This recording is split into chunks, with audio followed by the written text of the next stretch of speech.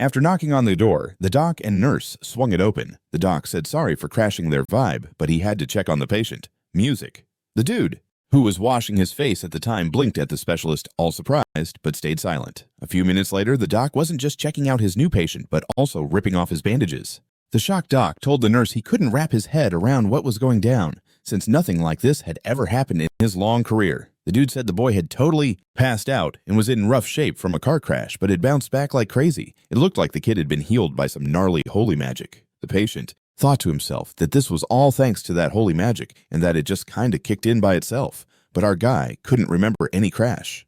The scared dude straight up asked the doc if his magical powers had really run out, but the specialist had no clue what he was talking about. After that, the young man started rambling about how he totally remembered battling fierce monsters during the disaster. Realizing the patient might not be all there, the doc decided to ask the kid his name and what year it was now. With total confidence, our hero said he was Ichami Manato, and it was 1970, asking if he nailed it. But then he caught on there was no way that was right. So the doc laid it out there that he was dealing with post-traumatic stress disorder, or more like memory loss. Then the specialist calmly informed the boy that his name was Kusanagi Minado, and that it was now 2022. Now the young dude was completely lost, so he started sizing up the people in the room. For a second, a funky doubt popped into his mind, but he figured that these peeps had no reason to mess with him. A moment later, the patient turned his gaze to the TV and thought to himself that it looked way thinner, and the picture was so clear, it was like the person was sitting right next to him. A heartbeat later, Minato checked out the calendar, which also said it was the end of 2022. Music. But the thing that blew his mind the most wasn't this, but the device the nurse was holding, which was just a regular tablet found everywhere in the hospital. It finally hit him that this was no prank, and that somehow he had landed in the future. Minato Kusanagi noticed the doc was waving his hands around for some reason and started saying that the disaster the patient mentioned had happened 50 years ago, but things hadn't gone down that way since. Responding to the young man's question about why nothing had happened again since there were monsters, the doc explained that there were indeed monsters, but not many of them. And now it was chill times. Our hero thought to himself that if what they were saying was legit, then they had somehow snatched up lasting peace. And feeling relieved, he thought that was honestly a massive win. So there was no need to sweat the small stuff anymore. But Ichami Manato was dead. Music. He went down during the Great Disaster 50 years ago. Snorts. This dude sacrificed himself to save the world, so there's no way this kid could be the same guy. The doc said a lot of people knew this story, and the tale still gets told. The patient was quiet, but he was thinking that he had kicked the bucket at that point and then came back as Minato Kusanagi music, but he had no clue what the deal was with that. A few weeks later, our dude strolled confidently into a house. Checking the place out, the young man realized one of the rooms belonged to Kusagi, or like to him, since they were now one and the same. Eyeing a photo, the young man noticed that this boy's parents had pieced out when he was just a kid. After that, Minato Kusanagi got sent to a children's home, where he hung out for a bit. But he wasn't there long before getting scooped up by adoptive parents, though they kicked him out and sent him to a boarding school. The papers also showed that after graduating, the young man moved into an apartment which he paid for with cash and inheritance left by his real parents. Collapsing onto the bed, our hero told himself that magic reincarnation wasn't a thing. That meant his coming back was like some higher powers work, but it could totally just be some crazy coincidence. Picking up his student ID, the guy realized he was enrolled in a magic academy, which was wild, because back in his day, those schools weren't even a thing. Grinning, the young man got hyped for something super interesting, knowing he was about to learn a ton. Then our hero got sidetracked by a call buzzing on the device in his pocket. Kusanagi Manato saw that Tadao-kun was calling him. Music. But he had no clue who this person was. But the real issue wasn't that. It was that the guy had zero idea how to work this strange gadget, which he hadn't even had time to figure out yet. So he decided the best move was just to grab the phone, music, and toss it as far away as he could so it wouldn't bug him. A few minutes later, the call finally ended. But now, another alert popped up, letting him know a message had just rolled in. It said since the guy had been discharged from the hospital anyway, he needs to get to school. Realizing a new life was kicking off, Minato Kusanagi knew he had to live up to who he was, because there would be no other shot at life. Strolling slowly across the schoolyard, this dude was vibing hard, thinking he had landed in the ultimate magic school, Kamui. He was like schooling as an adult. This is totally lit, but then out of nowhere, the dude got all deep in thought like something heavy was weighing on him. It hit him when he saw the other students grinding it out in the courtyard, watching all the kids go at those practice dummies. Minato Kusanagi was like, wait, something feels off with magic these days. He believed magic was supposed to come from within something super mysterious. But now he was totally getting the vibe that it wasn't just about having the juice. Meanwhile, everyone else was just in their zone doing their usual thing at this school. They didn't care about what magic used to be. They were all about the now and hustling hard. After checking out some new moves, our hero was like, "Whoa, this whole thing is a total bummer, driving me into a funk." He tried to convince himself it couldn't be true, that there's no way all these peeps had basically a fraction of the power the rookies from his time had, and it seriously looked like these students were never going to make it in magic at all. He felt even worse, like reality was giving him a serious hangover. When he rolled into class, he realized that magic had tanked over the last 50 years, but he decided to keep his thoughts to himself and not jump to any conclusions. Sitting down at his desk, he was hoping to spot some friends in this class, or at least some peeps who wouldn't throw shade at him. All of a sudden, everybody in the classroom gasped, but he had no clue why. Then, bam, 3 guys strutted in, and one of them, definitely eyeing our hero, started throwing some major insults, whining about how he didn't even bother to hit him back on his message. Slowly turning around, the dude was trying to figure out who was calling him out. Surprised, Tadao leaned in to get a better look at this student, who seemed to be spitting some crazy nonsense. Lifting his leg like he was about to kick off, the guy yelled at him for forgetting Tado, saying that was just plain disrespectful. After that, the hater just kept putting our hero down like he was some kind of trash. But out of nowhere, Kusanagi Minato smiled all innocent-like, saying he recognized the dude standing in front of him. He extended his hand, saying he was stoked to be remembered, and hinted that true friends knew how to act. Shaking hands with his enemy, still keeping that naive vibe, our hero was saying real friendship was all about good vibes. But then Tadao yanked his hand back, shouting, "Bro, that's not what I meant." He started shaking the student and was like, "I'm out of cash, so you better cough up the dough, man. I still got loads from my parents." The teenager stayed quiet, but deep down understood that the guy whose body he was in had been pushed around in his previous life. With a swing of his arm, Taokun shouted at the student to quit being dumb. But right at that moment, a girl bounced into the room and greeted everyone with a polite wave. The newcomer's face lit up with a bright smile, and there was zero trace of anger or any bad vibes on her face. It felt like life had just splashed bright colors everywhere, then hit pause. The other kids in the class were checking her out like they were seeing her for the first time. The same was true for Tadkun, who now had his eyes locked not on the dude he was roasting, but at this gorgeous girl. Pointing at Kusagami Manato, the hater said they'd revisit this later, telling him not to get too comfy or he'd regret it. Our hero was sizing him up, thinking he looked like a total clown. Eventually, class got started. The teacher was scribbling on the board, explaining they'd be talking about this huge disaster that had gone down 50 years back. Then the teacher kicked off the story about how monsters popped up everywhere, leaving humanity in despair. But the legendary sage, Ichami Manato, the magic originator, had a different take. He wasn't about to back down. He went beast mode and took down all the monsters himself. Eventually, he squared off against the big boss of the disaster, the Demon Lord, and totally defeated him, sacrificed his own life in the process. Ever since that disaster, never came back. When the teacher asked about this hero, he spotted Mizuo with her hand up, eager to answer. She instantly lit up, telling everyone that this hero was the only survivor from the first disaster, the very first magician. Plus, the whole Kamui Academy of Magic was built because this dude was a global hero and every magician's idol. The teacher confirmed he was the first to survive the disaster and the first to use magic, explaining the academy was made to train real magicians just like him, saying Ichami was the GOAT. The teacher casually noted that this question would totally be on the test, while our hero sat there blushing, thinking he was done hearing about his past life. He had no idea this old tale would haunt him, and he felt like he shouldn't have even shown up at the school. But honestly, it was just like the doc said. Peace had seriously settled on the planet, which was probably why magic became less of a big deal and wasn't in demand anymore. Glancing out the window. But for real, everything was just like the doc said. Total chill vibes were on the planet. Maybe that's why magic wasn't a big deal anymore. Peeping out the window, the dude was like, "Is this really how it is? Like, where do all the legit powerful magicians even come from?" But low-key, he felt kind of chill, probably because he had been reborn and didn't have a care in the world. When the lesson wrapped up, the teacher was all like, "We covered everything, so you guys can bounce." He also dropped that they were going to have a test on their magical skills tomorrow. Rolling up to his classmate, Tadao-kun couldn't resist roasting our dude again, saying everyone would see how totally useless he was during the power assessment. But honestly, the young man didn't even care. He just wanted this loser to get quiet, so he decided to dip. As Kusanagi Minato was about to leave the class, he caught a comment that his folks didn't have any magic powers. A second later, all the kids erupted in laughter, making fun of him for being an orphan and not having a fam. Fed up with the whole scene, our hero turned around and called out the jerk. Hearing that, the bully clenched his fist and shouted that the kid was overstepping and was about to get knocked down a peg. Out of nowhere, a bright light filled the room from the opponent. Music. It was clear he was about to bust out some magic. Some of the kids nearby begged him not to go there, saying it was a bad idea to mess around in class, but Tadakun was deaf to him and just didn't want to listen. He zeroed in on his target, yelling that he wouldn't let him live after those words. But honestly, the guy was completely unfazed, just chilling there with his bag like nobody was in front of him. Mizuha, worried something crazy would happen, dashed over to the young man. When she got closer, she yelled for him not to do anything stupid because it would be a huge mistake. But Kusanagi Minato, he didn't care one bit. In fact, he was kinda hyped to see what would go down next. Moments later, the whole crew there noticed a blazing stream of fire. It was like something went kaboom. With fury in her voice, the girl yelled that her classmate had no right to throw magic at someone over a little misunderstanding. She added that someone could get hurt over this nonsense, and that Clear's throat magic wasn't meant for this stuff, but to do good.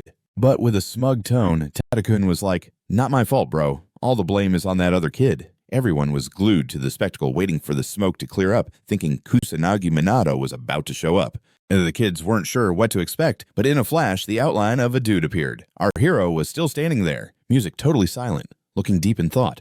Mizuha, just as shocked as everyone else, watched her friend closely. He casually said he got hit, and Clear's throat scratched his head. Tadakun was mind-blown. He could barely process how this kid was still in one piece after getting hit with magic head-on. Like, how was that a thing? Our hero thought to himself that he didn't even need to go all out with magic. He could totally block beginner's magic with just a basic barrier. Then he stated coldly that he was just letting this slide because he was dealing with a clueless kid who didn't know better. And in a more menacing voice, he added that despite that, the students still needed to face the consequences. Fear and a mix of feelings were clear on the faces of the haters, but they just stood there frozen. Suddenly, the space around Minato started glowing this cool bluish tint, and something shifted in his gaze. Then everyone in the room saw this bright glow filling nearly the whole place. The crew was trying to figure out what was going down, all confused about why they couldn't move. Mizuha, being the brainy one, realized this was some next-level magic she had never seen before, but she was still puzzled about what happened to her buddy and how he even knew about all this stuff. Meanwhile, the dude walked up to his bully confidence on full blast, while Tadakun was quaking more scared than ever for the first time since they met. Suddenly, the young man reached out his arm totally silent, which just made the whole thing even creepier. Tadakun watched his opponent speechless, but knowing he was totally doomed after everything he had said and done. Right then, the teacher's booming voice echoed in the classroom, asking who dared to use magic in class. The man looked at our hero and demanded an explanation. Minato Kusanagi let out a heavy sigh and stayed quiet. It seemed like he didn't want to spill the truth, but he wasn't about to lie either. But after a second, he smirked and said, "Nothing."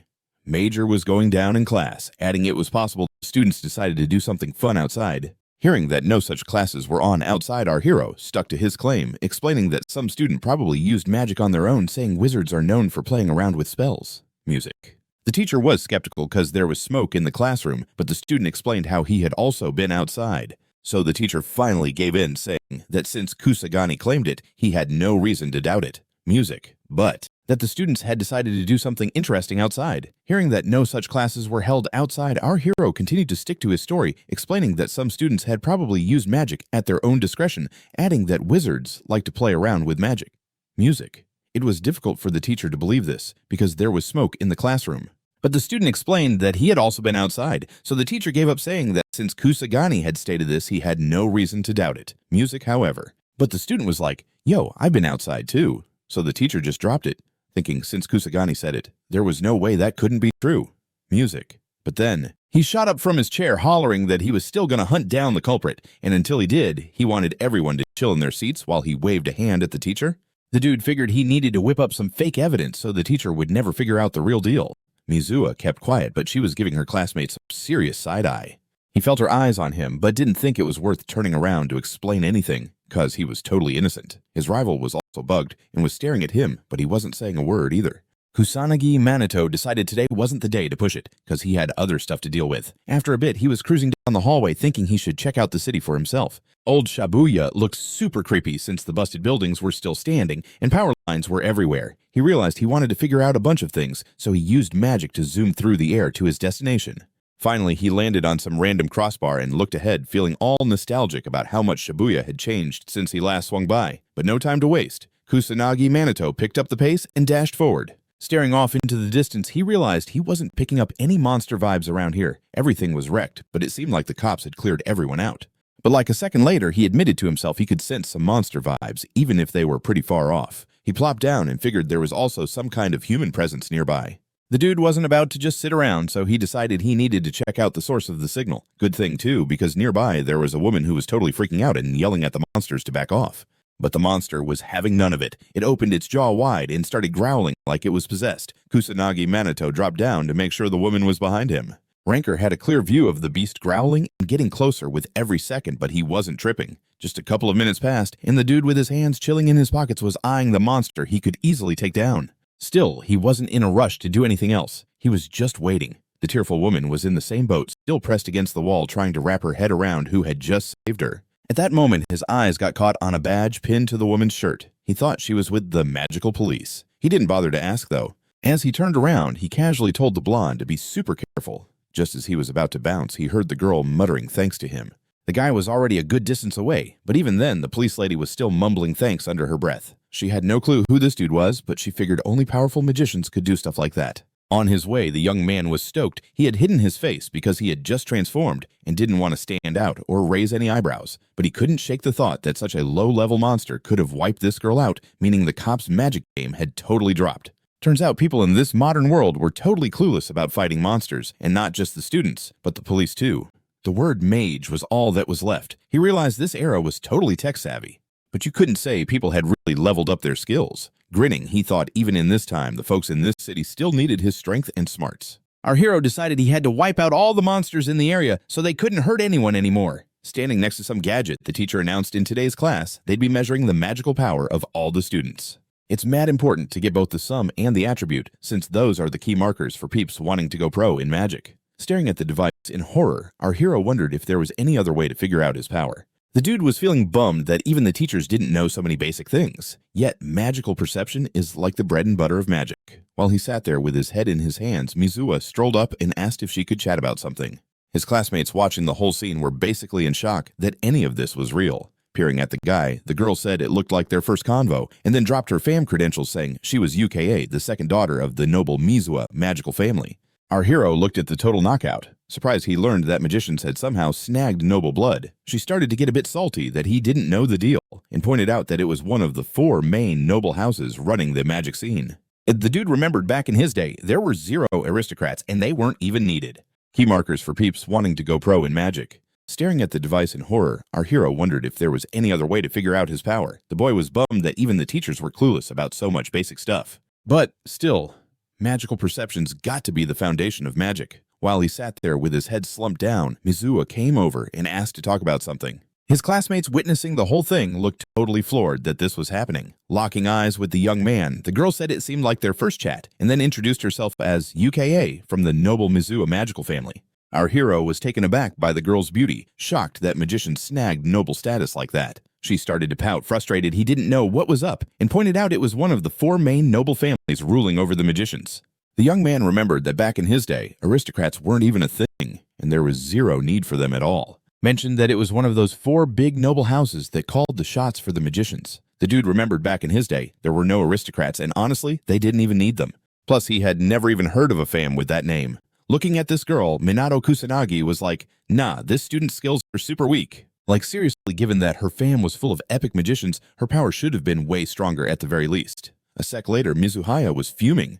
She had no clue why this dude was acting so weird. The girl was totally bummed because she tried to chat him up, but he was just acting like she was invisible. Tatano-kun was kind of mad too, but mostly because the fancy girl from their school was talking to him. Scratching his head, our guy was like, why is the magical elite even chatting with me? This totally ticked off his classmate. While Mizuhaya fought to keep her cool, telling herself she was a noble chick, the dude was just confused about her mood. But in a sec, totally ticked off his classmate. And while the girl tried to play it cool, telling herself she was all noble, and whatever the young man was totally lost on her vibe. But then, the girl's mind was elsewhere, thinking about how yesterday this kid got hit by magic, and he didn't even flinch, which was just whack.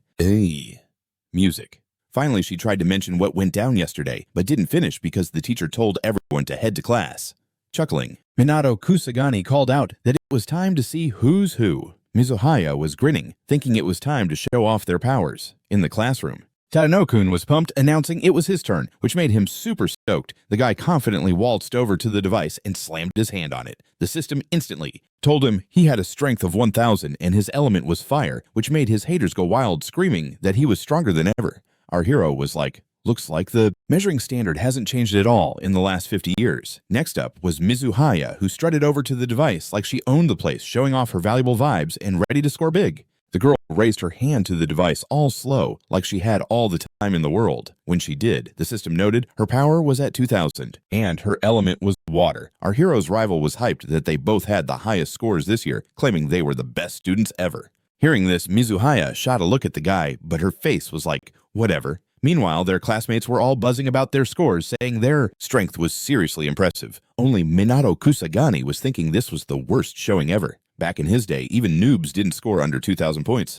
Looking at the shocked expression on the guy's face, the cocky Mizuhaya was sure he was just jealous, even though deep down, she knew that was really their family's power. Music. The girl was totally convinced she was the best, and that he shouldn't look at her like that. Just then, the teacher interrupted the dude's thoughts and told him to test his strength. Instantly, his classmates started gossiping about how he was the weakest in the class and why he was even at their school. Tatano-kun was hyped for this moment, convinced this guy was about to do some major embarrassing. The girl looked smug, just like everyone else, thinking no one could top her score. Totally hyped for this moment, knowing this dude was gonna flub it in front of everyone. The girl was looking at the young man all smug like everyone else, thinking nobody could touch her score. For a minute, our hero stood there staring at the device, not sure what to do next. The reason he used to be the center of attention. But now, he just wanted to blend in. He figured it'd be smarter to hold back a bit, so he wouldn't draw too much heat again. But a moment later, the dude decided to go for it and put his hand on the device anyway. After that, crazy stuff started going down as a rainbow glow erupted all around him. But, like a second later, the young man was like, you know what, I'm gonna put my hand on the device anyway. After that, crazy stuff started happening because this wild multicolored glow surrounded our hero. A moment later, the glow got so bright and colorful, it legit blinded everyone there. Grinning, Minato Kusanagi changed his tune. He thought if this was going to show his mad skills as a sage, then it was time to show who's the boss. The students were watching in disbelief, totally frozen. The craziest part was the energy radiating off him, spreading way beyond the testing room. It felt like every single person could feel this power. So they all just stood there like, whoa. The wildest part, the energy coming off the young man spread way beyond the test room. It felt like everyone could feel this power. For the first time, Mizuhaya was getting anxious, realizing that this wasn't at all what she was expecting. Music. With each passing second, the pillar of light got clearer and stronger, shooting up into the sky. The whole room heated up as the energy blast swept away everything around it. The students were scared they'd get swept away, so they covered their faces, terrified of the unknown and just how wild this was. One of the boys nearby took a step back, even though he knew it wouldn't save him. Only Kusanagi Manato was let down by what was happening. Music. The ones closest to him backed away because they knew it wouldn't do any good. Only Kusanagi Manato was bummed about what happened. Music. The boy figured the device must have broken after he got just a bit serious. The dude realized the device had broken after he got a bit more serious. He figured no one could truly grasp the magical power, and doubts started creeping in about whether it even existed. So are there even any magicians around? The teacher was freaking out, checking if anyone got hurt, but turns out everyone was chill. The teacher rolled up to our guy and asked how he was feeling. But the dude was bummed, saying he was all good, despite being right in the chaos. Peeping at the wrecked gadget, the teacher was like, whoa, first time I've seen this thing blow up, thinking it must have been defective or something. He added that this wasn't great news, because now nobody could tell what powers the young dude had. The guy didn't get what the fuss was about, but the teacher cleared it up, saying they were just trying to group students for magic classes. Looking at Todokun, the teacher asked if they could let our hero in on their squad. He gave a confused glance and clenched his fist, obviously scheming something. Then that dude grinned and said it should be all good since they were all from the same school. The teacher was pumped to hear that, realizing everything would be chill. Then, while creeping up on Kusanagi Manato, the hater whispered that they'd meet on the battlefield soon enough. Totally scheming something. Then he grinned and said there shouldn't be any issues since everyone was in the same school. Hearing this, the teacher was super pumped, realizing there wouldn't be any drama. Approaching Kusanagi Manato, the shady dude whispered in his ear that they'd be on the same field real soon. When they hit old Shibuya, the teacher said that freaky monsters still lurked where the big disaster hit hard. Right now, Shibuya was like a ghost town, with only mages and a special squad erasing the monsters in the area. Plus, the Academy peeps had to pitch in since more than half the monsters had already been taken out by pro wizards, so there wasn't much stress about it. Standing to the side, Kusanagi Manato thought that the practical training was dope, since even the students could take out monsters. After all, they'd be working in teams anyway. Scoping the area, he remembered he had passed this street just last night. The day before, the dude thought he had wiped them all out, but now it looked like some were still chilling. Our hero thought it was whack that he didn't see any signs of the disaster here, except that the monsters were already taken care of by pros, so no need to freak out too much. Just chilling on the sidelines. Minato Kusanagi thought that practical training was kinda dope since even students should be able to handle monsters. After all, they'd all be working in squads anyway. Looking around, the guy remembered he had been on this same street last night. The day before, he thought he'd wiped them all out, but now it felt like some were still hanging around. Our hero also found it weird he saw no signs of chaos in this spot except folks had been evacuated, yet somehow monsters still rolled into these parts. Hearing the girls chat who were ready to compete, the teenager thought they were being way too chill, totally clueless about the real danger. The girls were totally going at it, but the teen was like, dude, they're being way too reckless, not even realizing how serious this is. So the guy let out a heavy sigh and closed his eyes. He wasn't vibing with this whole thing. Lifting his hand, the leader shouted that the practical part of the lesson was about to kick off, and everyone needed to team up and help each other out. At that moment, Kusanagi Manato, who had strolled a bit away, heard someone calling him. Acting all nonchalant, he wandered over to an abandoned building and leaned against it. The crew who were planning to roast our hero said this was the perfect spot for no one to mess with them. Starting to show off his magic, the hater thought he'd been too nice last time, but now things were going to change big time. Hearing this, Minato Kusanagi calmly said that if anyone had a problem with him, they could just ignore him. Tadokun clenched his fist and shouted that nobody was listening to that nonsense. Plus, the bully couldn't figure out why the toughest girl in class was chatting with the dude. The young man gave the red-haired kid a puzzled look, but didn't rush to respond. A moment later, our hero beamed and said it was because his classmate liked Mizuha Yuika. The classmate turned bright red with rage and twisted his face into a nasty grimace. But the teen didn't care. His mind was on other things. And he really didn't want to throw down. But his rival was mad, so he stepped up and started yelling that the loser had nobody to blame but himself. Hearing our guy tell him to chill, the bad guy shouted that it was too late for apologies. But the young man told Tadokun to turn around even though he stayed put, saying he wouldn't fall for those lame tricks. But a second later, the dude decided to peek out of the corner of his eye to see what was making all the noise. For just a moment, the opponents froze, not expecting to see a huge freaky monster. The three boys screamed in sync that this was just unreal, because there weren't any monsters like that in this area. While the students were freaking out trying to figure out why they ran into this gnarly beast, it was just staring at them grinning. The scared friends were desperately asking their leader if he could take down this monster, and he pointed to himself saying it was no biggie. Turning around fast, the young man started to unleash his powers, feeling sure he could take the villain out quickly.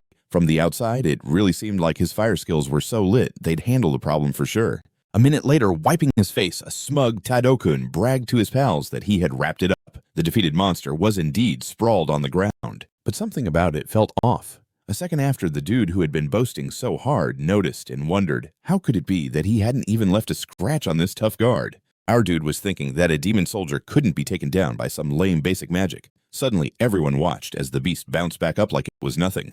The squad was freaking out, eyes clenched shut, trying to brainstorm what to do. But like nada came to mind. The scariest of them all was Tadao Kuno, who was just sitting there on the floor staring at the monster creeping closer. In no time, the massive shadow of the enemy loomed over the shaking students, whose fear only cranked up with each tick of the clock. The hater who'd been bugging our hero was wailing, claiming they'd all kicked the bucket right then and there. Every second felt like torture since the kids weren't doing a thing to protect themselves. The monster was now super close to the red-haired dude who was still chilling on the ground. The beast knew it could wipe the floor with him, and it was feeling real confident, thinking it would totally get away with it. Kusanagi Manato was watching the whole scene unfold, but didn't look like he was rushing to jump in. Plus, he was just chilling there, acting all cool, and even a little indifferent, like this whole mess didn't even concern him. In just a blink, the creature was ramping up and getting ready to pounce on the boys, out of nowhere. Our hero, who had been chilling behind them the whole time, decided to step up and walk towards the monster, passing right by the jerks. He confidently said it was clear that even a demon soldier could see who was stronger, and it was obvious he knew what he was talking about since the monster paused to check him out. But Kusanagi Manato just stood there staring down the creature, looking like he knew he'd take care of it real quick. But the bad guy wasn't backing down, realizing he could show off his own skills. Suddenly, our hero threw up a hand to defend himself while gearing up to strike back at the beast. The scared boys yelled that Kusanagi Minato couldn't take down this monster with his basic magic and went on about how they were all gonna die. The young dude didn't give a rat's tail what anyone thought about him, so he decided to bust out the second level, which packed a serious punch with crushing stone magic. The force was insane, but still, he felt all kinds of confident, knowing he could handle this beast without a sweat. In no time, he was grinning like he was just out for a casual stroll, not battling a tough villain. Realizing it was time to wrap things up, he decided a fire arrow would do the trick. The firepower was so lit that the monster was barely hanging on, but somehow it was still on its feet. Then, out of nowhere, everyone saw this bright flash of light that looked like an explosion. The attackers squinted as they tried to figure out what just went down. What they saw next was a massive fire erupting in front of them, which basically turned out to be the remains of the bragging monster from earlier. Tadano-kun was shook, staring in disbelief at how this dude had totally wrecked the demon soldier so fast. The young man couldn't wrap his head around it. This was not the guy they all thought they knew. Moving along, our hero was pondering how unlike his opponents, which was just the leftovers of the monster that had been talking smack just moments ago. Tadano-kun stared at it in fear, wondering how this could even be how this kid managed to take down the demon soldier so quick. The young man realized that was just not possible. This wasn't the dude they all knew. Moving down the road, our hero thought that unlike his foes, his first-level magic could pull off some crazy feats, but he wasn't even focused on that. He was more curious about how the demon soldier had popped up in Shibuya just yesterday. He'd taken out all the monsters in the area, but they just came back to haunt them. And that was super sketchy. Our hero figured this might be a sign of some major trouble, meaning things were way more intense than he initially thought. Those unsettling thoughts swirled in his head, memories from his past life flashing back. He recalled how terrifying it was to see kids crying next to their dead parents, and nobody caring about them. He didn't want history to repeat itself, especially with magicians around at the time. That's why Minato Kusanagi tightened his fist, but remained frozen in place. Gazing up at the sky, he thought if bad stuff hit again, he'd definitely step up to save everyone. He made a promise to himself that it would go down like that. But then the young dude snapped back to reality when his haters muttered how he couldn't take down the soldier. The group's ringleader stormed up to the wall and slammed it with all his might. Gritting his teeth, he thought something totally wild was happening. And honestly, this situation was putting him to shame. But here's the kicker. Yuika was eavesdropping around the corner, totally glued to the convo. When the teacher told the student to wrap up his assignments, the girl also headed to a nearby square to face off against some monsters. Her crew, he couldn't take down the soldier. Their leader went straight for the wall and slammed it with everything he had. Gritting his teeth, he thought something unreal went down. Who were on the same team stood behind her and were hyped that she was slaying it. Closing her eyes, the beauty thought about how it was wild to be impressed with her skills. Because honestly, if you grind, anyone can hit those levels. On the flip side, she was stoked that everyone was noticing her talent. She always loved being in the spotlight. After taking down her opponent, Mizu's eyes drifted to a guy hanging out in a nearby alley. She spotted the red-haired dude talking loudly facing off against our hero. The beauty had some not-so-great thoughts brewing when she peeped this scene. Because if you put in the effort, anyone could get similar results. But on the flip side, she was kind of stoked that everyone noticed her talent. She always had to be number one. After wrapping up with this opponent, Mizuha turned her gaze to the guy chilling in some alley. She saw a red-haired dude chatting loudly facing our hero. The beauty had some kind of not-so-cool thoughts when she saw this scene. So she told her friends she'd be gone for just a few minutes. Mizuha Yuka realized her classmates were dragging Kusanagi Minato off to the side to jump him, but she couldn't let that slide. That's why she followed them, trying to stay hidden so she wouldn't blow her cover too soon. But then she looked ahead like, whoa, as if she spotted something super weird. Music. Pressing against the wall, the girl thought to herself that a freaking guardian of the devil popped up in front of the guys, which should totally not be happening. But that wasn't the real issue. She knew her classmates couldn't take down this beast because it was way too powerful. And since she was from the Mizuha clan, there was no way she could just stand around and watch. Bursting out of her hiding spot, the girl wanted to yell at everyone to move and run from that monster. But just then, a bright flash of fire lit everything up around her, and Mizuhara was totally shocked. Not only was she confused about what was going down, but she couldn't see anything clearly because the fire was blazing and the light was literally blinding her. She could only take a look around once those tiny lights were scattered all over the ground. Then it hit her that not all the students were fighting the monster, just the guy everyone thought was kind of lame. She realized this boy had always been a bit of a wuss with zero magical skills. But now, he looked like a whole different person. Plus, she didn't even hear him casting a spell. What was bizarre was that this dude didn't seem scared at all. The girl remembered that the monster's power level was based on how many crystals it had, which also put it in the hierarchy. Everyone knew magical beasts were in 6th place. 5th place was for magical guards, which she had seen a couple of minutes ago. Demons were in 4th, supreme demons in 3rd, and devils held the 2nd spot. And the top spot was rightfully held by the devil, or music Satan, as folks like to call him. Every creature has a fixed number of ranks active, which is basic knowledge for anyone into modern magic. To take down the guard, you gotta be at least a 3rd rank. With the 1st, you're basically toast. The girl noticed some foot showing up in the passageway and quickly ducked down to avoid being seen. But a moment later, Mizuha Yuka caught herself thinking about hiding, even though she had no clue why she was doing that. She figured the young man hadn't seen her, but she was totally lost on what to do next. Realizing that someone was in the alley, Minato Kusanagi casually pointed out that peeping wasn't exactly a bad hobby. The girl was sure she couldn't be spotted. She had double-checked her distance to make sure she was in the clear. Chill as ever, the guy mentioned it'd be weird if a mage didn't notice something like that. The surprised student stared at her classmate, but she had no clue what he was on about. Closing his eyes, the young man sighed and asked with a hint of defeat if she really couldn't sense the magical power buzzing from everyone into that stuff. Mizuha stayed quiet like usual. As the young man walked off fading from view, she wanted to stop him, so she called out for him to wait up. She yelled after him, wanting to figure out what all this meant, including what he just said. But to her shock, when she turned the corner, he was totally gone. Our dude was chilling on the rooftop, looking down at her with some intent. After taking a breath, Minato Kusanagi figured this was for the best. He glanced around and got that he climbed up here for a reason, so he thought he'd check something out. Using his sharp eyes, the boy saw there were no guards hanging around, even though a bunch of magical beasts lurked around every corner. Letting out a big sigh, our hero figured the other students weren't going to handle this many predators on their own. So he decided to lend them a hand. With a grin, the young man knew he'd do it in style. He immediately started keeping an eye on the entire scene. A moment later, Minato Kusanagi was linking up some bright yellow magical circles for help. The fire intensified with each minute, but his focus was stronger than ever. After that, he announced he was using magical projectiles, which only second-ranking magicians could control. The result was mind-blowing. It looked like someone scattered magical threads across the sky, though their purpose was a mystery.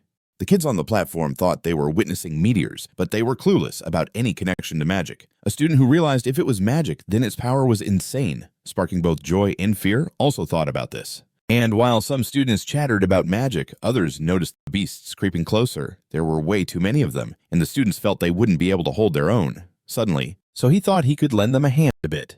Grinning, the young man was like, "I'm going to do this in a lit way." So he straight up started to scope the scene. In a sec, Minato Kusanagi had already begun to link some bright yellow magical circles for backup. With each passing minute, the fire was getting hotter, but his focus was tighter than ever. Then the young man was like, "I'm about to unleash magical projectiles, which are strictly for second-tier magicians." The vibe was insane. It looked like someone had tossed magical threads all over the sky, but nobody knew what they were for. The kids chilling on the platform thought they were seeing meteors, but had no clue if it was magic. A student who got that if it was magic, then its power was simply mind-blowing, sparking both excitement and dread at the same time, was thinking about this too. Meanwhile, some students were chatting magic, while others watched as beasts slowly crept closer. There were way too many of them, and so the students figured they wouldn't handle it. Out of nowhere, one of the predators came charging at the scared girl, who quickly squeezed her eyes shut. The beast was right up in her grill, smiling like it owned the place, all because it knew these kids were no match for its power. But then, out of nowhere, the student saw this blinding light that totally obliterated the enemy. Realizing the beast was toast, the student dashed over to their friend, asking how she was holding up. Up on the roof, our dude was like, "So far, I'm feeling good about everything I've pulled off, and it's all going according to plan." But then, a second later, he locked eyes on something that had him deep in thought. Minato Kusanagi spotted the remnants of the predators all wrecked and laying there, like they just got schooled. And that's what had him all twisted. He thought maybe he took things a bit too far this time. Covering his head with his hands, the boy realized he'd wiped out every single monster in not just this part of the city, but everywhere. On the flip side, our student remembered they came here for a lesson and a hands-on assignment. Even though he was low-key, beating himself up for going all out, Kusanagi Manato's attention shifted again to something cool. So, he leapt down from the roof. Scanning around like a ninja, he figured there was no one around, although it did throw him off a little. Without even thinking twice, the teen decided this spot was primo for keeping a low profile. Our hero thought there was no need to dial down his talent way too much. But if it started attracting attention, that'd be totally annoying. As he strolled down one of the alleys, he spotted the teacher hovering over one of the taken-out beasts with some of the other students around. After thinking for a hot minute, the teacher said, looking a bit worried that he had no clue there were so many predators still lurking around, adding that the herd was probably already taken out. Staring at one of the predators, the guy thought to himself that they all got wiped out in one fell swoop, which definitely couldn't have been the work of a student, but someone who knew their magic inside and out. This magic wasn't even elemental. It was like a whole new type of magic with tons of projectiles he had never seen before. Without that magic, everyone there would have been in serious trouble. Sure, 2 baddies ain't a big deal, but 6, that's a whole different ballgame. The students caught on to that vibe, so they yelled, asking their teacher where all these beasts came from since they thought they had been wiped out ages ago. Bowing, the teacher apologized for the mess. The students pointed out that they'd heard the cops were supposed to handle taking out the herd, but the academy needed to double-check that themselves. The teacher was at a loss for words, so he just said sorry for not making sure it was chill before bringing them here. Suddenly, a girl piped up asking who took out all those monsters and saved them. When the teacher admitted he didn't know, the student said she wanted to thank that hero in person. Once more, the teacher thought it was probably not someone from the police or the official magicians. Maybe it was a super talented rogue magician, but what was clear was that thanks to this mystery person, none of the students got hurt while doing their assignment. Our hero, just chilling in the background, caught the whole convo and couldn't help but grin. After a bit, the students with free time started chatting about the crazy events, totally blown away that something like this went down. But only Minato Kusanagi was over there chillin' and realizing that no one got hurt, and he managed to nail the task on time. But not everyone was feeling the vibes. Take Taro-kun, for example, watching his rival like a hawk and feeling furious. But around the other students and the teacher, they couldn't just roll up to the young man to grill him with all the questions torturing them. Same for Mizuha Yuka, who saw firsthand how our hero wiped out the guard. Plus, she was mind-blown by the amount of magic in play. She knew for sure some fire element magic was used along with elementless magic, but no student ever had two elements. But then, the girl started calming herself down, telling herself she was overthinking it, that her classmate couldn't possibly wield two elements and that someone else must have used that elementless magic. Still, the fact remained undeniable. This dude definitely took out the guard, no question about it, so she was super curious about who this guy really was. Interestingly, the same thought popped into the heads of his haters who figured those laser-like beams must have come from Kusanagi, even if some of the other kids brushed it off. They all knew deep down that it was the young man who squared off with the guard. Turning around, Taro-kun snapped at his friends to pipe down, pointing out that they were chatting about some weird stuff. His pals looked at him confused, but they figured it was better to keep it on the down low. A sec later, the enemy shouted again, claiming that this talentless dude couldn't possibly be strong and that someone had to be pulling the strings. Chuckling, his buddies started to agree, saying there was definitely something fishy going on. But his pals looked at him confused, but they figured it was better to keep it on the down low. A sec later, the enemy shouted again, claiming that this talentless dude couldn't possibly be strong and that someone had to be pulling the strings. Chuckling, his buddies started to agree, saying there was definitely something fishy going on, but Taro-kun, cutting off his buddies, called out that the kid was totally playing dirty, and if that's the case, he needed to be called out so everyone could see the real him. After class, Minato Kusanagi was just cruising around the city, but peeping around cautiously. But like within a minute, a whole squad of students popped up out of nowhere and surrounded the dude from all sides. Laughing, the hater said the smart Alec was probably just chillin' waiting for them, but the teen just said he was dealing with another annoying crew and suggested they'd be better off leveling up their magic skills. Hearing that, Taro-kun started to snicker straight up, saying that no one ever lets the low-class peeps have a say.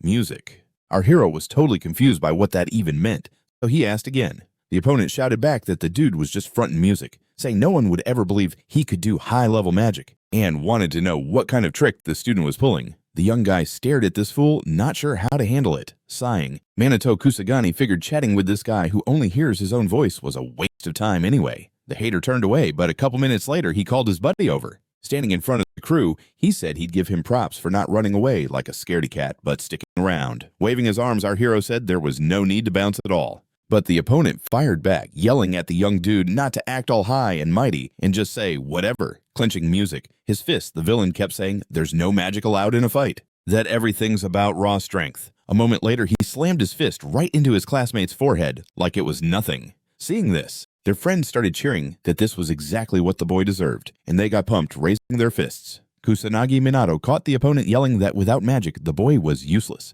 that he was just small and weak. Music. Then he raised his voice, saying the boy didn't even have to apologize because they were going to finish him off anyway. Super quick. But honestly, our hero couldn't care less. He braced himself, but just silently watched the whole scene. He thought to himself that magic kicked in automatically for him, so his enemies could beat him senseless, and he'd just be chilling with 0 scratches. Time rolled on, but nothing happened. The young man was getting bored watching this unfold, but then he heard a voice asking the crowd what was happening. The top student in the class spotted the guy who'd taken out the guard earlier that day, now sitting on the ground surrounded by the bullies. The girl didn't rush in or anything. She just stood back and watched closely what was going down. Turning around, Taro-kun stuttered and called out his classmate's name. Totally caught off guard that she was there. Trying to defend themselves, the students claimed the girl misunderstood, since they were just trying to spice up their leisure time. But Mizuha shouted back, telling them not to lie, saying she totally knew the young man was being bullied. She immediately added it was straight up unacceptable for Magic Academy students to be acting like this and asked if they weren't ashamed of themselves. The guys stared at their classmate but were totally stumped on how to reply. Lowering his gaze, Taro-kun started blaming our hero for everything, saying that if it wasn't for this dude, he wouldn't have any problems. Reaching her hand out to her friend, the top student in class sweetly said they would go through this together. The hater watched, all eyes on the couple holding hands, realizing this was not at all what he had wanted. The guy's eyes were full of rage, but mixed with some sadness too. He thought again that when his classmate got out of the hospital and came back, everything changed. A sec later, he shouted all his grievances so loud it felt like half the city could hear him. Our hero caught wind of it, but he had no clue why he should stop or turn around. All of a sudden, Taro-kun yelled for his friends to unleash their magic and wipe this upstart off the face of the earth for good. Turning around, the girl asked her classmate in panic what he was doing and what was up. The next second, the foes screamed that the guy wouldn't survive a hit like that. Mizuha Yuika watched the magic building up with horror, telling her friend, who was just chilling, to get out of the way now. The boys stayed right where they were. They wouldn't have had time to react anyway. But despite that, fire was rushing in them with insane power. The girl realized there was nothing she could do to stop it, so she covered her face with her hands and screamed, feeling super helpless. Watching what they'd done, their foes laughed, saying that after this move, cheating would definitely not work anymore. However, Tadao-kun's crew wasn't feeling it at all, starting to say it seemed like a really bad plan. But their leader just kept reassuring them that the boy was done for, so there was nothing to sweat. He then said they just accidentally used magic outside of class, and it got out of hand, and Kusanagi just happened to be in the wrong place at the wrong time. Suddenly, the crowd heard a voice coming from where the boys had just been standing saying, even though their leader kept telling them that the boy was dead, so there was nothing to stress about. He tossed in that they'd accidentally used magic out of school, and it went haywire, and Kusanagi just happened to be caught up in it. Suddenly, the crowd caught a voice coming from where the boys had just been saying that their pranks had totally crossed the line. Getting a bit closer, the dude said he wasn't even fazed because he thought it was just kid stuff, but then he kind of went quiet. After everything calmed down, Minato Kusanagi stepped up and said the stubborn ones needed some tough love. Then he started going on about how it was time to dish out punishment to those disobedient kids. The scared haters couldn't wrap their heads around the fact that after all that magic, their classmate was not just alive but chilling like nothing happened. But our hero couldn't care less. He knew exactly what was about to go down. He lifted his hand and casually mentioned that he wasn't the only one hit by magic. The girl hadn't done a thing. He threw in that the bad guy probably couldn't see anymore. The red-haired dude, realizing karma was about to hit him, started backpedaling and claimed both the guy and girl were at fault. Getting ready to throw down again, the classmate was like, I'm going to keep using magic until I take Kusagi Manato out. A second later, Kusagi Manato raised his hand and started music, pointing one finger ahead. Then he began spinning a little energy disc. His opponents started laughing, calling it a joke. They thought it was hilarious because they figured that magic circle couldn't do squat. Moments later, Kusagi Minato said he was about to drain some magic. Before anyone knew it, wild stuff started happening. Not only did this yellow glow pop up around them, but these weird tendrils shot out from it. It was like some vine wrapping around the villains from head to toe. They were like, what the heck? Not able to move because their legs were frozen, they felt this weird vibe and knew something bad was going down. Just a few minutes later, those punks were out cold on the ground. As he loomed over one of them, the guy thought he'd only sucked out a bit of magic, and it was already gone. But he was stoked. It was enough, and hoped his classmates learned something from this mess. Still watching the scene, Mizuha Yuka was trying to figure out what kind of magic her buddy had just pulled off, and more importantly, how the heck this had even happened, realizing they had been hanging out too long. Our hero grabbed his bag thinking the show was finally over and he could bounce, but nope, the girl shot up and started asking him to wait. Without waiting for a reply, she dove into what magic he'd used, why it was acting all wacky, but most importantly, how he became such a whiz at magic when he barely knew anything. The girl shouted even louder about who the guy was. Turning around, Minato Kusanagi thought to himself that answering all these questions was gonna be a hassle. Closing his eyes, the student shrugged and thought maybe his classmate should have asked something else. Feeling embarrassed, the girl turned away but then remembered her savior was right there. Still, Mizuha Yuika wasn't ready to back down. Music. So she asked the dude again to spill the beans. When she turned back around, she realized the guy had bounced somewhere. It happened so fast she didn't even see him go, and she was beyond mad. That evening, our hero cruised back to Shibuya, because after class, he figured out the defense system had a ton of gaps. The dude wasn't looking to rush. He needed to scope it out. So he landed on one of the rooftops. The young guy closed his eyes like he was trying to tune in to what was happening around him. He had a bad vibe, so he came to check it out. Music. But the monsters that were supposed to be taken out earlier in the day were back, which was super weird. If it was only happening in Shibuya, Minato Kusanagi could handle that. But nope, he sensed those monsters' magic popping up in other places too. Maybe the police just couldn't keep up. Plus, most of the magicians out there weren't that great. Most were just wannabes. And instead of learning, students were busy messing with their classmates using magic. The teenager sadly realized he couldn't tackle all the monsters chilling in Japan alone. Even though he had no clue what to do next, it was clear something had to get done like right away to clear out the area. Plus, he needed to move quietly and not draw attention to himself. Not planning to waste any time, he jumped into action against the nearby beasts. At that moment, a random dude was stumbling through the area, mumbling about how he'd had one too many drinks that night. The man was so lost he didn't even notice the monster lurking right behind him. The beast was about to chomp down on the guy, but he was totally clueless. Kusanagi Manato spotted the danger and sprang into action.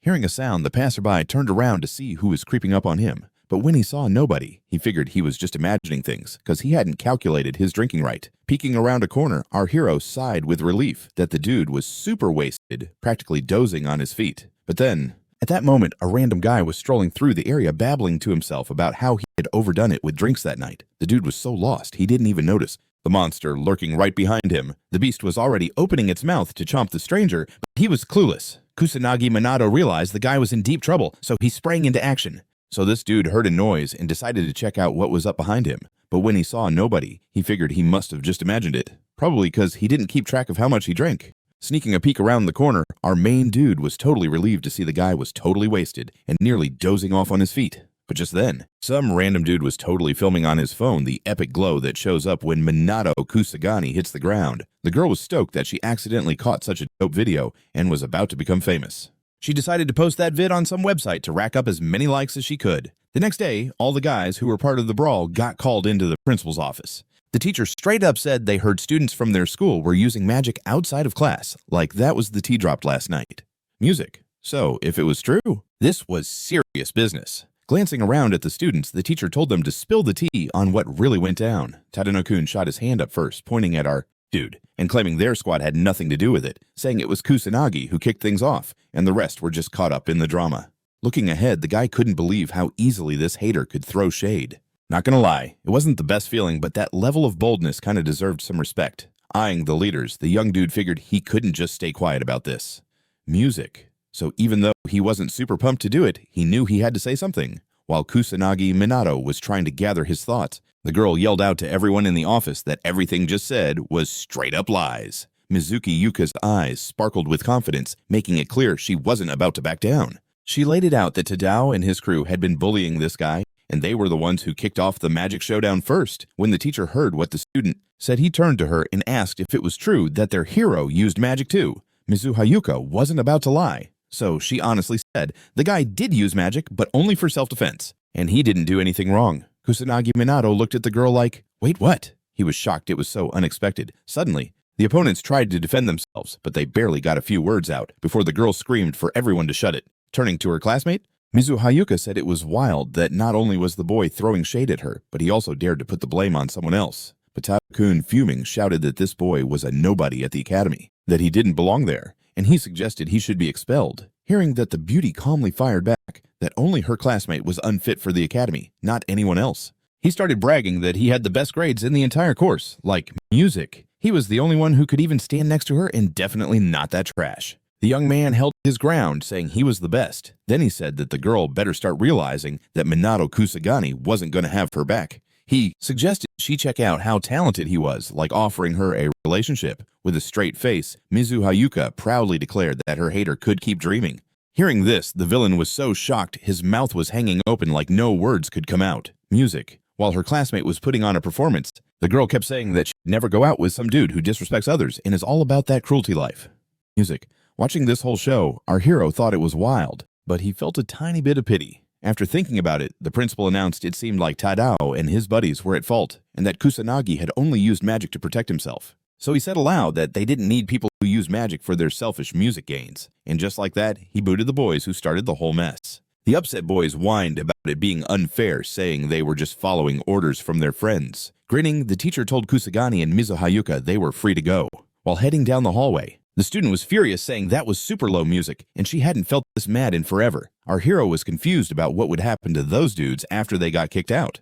But the student explained that they wouldn't be able to become magicians anymore, which made total sense for guys like them. Looking at Minato Kusanagi, the beauty said he was good too. How could he just stay quiet after everything said against him? The young man reminded himself he was about to speak up. But just then, the girl started talking and he didn't want to interrupt her. Glancing at her with surprise, she realized he wanted to ask something. So Music asked him what was up. Out of nowhere, the young man blurted that the thought just hit him, but it wasn't the first time she had tried to help him out. It was during a real training session in class, and now he was talking about how Mizuha Yuka was actually super awesome. Hearing this, the girl froze, turning red, and totally didn't know what to say. Turning to leave, the embarrassed student told him not to say stuff like that again, and quickly said she'd go on ahead. The guy chose to stay quiet. He just stood there grinning. For a sec, he thought his true self had been axed, but he was reborn as someone fresh. Maybe it was because the true owner of this body had dipped because of bullying. Even though our hero got that death could The young man felt like his real self had kicked the bucket, but he was back as a whole new dude. Maybe it was because the previous owner of this body bounced due to some serious bullying. Even though our guy got that that was just a car crash, nothing shady about it. It's tricky to know for real, but the bullies got what was coming to them, and now they can't throw magic around for bad vibes. Back then, the principal was chatting with someone mentioning that some students had been messing with magic outside school, plus a few who were involved. He quickly threw in that thank goodness no civilians got hurt. The girl opposite was confused about why she got summoned, but the dude explained Yuika was one of the peeps involved. As she bounced, the girl said she got the gist and thanked them for the heads up. After that, the principal reminded the student to say hi to her dad. The girl promised he could chill because her dad was down to invest in the school. Strolling down the hall, the guys figured Kusanagi was packing some serious magic. Otherwise, he wouldn't be able to take on several wizards at once. But the girl wasn't scared of him. She was straight up about having different plans for the dude, though she kept it vague. Her buddy was curious about what was next, but she was low-key not ready to spill the beans. She mentioned that first they should find out just how powerful this student was, and then see what happens next. Plus, Mizu Haruka was wondering if her little sister would actually dare to bounce from the academy after all that went down. Katsuragi Ruji chimed in that everything sounded super interesting. Laying back on his desk, our dude stared out the window, just soaking in some chill vibes. Meanwhile, his classmates were glued to this video where Kusanagi Manato saved a tipsy dude and handled a creep the day before. Minato had missed the video, but heard it was about some kind of magician, so he thought maybe he was from a fancy family. But a sec later, the young guy sighed, heavy thinking it really wasn't his problem. Just when Kusanagi Manato was about to drift back into his own thoughts, his teacher hollered at him. The teacher said that not everyone passed the magic power test last time, so they had to do it again. Minato thought to himself that it was wild how quickly they fixed that machine. Mizuwa Yuika, hanging behind Minato, was pumped to finally find out his real power. But then out of nowhere, everyone turned their heads, surprised, and looked in another direction. The students noticed that their classmate's sister was right in front of them. The girl was confused about why her sister showed up because they hadn't talked about any of this. Eyeing Minato Kusanagi, the girl wondered if Ruka was really here to check out this dude. Maybe she sensed something funky about his power. A few minutes later, our hero rolled up to the same machine as last time. He thought, dude, I already messed it up once, so I gotta be careful this time. The young man gently put his hand on the stone, watching his mana glow. It was clear he was super nervous. He didn't want a repeat of the last time. At one point, the numbers on the device spun like crazy, but it was hard to guess what the outcome would be. After finishing up Minato, Kusanagi was huffing like he just sprinted a marathon. Looking ahead, the teacher was like, looks like things went well this time. Mizuhai Yuka peered at the scoreboard, confused because the elements were showing as missing. The girl's sister and her buddy were nearby, totally zoned into what the teacher was saying, but he was studying the board, trying to figure out how to explain what he was seeing. Hearing the magic level was at 100, the classmates totally flipped and started hollering about how this kid was totally whack for magic. Katsuragi Ruji called out, saying this guy totally took down a full gang, adding that something was definitely fishy with those results. Out of the blue, Mizu Haruka told her friend it was time to bounce and that it was all pretty clear now. The other kids kept laughing, saying Minato looked exhausted since his magic level was straight up tiny. The teacher walked over to Minato, telling him not to sweat it because the amount of magic didn't show the full story.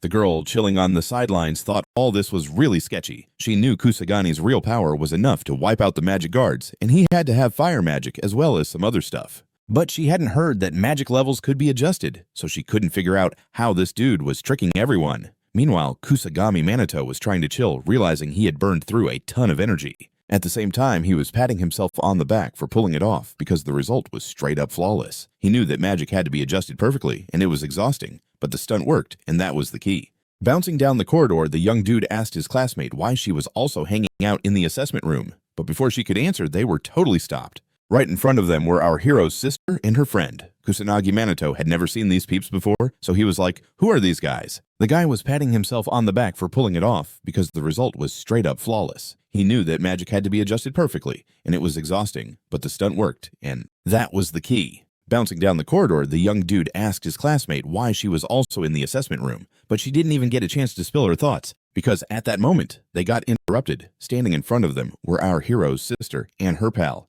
Kusanagi Manato didn't recognize these folks, so he straight up asked who they were. And the girl totally introduced herself and her friend, saying she was in her 3rd year at the academy. The dude was trying to think things over, but then changed his mind real quick and asked what the young peeps wanted from them. As she walked past where our main guy was chilling, the hot girl was like, I ain't got no issues with the student. Yeah, our music. A hot sec later, Mizu Haruka started giving her little sis a lecture, saying she just couldn't handle the local teen thugs. She straight up added there were also whispers. that a dude saved him, and his power was like super weak and kinda laughable. Feeling embarrassed, Mizuhaya stood there awkwardly for a moment, then quietly admitted that was true.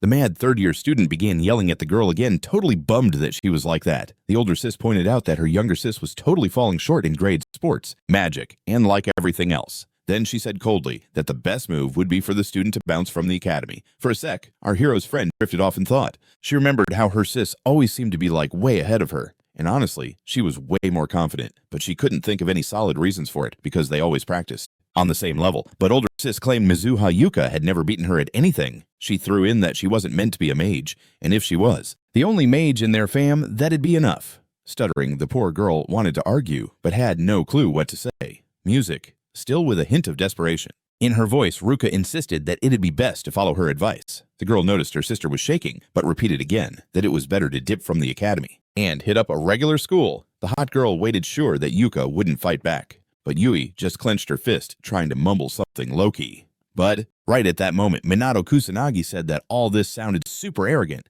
Turning around, Ruka was like, "What did you just say?" and asked him to say it again. But he said he heard the student blabbing nonstop, not letting the other person get a word in, so it was nothing but arrogance, right? The girl was not feeling this vibe, so she said this was a family convo music, and outsiders shouldn't be talking. Hearing the dude say it was an order, not a chat, the student got mad and started yelling at Minato Kusanagi, but he calmly pointed out that there was no need to shove your way of life on others, since there was no solid reason to do that even when it came to family. But Ruka shot back that it would be smart to give up on the dream that was totally unrealistic because her sis had zero talent for magic and pointed out that she had never hit her goals. With tears in her eyes, Yuika thought to herself that she really didn't have any talent. This whole time, she was just trying to convince herself otherwise. The girl kept telling herself that she had the skills, but that wasn't entirely the case. Honestly, it was hard to argue that her sis was way stronger, and it was tough to keep up with her. Smiling, our hero declared with total confidence that this time, she would win. Her classmate peeped at the young man intensely, but she had no clue why he decided to say that.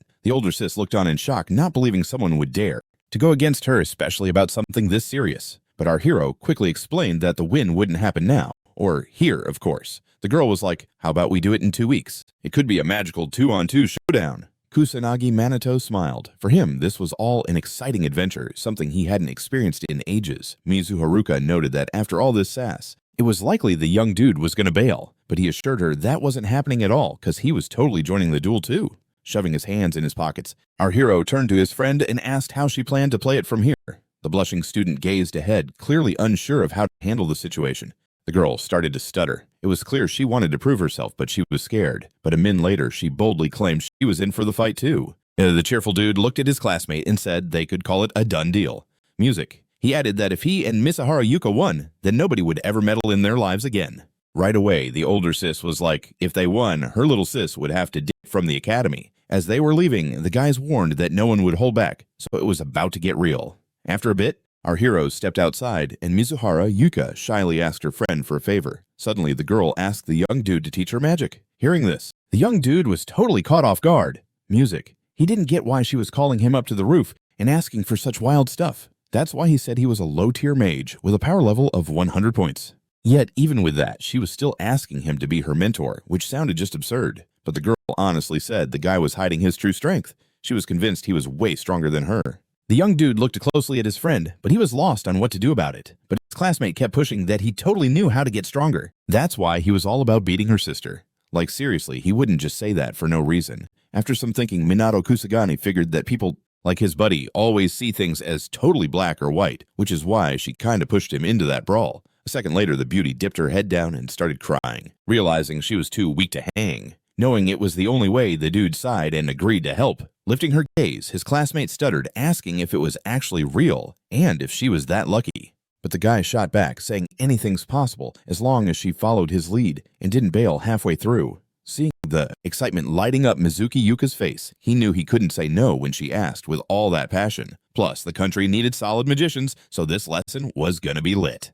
Glancing ahead, the teen said they'd kick things off today, but he had no clue where was best for it. Feeling a little shy, the beauty suggested they could train in her yard. A bit later, everything was ready, and they were set to start. But while the girl was warming up, the dude looked around, commenting that her family's place was huge. Hearing that she was like, of course, we're aristocrats and all that jazz. But a second later, Mizuki Yuka thought this was the first time she had a guy over at her crib. She wasn't sure if that was weird, even though it seemed chill to her. Realizing the warm-up was dragging, the boy turned to his friend and said they needed to get started, or else they'd waste too much time. When the beauty heard her name, she instantly turned red and started firing questions at him, but he quickly explained that her sisters shared the same last name, so it would be kinda odd calling both sisters by that name, and if he called one it would be confusing about which one he meant. Mizuhaya Yuika felt herself blush hard when the dude said he could call her something else. Realizing it was finally time to kick things off, he smiled all pumped, saying they were about to get started. First thing, he asked his friend what magical power was. With excitement in her voice, the hostess jumped in saying, "It's like a program that automatically turns magical power into magic." She added, "It's impossible to boost power just by wanting it. The amount of magic is set when you're born, and it stops growing at a certain age." The cheerful beauty was sure she nailed the answers, so she was waiting for some kudos. But the dude hit her with the truth that none of those answers were right. Her surprise was real. She couldn't figure out how that could be since she thought she was spot on. After some thinking, Minato Kusanagi concluded that modern magicians were just so clueless. He found it wild how much things changed in 50 years, but not for the better. But he decided to break it down right then and there. That magical power is also found in nature spells. Just support that, and you could totally boost your magical power by your intent. The shocked hostess yelled that this was impossible, because if it were true, it would flip the whole magic scene upside down. Closing his eyes, our hero was like, "You can choose not to believe me, but I'm just explaining it all." Then he told the girl to plop down on the ground and let the magical power flow, adding that when she felt it, she should let him know. Mizuhaya was unsure what that even meant, but he was all. If it didn't happen, she'd never get stronger. After that, he said he'd touch her back, and she had to really focus at that moment. In a flash, the energy around them turned blue, and it felt like a surreal chill was in the air. Kusanagi Manato noticed his student wasn't saying anything and thought there wasn't enough energy, so he decided to give a bit more, knowing it would definitely do the trick. Suddenly, the student shot her eyes open and exclaimed that something was happening. She felt warmth at her back. Turning her head, the beauty asked if that was for real her first taste of magic. While Mizuhaya spilled all her amazing feelings, the young man told her to remember that sensation. He added that if she could feel it, she could recognize it and later see the magical energy in nature's stuff. So that was her first goal. The excited girl said she came from a big-name family, so she'd totally handle it. Meanwhile, while the beauty was hyped, the guy thought it only worked after a solid flow of magical energy, and it seemed like Yuika didn't have that much talent for magic. A week later, they were back in the same yard, and the students were freaking out and crying because she couldn't get anything right. This was a major letdown for Kusanagi Manato, who thought an entire week of serious training had passed, but his classmates still couldn't grasp the basics. Still, the young man wasn't ready to throw in the towel, so he announced he would send another magical burst.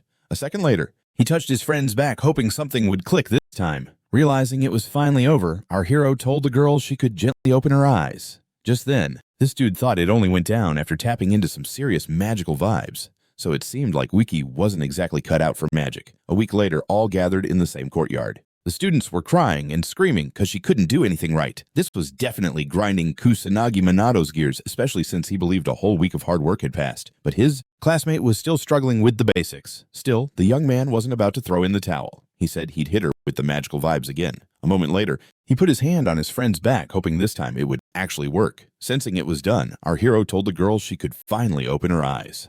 All of a sudden, Mizuki Yuka's eyes went wide, and she freaked out that she could actually see now. The pumped-up girl asked if this was really the magical power her buddy had told her about. She checked out her hand and couldn't stop geeking out over what she saw.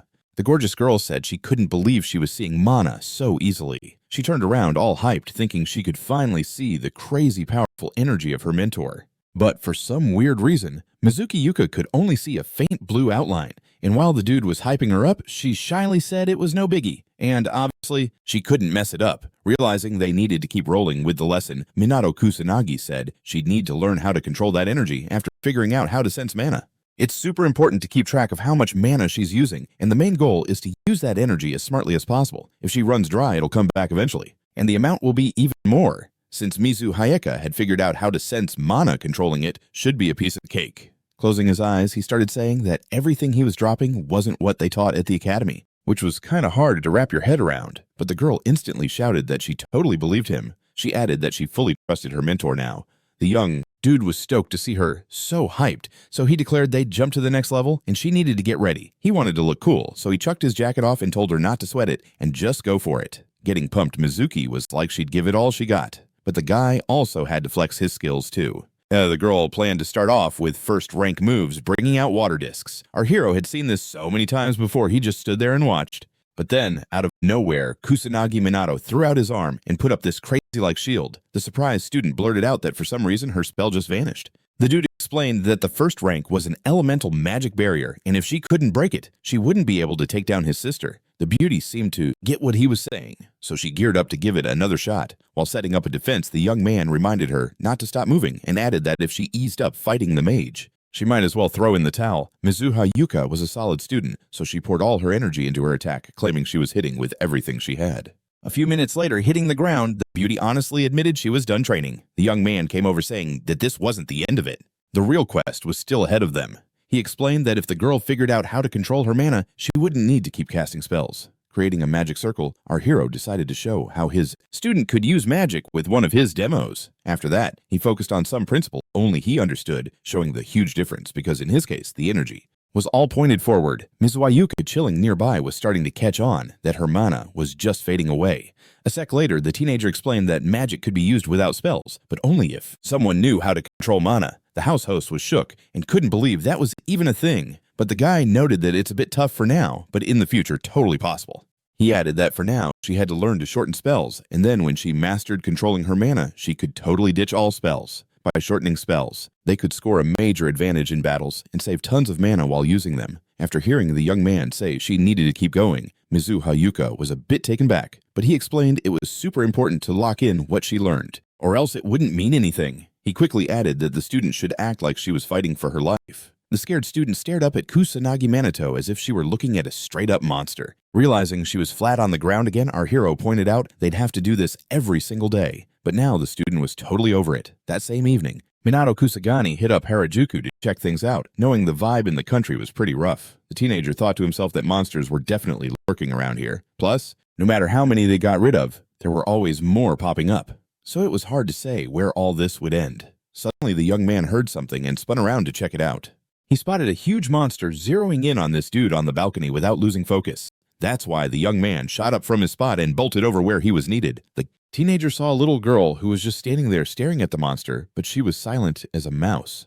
Showing up out of nowhere, Minato Kusanagi started asking if she was okay. But instead of answering, she pulled out her phone and started filming him like it was a vlog or something. The young man didn't want any recognition, so as soon as he wrapped up his thing, he bolted out of there as quick as he showed up. Pulling his hood tighter, the young man thought about how people these days were snapping pics without even throwing out a thank you, so it was hard to tell what kind of peeps they really were. Instead of replying, she pulled out her phone and started filming the dude and what he was doing. He wasn't trying to get noticed, so after wrapping up, he dipped out as fast as he showed up. Pulling his hood tighter, the young man thought who knew these randoms would start snapping pics without even saying thanks. Just goes to show what kind of peeps they were. On his way home, our dude figured next time he'd definitely need to rock a mask. The following day, the guy swung by his classmate's crib again to keep the lessons rolling. After a few tricks, the girl hit the ground again, proving it was tough for her. Laying there, Mizuha Yuika was trying to catch her breath, realizing it wasn't as easy as she'd thought it'd be. Watching this go down, the guy realized there were only a few days left before the competition, and while there was some progress, it just wasn't enough. He totally got that his friend was lagging behind her older sister in everything. And if that's the case, even with some hardcore training, she wasn't going to snag a win. The dude was straight up honest that the student might want to throw in the towel. But as she stood up, Mizuha said she always got compared to Ruka, and that she hadn't really nailed anything herself. And that's why she'd thrown in the towel so often. But she quick added she'd never give up on magic. Kusanagi Minato popped up and said out loud that if the girl kept studying at this pace, there was no way she'd win because she had a ton to still cover. But then his friend yelled that in that case, her teacher needed to be way harder on her. Grinning, the dude was like, "Oh, no doubt I'm not holding back." The girl vibed with this saying, facing someone who maxed their strength would be way more fun and interesting. But then, the next minute, he started showing her some stuff to help her beat a tough level. After that, they jumped back into the practical stuff so they wouldn't waste any more time. By the end of the night, Minato Kusanagi was literally carrying his girl because she had run out of all her mana. Standing in the courtyard, Mizuha watched her mentor like a hawk, but she stayed silent. He grinned and said super excitedly that she had totally pulled it off. Hitting the ground, the girl let out a loud cheer, that this was the moment she'd been waiting on forever. The dude said over and over that his student had pushed herself and gave it her all. Plus, she had done everything exactly how she was told. Listening to him, the girl soaked in every word, realizing this was what she had always been aiming for. A few days later, the moment everyone had been hyped for finally arrived, the competition was set to kick off. While chatting, the guy noticed some shadows but couldn't quite figure out who was rolling up, so they were pretty shocked. The young folks stared hard, but even then, they couldn't make it out. But then when the strangers got closer, they realized it was press peeps who instantly started firing questions about the upcoming match. The dude was baffled how the media folks even got there, but the girl broke it down, that it's all family related, so nothing weird about it. Eyeing his friend Minato Kusanagi figured battles where aristocrats were involved had to be a big deal. Meanwhile, peeps were already piling into the stands, super stoked for the show to start. Answering the dude's question about how massive the event was, his classmate mentioned that stuff like this didn't happen often, making it quite the big deal. For a sec, the teenager glanced at his friend. He wanted to tell her something, but couldn't muster the words. A minute later, the host called the participants to come drop on stage because the matchup was about to begin. At one point, Mizuhaya paused and leaned against a metal pipe looking all scared and bummed out. The dude noticed and calmly told her to do her best and that everything else didn't matter. Those words hit home because the girl straightened up and faced her mentor. Then she flashed a smile and walked forward, saying she remembered it all. On her way to the stage, Mizuhaya thought how lucky she was to have crossed paths with such an awesome person whose words made her heart skip. When she stepped into the ring, her older sister was already there waiting for her.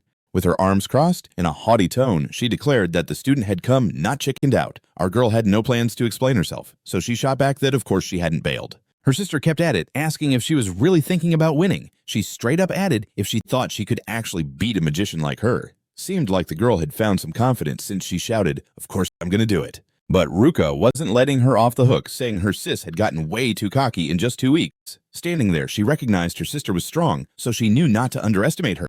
Because of that, she was scared to think about the magical power gap between them. Still, Mizuhaya was in a fighting spirit. She wasn't about to back down. Her main goal was just to show what she could do. As the girls faced off, the host declared the duel open. A sec later, he added that the students were officially allowed to kick off the battle. Getting ready. Our girl thought she should drop a shorter spell, but focus on her strength instead. Looked like her sister had caught on to her moves and instantly put up a defense.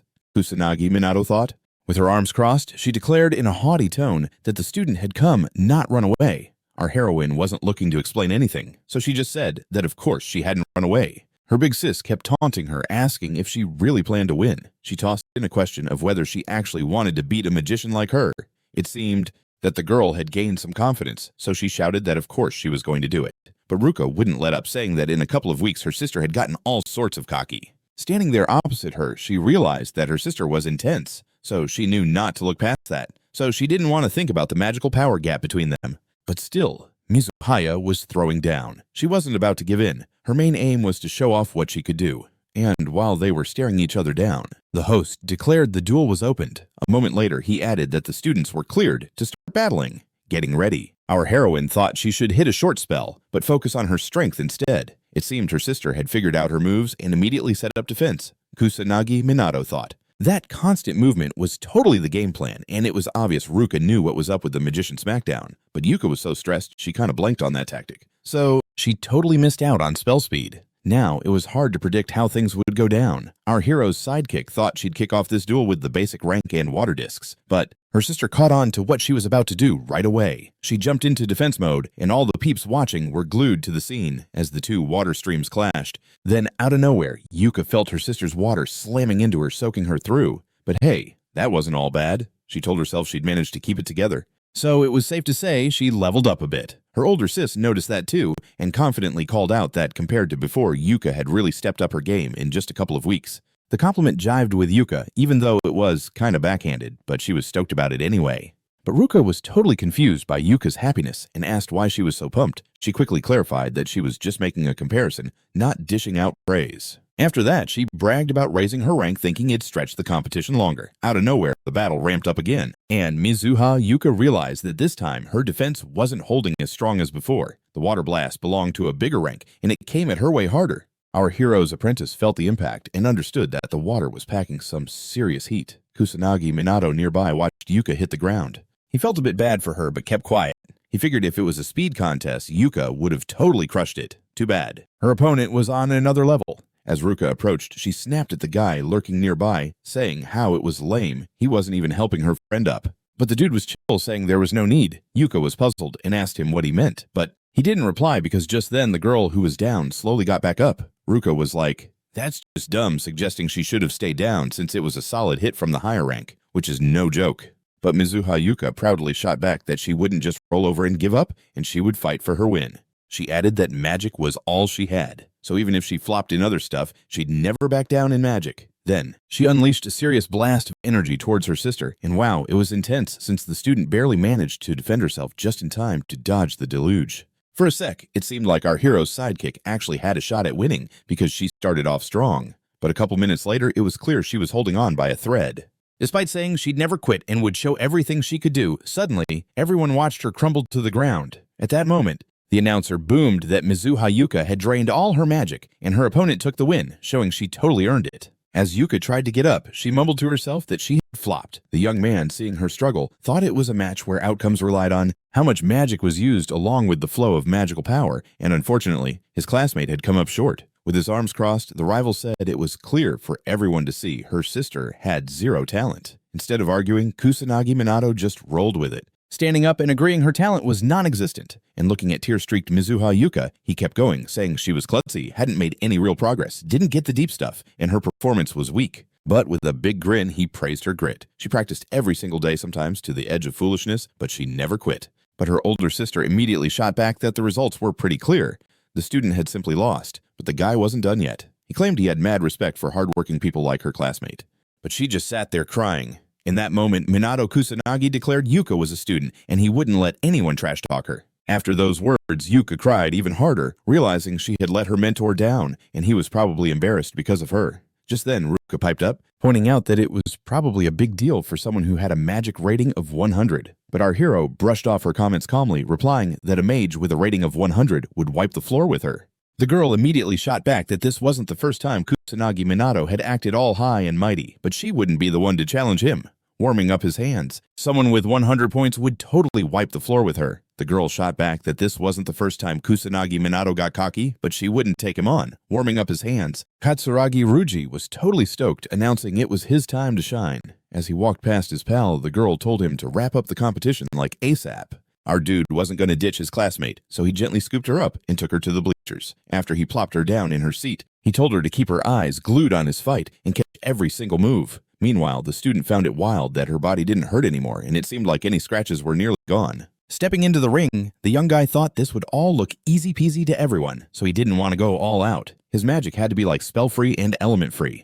And since he couldn't rely on a magic shield, a straight hit could totally knock him out, so, that was kinda sketchy. Rolling up his sleeves, his opponent was like he wouldn't hold back. But right away, our hero shot back that he'd have to hold back then. And the crowd in the stands was going wild with some kids talking about Katsuragi Ruji, showing at least a smidge of mercy to this weakling. Minato Kusanagi looked at his opponent and figured his stats were around 8,000, which normally wouldn't be an issue, but since everyone knew the young dude's stats were only 101 slip-up, could mean game over. Just then, the host pumped up the crowd, announcing that the duel was on. Sending out tons of energy and striking powerful poses, the senior declared there would be no mercy. He was dying to see how this teenager had managed to take down a gang of punks. He quickly figured it'd all make sense real soon. The young guy wanted to see if this kid could handle all of his power. Out of nowhere, something happened that no one saw coming. A huge blast of energy hit his opponent right on the forehead. Stretched out his hand, our hero smoothly said his rival was just way too late. The stands fell silent. The crowd was confused about what just happened and why it was over so fast. Meanwhile, the host announced that the competition was done and that Kusanagi Manato had snagged the win. Ruka rushed up to her friend, puzzled over how he got knocked out from just one hit. Plus, she had no clue what spell he had even cast. So it was super weird what sort of trick he pulled. As Kusanagi Manato walked past the girl, he casually said he finished quick like she wanted. At that moment, Mizuha Yuka kept bringing up how her mentor just wrecked a dude way higher rank than him. But our heroine's sister wasn't about to let it go, trying to prove something to her student over this lame loss. Staring at this gorgeous gal, the young man thought she was stronger than his bud. Out of the blue, the judges announced that the lineup for the second round had switched up and mentioned they were pumped about Kusagani's fighting skills. They added that whoever won this round would seal the team's victory, so the second duel was officially on. A moment later, Kusagami Minato jumped into action, realizing he couldn't waste time. His opponent, watching him immediately, threw up some kind of defense and started mumbling spells. The young dude thought with his score at 100, it made sense he was low on magic, so if he didn't aim for the opponent's head, it would barely do anything. Plus, he was unsure if it was better to defend himself or just stand still. The girl seemed pretty skilled at magic, so she went for the first attack to show what she could do. The water blast was so powerful it nearly blocked the entire arena, but after a sec, the students paused, realizing that was a dumb move. Kusanagi Minato just stood, still acting like there was no attack at all. Ruka was totally lost, wondering how her opponent was not bruised up at all, and get this. It looked like the student hadn't even used any magic. The onlookers in the stands clearly saw the girl launch a massive stream of water at the guy, but he didn't even get drenched. Our hero's student was hyped for him, but she was also curious about what technique he pulled off. His rival wasn't about to give up. She knew she'd eventually figure out his secret, but for now, she was ready to attack again. The young man was prepped for this, dodging the water like a pro. Luckily, his speed was on point. At that moment, the student seemed to catch on to what was going down, which shocked her even more. Cause why dodge when you can just use magic sitting down? Mizu Hayuka thought that magic counters magic. Even if there was a power gap, the young dude cut down some of it, and if he didn't, it'd obviously be bad news. With the second rank, speed and mass were totally different, so it shouldn't have been possible for our hero to dodge. Plus, it was wild how this student had absolutely no fear. Kusanagi Minato realized that his opponent was carefully eyeing his moves and how he managed to dodge. But honestly, that's easy if you can track magical power. Getting ready, the girl decided that in this case, the opponent was thinking hard about every single move and how to dodge. But honestly, it ain't too hard if you know how to vibe with the magical energy. Getting ready, the girl figured that in this case, she was totally going to go ham until she snagged that W, so the baddie decided to whip out that third rank in the Azure Splash. It's like super OP, you know. The dude chilling in the stands started blabbing about how if that guy got hit smack dab by the jet, he'd be toast. On the ground, the worn-out contestant thought there's no way anyone could dodge that hit. But then, out of nowhere, a blazing beam of light nailed her right in the forehead, just like it did to her buddy earlier. Glancing up at the student, Ruka was like, how is he totally fine? She was mad curious how he dodged it so easily, but he broke it down, that he used this magic drain thing that soaked up the magic, and then just waltzed through it. The girl plopped down and was zeroed in on the grooves in the ground. She didn't even know what to say, so she just kept staring. Suddenly, she burst out laughing. Couldn't believe someone could just stroll through those grooves like that. But then she looked up at the sky and cried out that she and her homie had totally gotten wrecked. That moment, the judge yelled out loud that Kusanagi Manato snagged this round too. A pumped Mizuha Yuika dashed over to her mentor, checking if he was alright, but her sister, who no one even mentioned, piped up that she was cool too. The dude didn't say much or explain anything. He just mentioned they pulled off the win like it was no biggie. His classmate was stoked to hear this, so she just gazed into her friend's eyes. Getting up from the ground, the big sis said she promised not to meddle anymore, so the guys could do their thing now.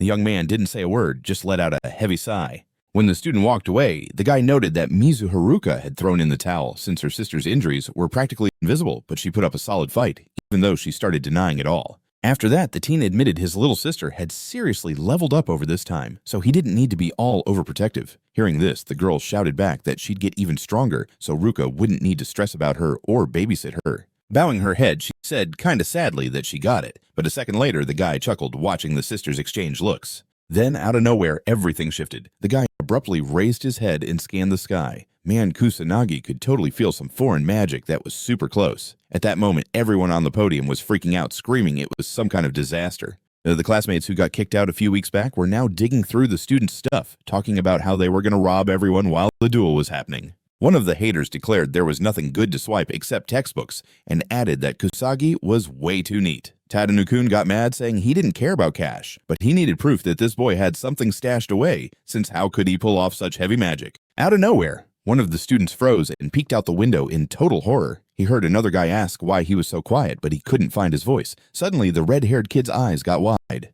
He couldn't wrap his head around what he was seeing. Standing in front of the window, the students noticed the sky turned a crazy red for some reason, but they were clueless on why. And while the blonde dude tried to say a disaster was kicking off, the other guy brushed it off, saying it was total nonsense, that this couldn't be happening. Our hero, standing in the middle of the arena, was piecing it all together, but it was tough to believe.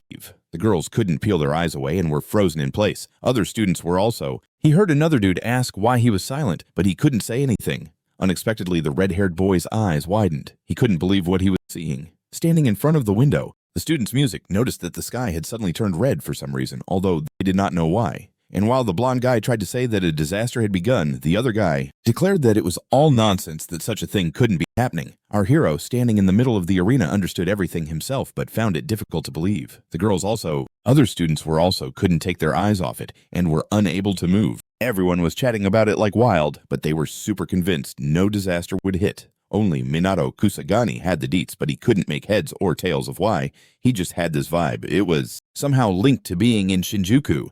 Then it hit him hard. He totally remembered that the first disaster kicked off right here. While our dude was getting lost in his thoughts about how weird that was, he totally zoned out and missed the monsters showing up out of nowhere, scaring everyone into the next week. The teacher knew things were getting dicey, but kept it chill, asking the crew to stay put and not freak out. Out of nowhere, everyone got blasted by this massive beam of light, knocking all the predators flat. Realizing the squad was all shook, our boy decided to step in and tell them to stay cool. The kids were glued to him, looking like he had everything on lock. Kusanagi Manato kept explaining that only the little monsters pop up at the start of the chaos, so if they played it cool, they'd be all good. Plus, he told everyone to bounce to the gym. He swung over to the girls, telling them to do the same, but got hit with a question about what he was going to do. Turning around, he confidently replied he was going to head back in and save the peeps left in the school, which got the teacher shook, saying going solo was a bad idea. Right then, Katsuragi Ruji jumped in, saying he'd tag along. Music. And if everything went down like Kusanagi said, they'd be all good. The teacher almost said something, but saw everyone had already witnessed Kusanagi's skills,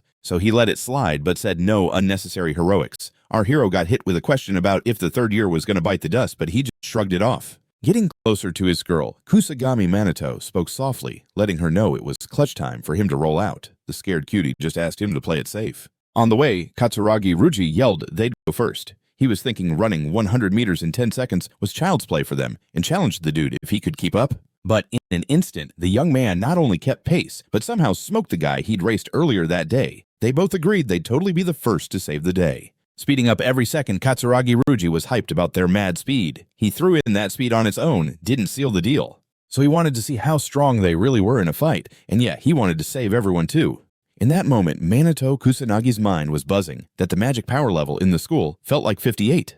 But there were probably some folks without magic skills. He was just a couple of seconds away from diving into the building and checking all the chaos inside. And dang monsters were actually chilling in there with the other students still inside. Music. He saw it all clear as day and knew he had to step on it, realizing he had a ton of work cut out for him. Without wasting a second, our hero jumped into action using magic to wipe out all the beasts hanging out in the room. Kusanagi Minato went all out and flexed his awesome skills. At the same time, the kid shouted they needed to sweep the whole building fast. For a sec, he thought he'd taken care of everyone, but then the beast behind him was about to pounce. But that was just a sneaky move on the part of the young man, who instantly raised his hand and shot the energy right back at it. Music. Suddenly, he heard his buddy asking how he was holding up. He was standing among the defeated predators with a totally surprised girl beside him. But all in all, everything was chill. As he passed by the third-year student, he calmly told him he trusted him with getting the students out of there. Then, the young man paused and said it was mega risky to go alone. He wanted to say more, but then all he saw was dust on the floor showing his partner had dipped. So, he silently thought that Minato Kusanagi's speed was flat out wild. Then, scratching his head, he figured he was just holding everyone back, even though he knew he couldn't argue with that. The kid had just mopped up a pack of magical beasts in no time flat, but what he was dying to know was who this mystery dude was. Zooming down the hallway, Minato Kusanagi thought if he could nail those magical projectiles outside swiftly, then inside the building, they could get the students too. So there was no time to lose but to take out all those monsters steadily with some low-tier magic. That's exactly what the guy hit up as soon as he got there and spotted one of the gnarly creatures right in front of him. The kids were screaming, but it was kind of hard to tell if they were freaked out about the beast or just shocked that magic was working like that. Looking at those students, the young man realized he couldn't just leave them hanging because it was dangerous. But he also couldn't bring every single one of them to safety one by one. Then Katsuragi Ruji yelled super loud to the kids that while he was taking care of the monster, they should jet. But right after that, one kid pointed at something and started yelling like crazy. They were students from school chilling in these green orbs that floated around like they were just regular balls. But the dude couldn't figure out what lifted them so high. The third-year student was totally shocked. He'd never seen anything like it, but he kinda knew who was behind it. Glancing out the window, our main guy grinned at his partner, feeling like he could totally handle this on his own now. Then out of nowhere, Minato Kusagani got a bad vibe and realized he had to bounce back to his reality. In another room, some other student was squashed against the wall, begging the monster to back off.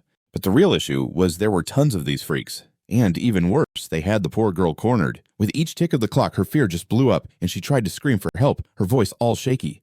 Then she lost it crying and yelling like crazy, hoping someone was around. But at that second, something wild happened. A bright beam of light flooded the whole room. The girl jumped up, staring wide-eyed at everything that was going down. All of a sudden, she remembered what went down a couple of weeks ago in Shibuya during class, and it hit her that she was seeing the same kind of magic again. Kusanagi Manato popped into the room a moment later, asking if his terrified classmate was all right, after he said that the girl's shock went off the charts, and she felt super shy, barely managing to say that she knew it was him who saved her. Rubbing the back of his head, the shy guy was like, "Yeah, that's true." The girl decided to ask him what she wanted to know, so she hit him up about the practical classes and got a solid yes in response. Starting to tear up again, she thanked our hero, saying he'd saved her 2 times already. But the dude wasn't into all the fame. He didn't want to be seen as some kind of superhero. So he shrugged it off, saying it was all cool. The girl crossing her arms stood there quietly, but was totally focused on the student. Finally, the silence was smashed by Katsuragi Ruji, who was panting and asking who else needed saving. Climbing the stairs, the dude told his classmate to stick with the senior who'd take her to a safe spot, but the girl wasn't in a rush because she was totally captivated by the sight of him walking away like a boss. As he moved on, Minato Kusanagi realized tons of other people needed help, and there was 0 time to wait for the cops. He had to step it up like super fast. Meanwhile, in an office, a gray-haired dude was telling everyone that a disaster had kicked off at the Magic Academy. After that, all kinds of rumors were flying around the office.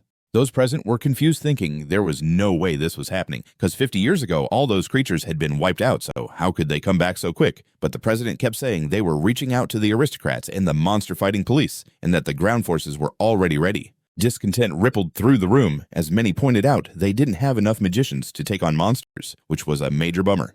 The guy knew this too, realizing that the peaceful times after the disaster meant military funds were mostly going to defense and international stuff. The only ones able to fight the monsters were the cops and the magical aristocracy, but that was way too little. So the president banged his fist on the table. He was scared that the nightmare from 50 years ago might happen all over again. But right now, their country was missing a dude like Ichami Manato.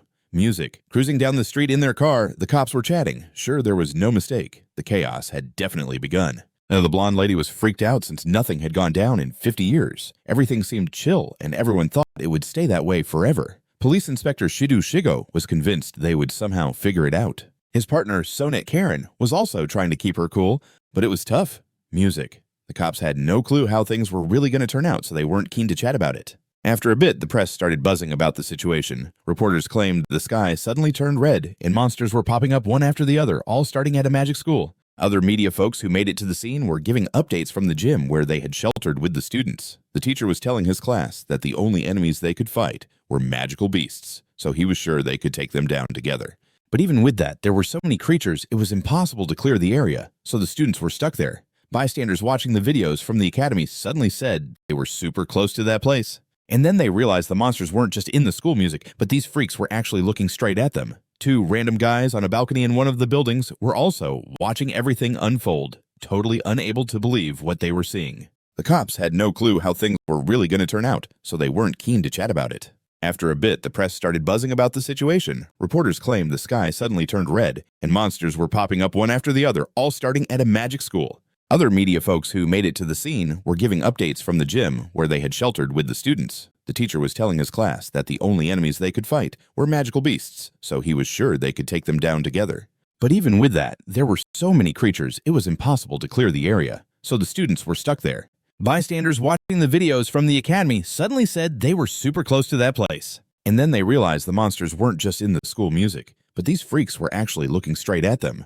2 random guys on a balcony in one of the buildings were also watching everything unfold, totally unable to believe what they were seeing. It was like they'd never seen such a wild sky color or monsters that acted like they owned the place. But there were some peeps totally unfazed, glued to their phones, just vibing with the chaos. Not like the older folks, though, who remembered how crazy it was last time. Right now, our dude was racing to save the next crew of people. He knew the whole area was crawling with monsters and figured the whole thing was shifting into phase 2.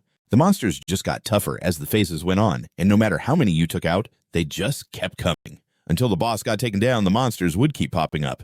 That boss only shows up in the last phase, so you gotta hang in there until then. The young guy knew disasters are seriously annoying. Glancing up, he saw about 20 people trapped in those capsules scattered all over the building, making rescues tricky. Realizing one wing was on lock, Minato Kusanagi thought it was time to bounce. At that moment in one of the classrooms, our heroes were fighting off monsters like their lives depended on it. In a tough spot, Tadokun dropped his head, saying sadly he just didn't have the energy to handle these monsters for that long. It sucked that they weren't just dealing with any magical creatures, but a guard, the same one that had jumped them in the alley. With mopey voices, the students were wondering why this monster was back to haunt them and started whining about how they had been stuck in class way too long. Our hero's enemy shouted in despair, claiming Kusanagi could have handled this monster in one shot, but here he was, totally clueless and feeling weak. Then he threw in that he felt pathetic, even though he'd always thought he was pretty strong. Suddenly, everyone caught the sick light beam flooding the room. Just like the alley, everything was swathed in fog.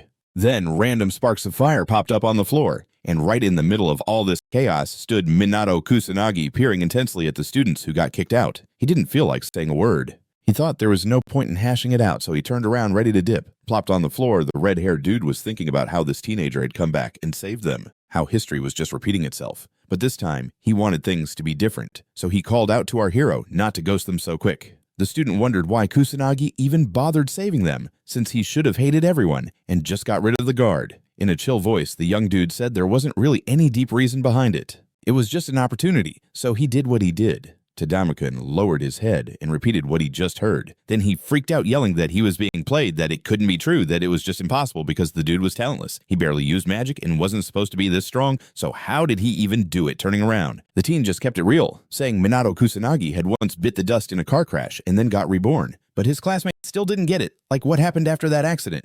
Could the accident be why this guy was rocking so much power? Hearing about his enemy's strength, our hero got closer and gave him a good look. Then he said that the strong don't bully the weak. It's actually the weak who pick on those weaker than themselves and feeling superior can trick someone into thinking they're stronger. In reality, standing in front of the guy is someone who wouldn't even think of confronting him. Now, the young dude knew he was spot on, so he didn't feel the need to say anything more since everything was pretty clear. His opponent got that all the words hit right, so he plopped down on the floor, head hung low. Tadano-kun thought to himself that he knew what he was running from the fact that he hadn't leveled up much since high school. He'd picked on the weak just to let out his frustration. But then he got saved by Kusanagi, who used to be weak. And he couldn't wrap his head around that. While our hero was battling another round of monsters, the ex-student was blaming himself for being a weakling. But Kusanagi Manato had no time to dwell on that because he had a major mission ahead of him. The teen focused on the enemies at hand, knowing the lives of others depended on him. It was like a piece of cake for our hero to crush all these monsters. The kid pulled out all the tricks he knew, though he was just barely tapping into his potential. A few minutes later, Minato Kusanagi was checking out the results of his skills. He thought to himself that the number of guards had seriously surged, and at this pace, the boss wasn't far behind. Turning to the students chilling on the ground, he told them to chill out because the threat was gone for now. With a bit of annoyance in his voice, Katsuragi Ruji pointed out that the little dude had dumped everything on him, so now he had to battle all those monsters solo. The young man spotted the monsters closing in. It was a total breeze for our hero to take down all those monsters. The dude dropped all the moves he knew, even though he was barely scratching the surface of his powers. A couple minutes later, Minato Kusanagi was peeping the results of his skills. He thought about how the guard squad had totally leveled up, and at this rate, the boss was definitely around the corner. Turning to the squads chilling on the floor, the student chillaxed them, saying there was zero threat now. Katsuragi Ruji, a bit annoyed, pointed out that the little one had dumped all the monster drama on him, leaving him to fight solo. The young guy saw the monsters creeping closer. The little dude had carried the whole dang load on his shoulders, so he had to throw down solo against a bunch of monsters coming for him. The kid peeped the monsters getting closer. There was this student who seriously needed saving, so this dude just shouted that he'd do whatever it took to fix the mess. Right off the bat, he promised to have everyone's back no cap. He told everyone to chill and just stick with him. The stoked kids were totally shocked by all the chaos, but honestly, what made them feel good was knowing someone had their six. But in a hot second, Katsuragi Ruji, holding his head like, oh snap, realized he was swarmed with too many bad guys, and there was no way he could take them all on solo. Just then, Minato Kusanagi popped up asking if he needed a hand, which freaked Ruji out. He told the guy not to sneak up on him like that, looking at the monsters. Minato was like, dude, we gotta handle these monsters first before we make any plans. But Ruji was all, no way we can take this many on our own. We need to bounce. Our hero couldn't just stand there twiddling his thumbs, so in no time he started taking out those creatures one by one like it was a video game. Even though he was wrecking them left and right, the dude wasn't about to drop the magic circle. That third-year student, who'd just been thinking nothing would work, was totally confused on how this teen managed to pull that off. Finally, free and clear, he shouted to all the students that the coast was clear they could move. The kids didn't even think twice. Monsters weren't a joke, so they bolted for the academy's exit. But what blew their minds even more, music, was when Minato threw up some magic shield to keep them safe on their way out. Katsuragi Ruji couldn't help but be hyped on how awesome that was. He was seriously impressed with what that kid had done. He got how epic it was and felt so proud. Once he saw everyone had made it out, he thought about heading back inside to check everything one last time. The teacher was keeping a close eye on the students as they fended off another wave of beasties, shouting for them to stay tight and not lose faith. Mizuha was in that mix too, feeling that it was way harder than she'd hoped. Then all of a sudden her sister popped up from behind and wrapped her arms around her shoulders. She said that if Mizuha couldn't fight, it'd be better to stay back and not be a liability. but our hero turned her head real quick and proudly declared she was in it to win it because chilling now wasn't an option. Mizu Haruka didn't say a word. She just watched as her sister jumped back in reactivating her defenses, and at that moment, Katsuragi Ruji told the teacher he'd brought the rescued peeps. The girls wanted to know how it was going overall, and the dude was quick to say it was pretty bad. Miss Hayuka was worried sick about her buddy. So she asked about him. The third-year guy cheerfully said that the dude was all good super strong, and that this was just a warm-up for him. The beauty smiled, music relieved, to hear that was the case. After that, our guy mentioned that Kusanagi was legit awesome, and maybe with him around getting through this mess wouldn't be as tough as it seemed. Our hero's sidekick proudly chimed in that she felt the same way, cause she totally believed in him. Out of nowhere, all the students froze, looking around backs against the wall, asking what was up. The teacher was like, "No time for chit-chat, you all gotta dip to your safe spots, ASAP." Then boom! A massive monster appeared snarling and growling at the crowd. Katsuragi Ruji got real serious, realizing the odds were stacked against them, and they needed to hustle for cover stat. It seemed like the monsters weren't about to back off, and before they knew it, they had the kids on the run toward the gym. Our heroes were sprinting like their lives depended on it, knowing they were no match for these beasts. But out of nowhere, Yui spun around and paused. She realized there was a huge monster ready to pounce right behind them. Then surprise help rolled in from the cops, ready to seriously handle the situation. This guy shouted that they'd start taking out the monsters right away because keeping the citizens safe was their top priority. The students who'd been waiting forever cheered as relief washed over them, knowing the police were on it now. Shidoshigo said with the cops here, it was chill time, then told everyone they should bounce immediately. When Yui said they wanted to fight, the cops were like, "Nah, chill." But they caught the girls' sass back, letting them know they weren't regular civilians and had every right to be there. Mizu Haruka, listening in, added on to her sister's point, saying that magicians could do a lot of cool stuff. Realizing it was pointless to argue, the officer finally relented, letting the girls in on the action, but told them they could only hit from the back. He thought to himself that there were actually very few officers who'd hold their ground against monsters. Just then, Senator Karine rushed over to one of the students and was already healing her leg. After waiting forever, he shouted with relief that the cops had rolled in, meaning the whole mess could be chalked up as settled. Shidoshigo was like, "Now that they're here, everyone can chill." Then he ordered the crowd to bounce immediately. When Yui mentioned they'd fight, the law enforcers were all like, "It's not worth it." But they caught heat from the girls who shot back that they weren't just regular civilians. Mizu Haruka stood behind them, catching the whole convo, and backed her sister saying magicians could get pretty wild. They weren't just your average folks and totally had the right to be there. Mizu Haruka was chilling behind them, catching the whole convo. She jumped in, adding on to what her sis had already said. Realizing bickering was a waste of time, the cop finally caved and said the girls could join, but only from the back. He thought to himself that seriously, there were barely any cops tough enough to take on those monsters. Just then, Senator Karine zoomed over to one of the students and started healing her leg. Himself realized there were legit barely any peeps in the police squad who could step up against monsters. Right then, Senator Karine zoomed over to one of the students and was already working on healing her leg, saying she'd be back on the grind super soon. Peeping out the window, Minato Kusanagi figured since the cops showed up, he could chill a bit and let them handle some of the chaos, realizing he was basically trying to cover the whole area solo. But for real, the truth was, the cops got there before the self-defense crew, which was a total bummer. Like, why wasn't the state ready for this level of disaster? Then he was like, anything's possible in this wild country where it feels like the world's going crazy. Booking it. The dude shouted that no matter what went down, he had to do his thing, music, and couldn't rely on anyone else. Out of nowhere, reporters screamed that the cops were on the scene. But the monster squad was only getting bigger, so it was shady whether there'd be enough backup. She straight up added that regular folks were waiting for the magical elite to show up.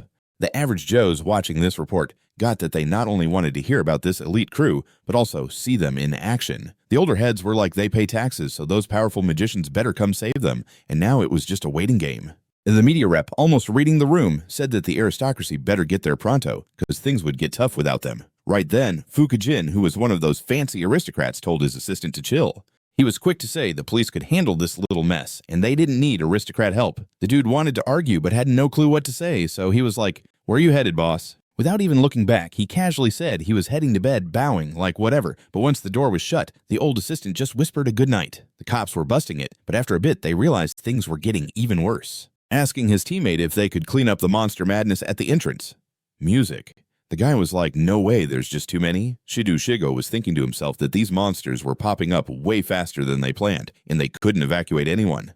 The self-defense crew was only there for logistical support and weren't prepped for action yet. The only hope left was the magical aristocrats, but they had zero contact. Then he shouted loud that this was the kind of magical aristocracy they had, and they were totally useless.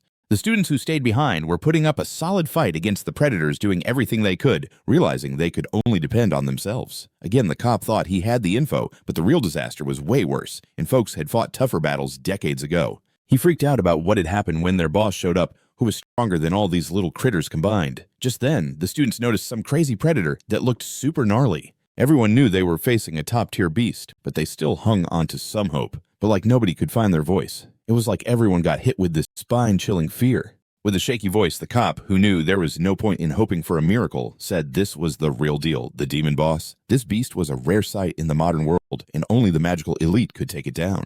Music. It needed magic ranked 5 or higher, and no one around was even close to that kind of power. This monster seemed to know it was the top dog and chilled like it owned the place. Mizuha Yuika was totally lost about what to do or where to bounce to. So she just stood there, jaw dropped, watching the madness unfold. Suddenly, her sister, who was next to her, tried to bust out some magic. It was kind of reckless, but with the aristocrats MIA and the cops running low on steam, they had to do something. But out of nowhere, Ruka felt the monster clock her plan and wasn't just going to sit back and chill. All she could do was throw herself in front of her sister. A split second later, the enemy struck, and everyone saw this blinding flame, but there was nada they could do about it. The little sister was just stunned, frozen, unable to process what was going down. Our hero's ward was locked on Ruka, feeling helpless and not knowing how to step in. Dropping to the ground, she was only able to tell the girl to run and save herself.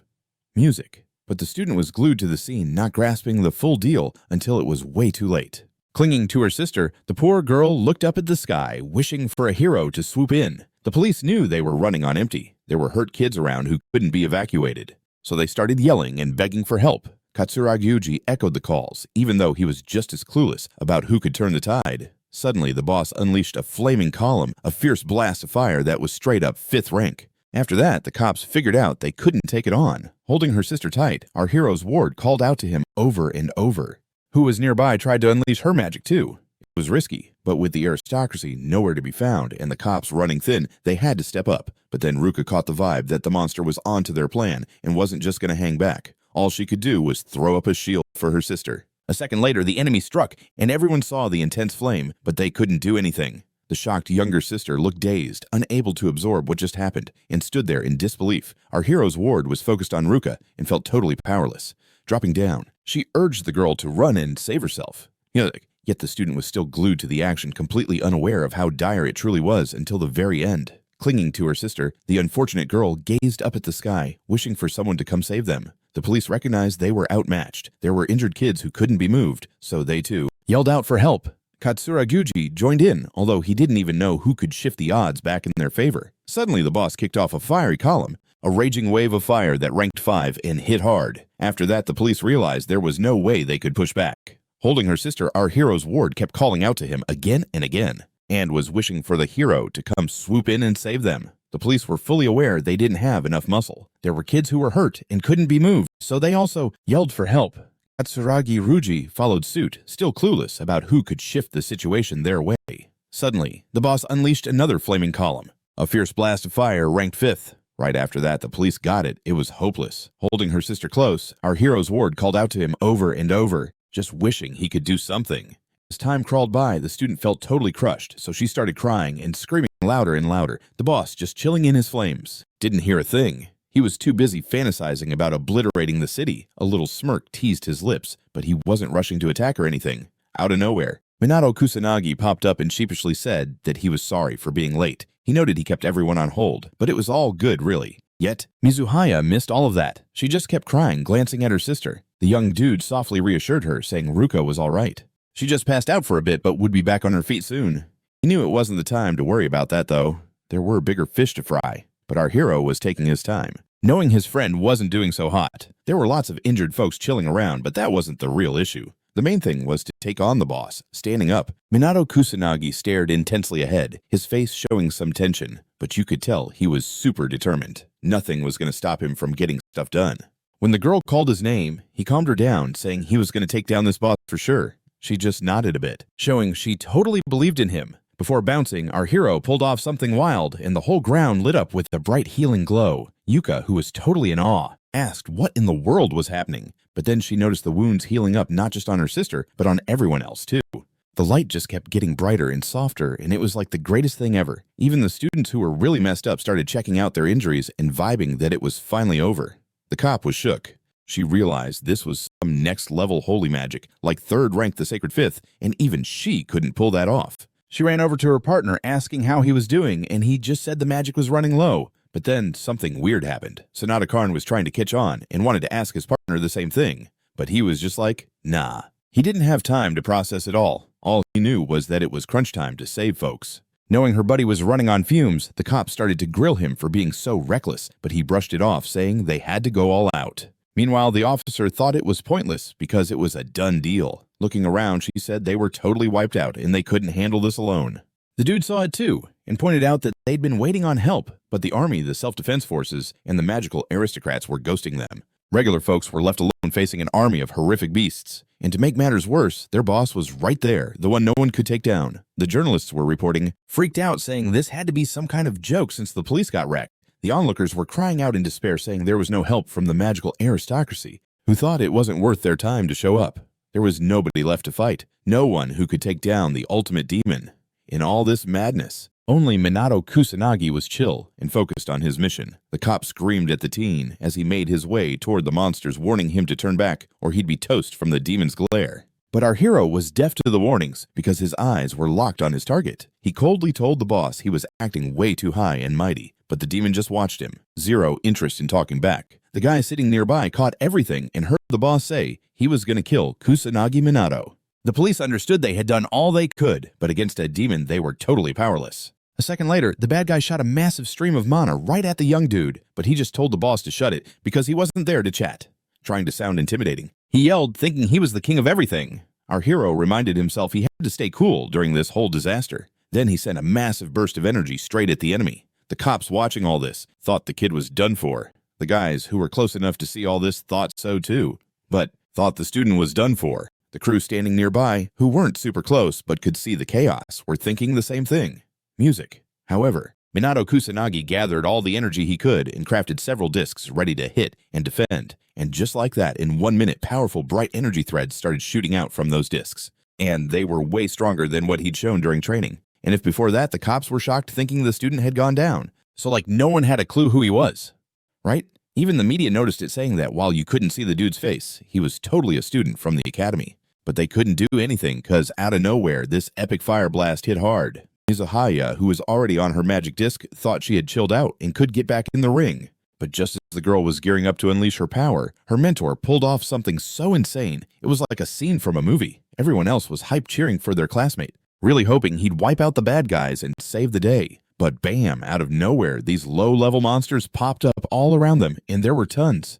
The students wanted to jump in and help, but they were too late, just catching how the monsters vanished in a blink. As he got up, the cop told his partner that there was still work to deal with, so they needed to step it up. Glancing over Minato, Kusanagi thought it was cool that the police were holding it down pretty well. But still, there was no time to slack off, so the dude kept stacking up his mana and aimed it right at the villain. Clearly, the bad guy was not feeling it at all, but he wasn't about to back down. So he started using magic discs to pack a bigger punch, but also to keep himself safe. At that moment, Shigo freaked out, saying they were seeing 6th rank magic, which meant some aristocratic level magic was up against them, and that firepower could scorch the whole city, or even half the country in like a second. Everyone around was just watching in shock, realizing this was next level. The students felt totally hopeless, thinking no one could save them, because there were only a few mages at that level, and none showed up to help. The teacher took a step forward, wanting to do something for his crew, even if he knew he didn't stand a chance.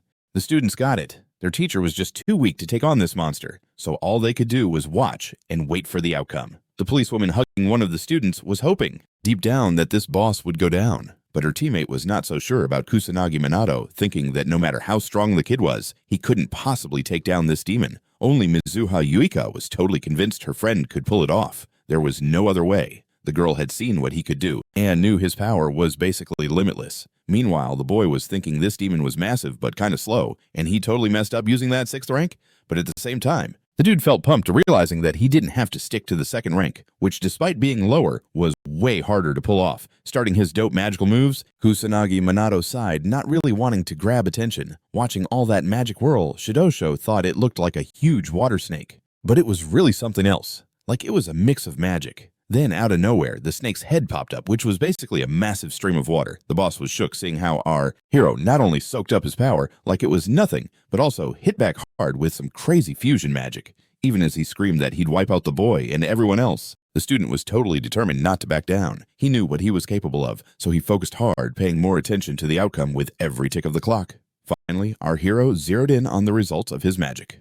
Realizing he could chill a bit, he thought that this terrifying beast had zero self-control. The kid was thinking the fight would drag on forever, but it turned out the monster was way weaker than he expected. A few more minutes flew by, and suddenly everyone noticed this bright beam of light, shining bright, lighting up not just the academy, but the whole city. Smiling. The guy thought happily that after taking down the boss, the worst was over and they could kick back for a bit. The students still sitting on the ground couldn't believe they were out of danger, but they were even more shocked that an ordinary student had taken the boss down. Then suddenly the students erupted into cheers, celebrating their emotions. The media reps were hyped too, thinking this was the grand finale, especially since they didn't see any aristocrats. The policewoman had tears of happiness, realizing that everything was definitely okay now. Shidu Shego, chilling nearby, couldn't wrap his head around the fact that a student had destroyed the demon.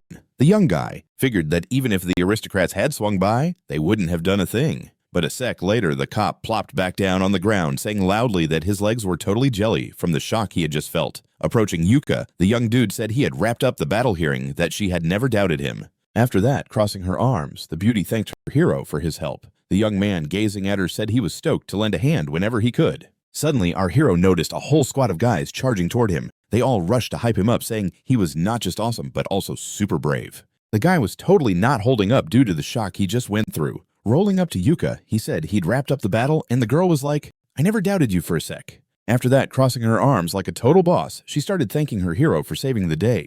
The young dude, giving her a look like he was all in, said he was stoked to help whenever he could. Out of nowhere, our hero spotted a whole squad of guys rushing at him. They all swarmed him with compliments like he was some sort of legend, calling him not only cool, but super brave. For real, the students were straight up shook that one of their own actually took down the boss. Sitting in class, they were glued to the video, realizing that nobody could flex on Kusanagi Manato when it came to strength.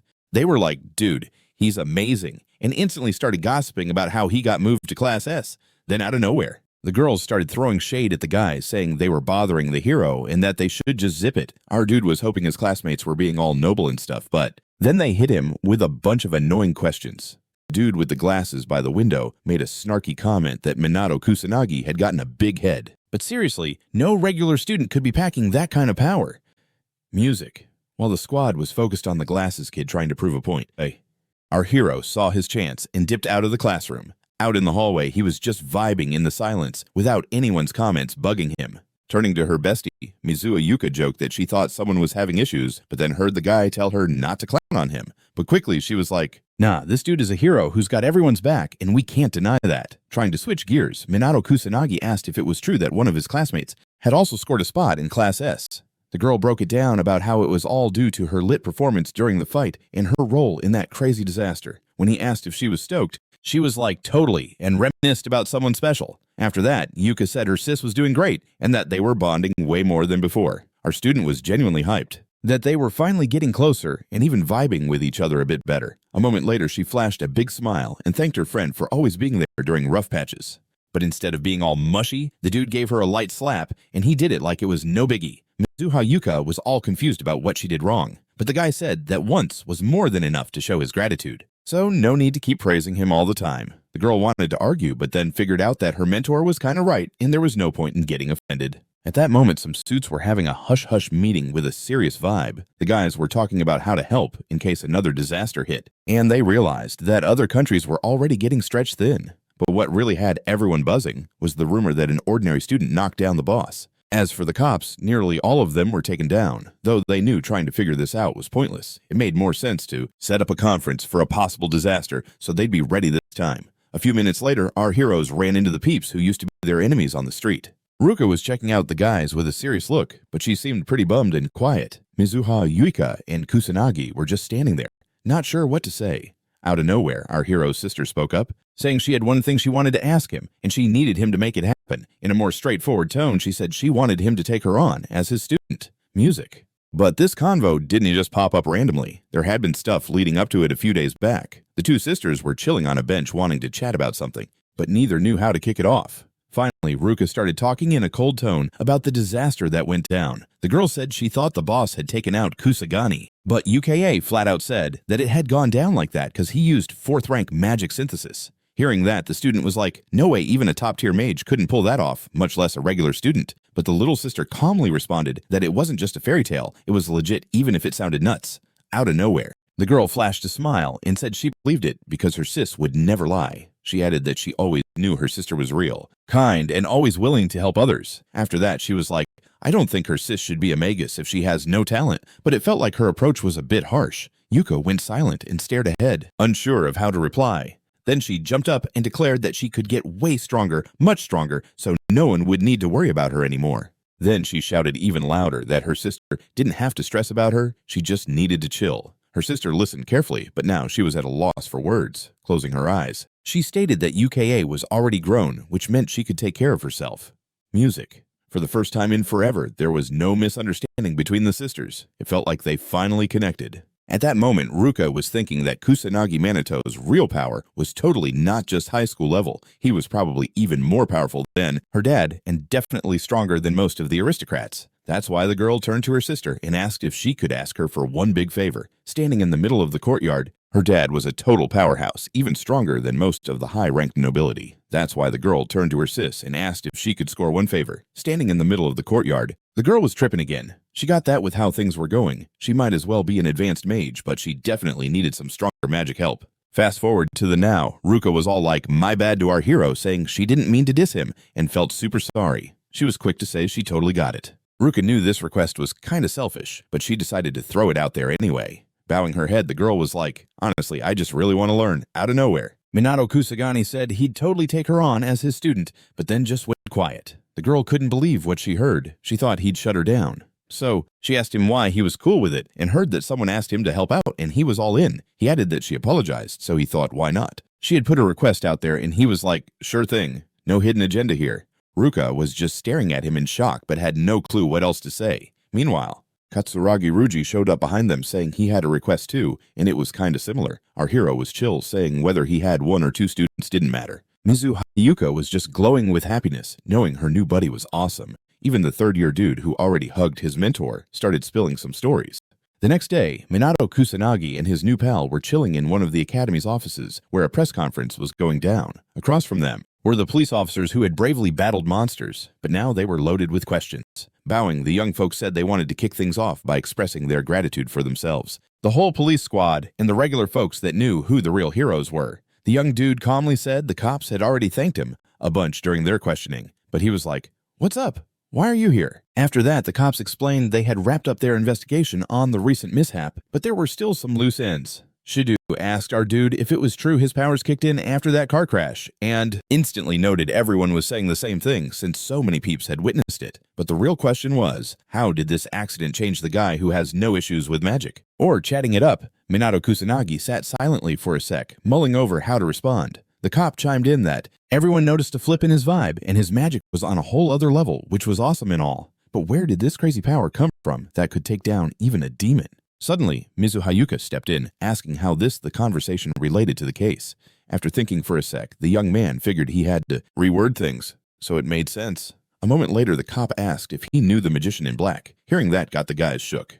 They looked like they had no clue who he was talking about. Showing them the clip, Shidu Shego said this magician was all about hiding in the shadows, slaying monsters, and rescuing people in trouble. The video blew up online like crazy. Our hero stared hard at the police officers finally getting what they were hinting at. The student repeated her question, mentioning there was a resemblance, but that didn't mean anything bad. The blonde, convinced this magician was the dude sitting right in front of him, added that the similarity was insane.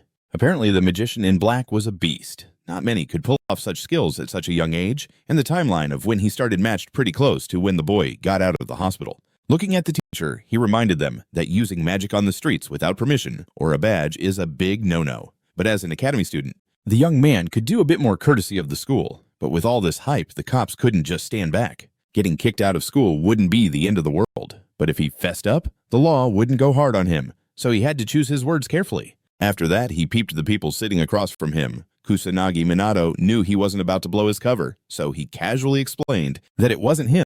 The blonde dude burst out laughing, saying he got the whole picture. As they headed out, the police officer said, "Sorry for the hassle. But it was time for them to bounce. Walking down the hallway, the young man thought about how the guy had no doubts. If this dude was the magician, then he was rocking some serious courage. It was hard to believe a high school kid was capable of that kind of epic stuff. The policewoman shared the same vibe. She was convinced Kusanagi was the magician in black, and his voice and whole energy gave it away. His nighttime hustle had a purpose. Sonata Karen realized she couldn't spill the tea on the boy's true identity to her boss, or she'd be out of a job. But his nighttime vibes had a purpose. Sonata Karen got that she couldn't spill the beans about the teen's real identity, or she'd be out of job. But if this dude totally threw himself out there for everyone, he must have been a solid guy. But Shido Shigo had his own opinions on it, and he was determined to uncover who this student really was, no matter what.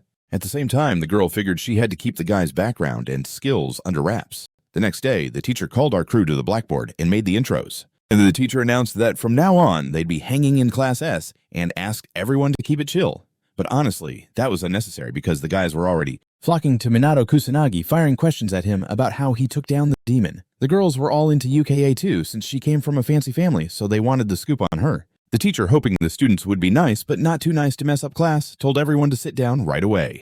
Not long after, strolling down the hall, our hero was bummed out thinking about how he'd just been bombarded with questions, which made him want to keep to himself. But then, someone's voice yanked him out of his thoughts. It was the girl he saved, not just in the alley, but also during the monster fight, standing on the roof. Minato Kusanagi felt like he got called to this spot again. Maybe it was some kind of tradition. They always summoned him here when there was something to handle. At that moment, she was hanging behind the wall, wishing to train alone. She came here thinking no one would be around. Plus, her buddy was with some random dude.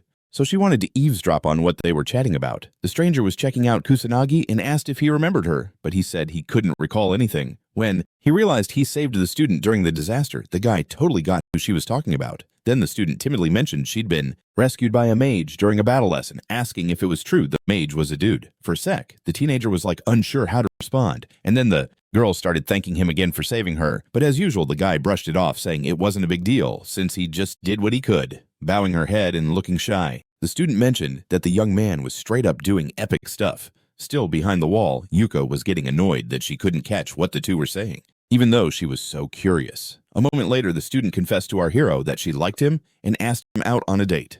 Yuika was surprised, thinking how this girl was brave enough to lay it all out there, but the young man just stared in shock and stayed quiet. The beauty started saying she didn't have any special qualities, but she'd do whatever it took to make it fun for them to hang out. The young man just stood there like a statue, listening to this girl declare she wanted to be his girlfriend. After a moment, the guy finally started smiling, music, saying he was thankful for her feelings. Then an awkward silence fell over them, each lost in their own thoughts, and no one dared to break it. Suddenly, the girl heard the young man apologizing to her. He honestly admitted that he couldn't start something romantic because he had too much going on. Lowering her head, the girl mumbled something under her breath, sounding all sorry. Then she confidently declared that she was glad he gave her a straight answer and added that she figured she could deal with it. Out of nowhere, the student walked away, and our hero just stood there watching her go. When the girl vanished, Minato Kusanagi told his war buddy that it was probably time to stop hiding, which really confused her. Hearing Yui say she'd nullified her magic, the teenager said her powers were so out of whack, it was kinda obvious. After that, he started teasing his friend for being a nosy spy. Music, but she immediately defended herself, saying it was totally an accident. Not wanting to drag it out, the student asked why the young man turned down the girl since she seemed super nice. Turning away, Minato Kusanagi replied that he wasn't about to dive into any kind of relationship. Then he started thinking that the age gap was too much, even if physically they looked the same. For a moment, the girl pondered what her buddy had just dropped on her, but she kept it to herself. Plus, music. She noticed after hearing this, it felt like it was easier to breathe. Music. Realizing it was too late to train, Mizuha Yuka started heading down the stairs after her friend. For a moment, our hero paused like he wanted to turn back but wasn't in a hurry to do so. This little move caught the girl's eye, who was just a few meters away from him. Unexpectedly, Minato Kusanagi told his protege to try and get her magical powers in check. Otherwise, her training wouldn't cut it. With a quick eye closure, the girl proudly stated she already knew that. She thought to herself that, as promised, she'd work hard enough to get stronger, so the boy would notice her. That evening, while going out hunting, the teenager reflected on how the disaster was behind them. She thought to herself that, like she promised, she was going to grind harder, so the boy would finally notice her. Later that evening, while heading out for some hunting, the teen reflected on how the disaster was finally over. But even with all that, the monster count was still high, and he couldn't shake the vibe. It was a sign of a new threat. Over in one corner of the district, a woman's voice was crying out for help, while some haters sounded off that no one rolled through this way at this hour. Out of nowhere, the young dude kneeled in front of the bad guy and said he was way off. Because even this late, there were always peeps ready to save the day. The hater was like, "Where'd you even come from?" But the young dude wasn't going to spill the tea. He knew he had to handle this mess real quick. Kusanagi Minato whipped up a magic circle for backup, even though he didn't really want to throw down with this stranger. While chilling on the ground, he thought about how he'd had a run-in with an outlaw mage before, and he could honestly say he wasn't too shabby at throwing fists. Just then, the girl thanked Kusanagi Minato, asking if he was really the wizard in black everyone was buzzing about, realizing it was kind of sus to stick around. The young dude bounced, hearing the stranger say to slow his roll. As he took off, he realized people were talking about him, but he had no clue how he became a big deal. The next day, chilling on the roof, Minato Kusanagi asked the crew who the so-called magician in black was acting like he was totally out of the loop. The young dude was all like, "Music." As far as he knew, an outlaw mage was just someone who rolled at night, and the students were gossiping about him music, but he didn't get what the hype was. Hearing this, Katsuragi Ruji chimed in, saying the dude had blown up because there were a ton of clips online. Suddenly, our hero was like, "Wait, what's the internet?" realizing he was clueless about what everyone was on about. At that point, the sisters whispered that they thought the guy was totally out of touch with tech, to the point it was sketchy. The students didn't want to clown on their mentor, so they tried to break it down for him, in simple speak adding that stuff can go viral quick online. A minute later, they were saying you could catch a bunch of stuff on a smartphone, then added that you gotta open the app first. A moment later, the guy yelled as loud as he could, saying his browser was up and running. It was kinda odd, but the students were stoked they could help, and our dude happily announced he was ready to dive into the internet. Sitting on a bench, Mizuwa Ruka pointed out that the young man promised to take them for training, but they hadn't even had one lesson yet, even though she was itching to start. Kusanagi Minato grinned and said they could kick it off after class, and if they showed him how to use the internet, he'd teach them everything they wanted to know. Looking ahead, Mizuha Yuika had a weird feeling about this, and she wasn't wrong. A couple of hours later, the students were struggling to catch their breath on the ground. But their mentor coolly told them not to act tired because this was just the warm-up and urged them to act like they were about to drop dead. Katsuragi Ruji, fighting to stand up, declared he couldn't be underestimated and would gladly show what he was truly made of. Our hero flashed a smile, saying that was the kind of spirit he liked, so he told the students to bring more heat. Once they gathered themselves, the crew jumped right back in to attack the young dude who was standing there ready to watch them go all out. Meanwhile, not everything was chill near the Tokyo TV tower, where two dudes were chatting about how things were quiet. Looking ahead with worry, they asked what was up, realizing the situation was spiraling out of control. What was happening was a whole squad of monsters was closing in, wrecking everything in sight.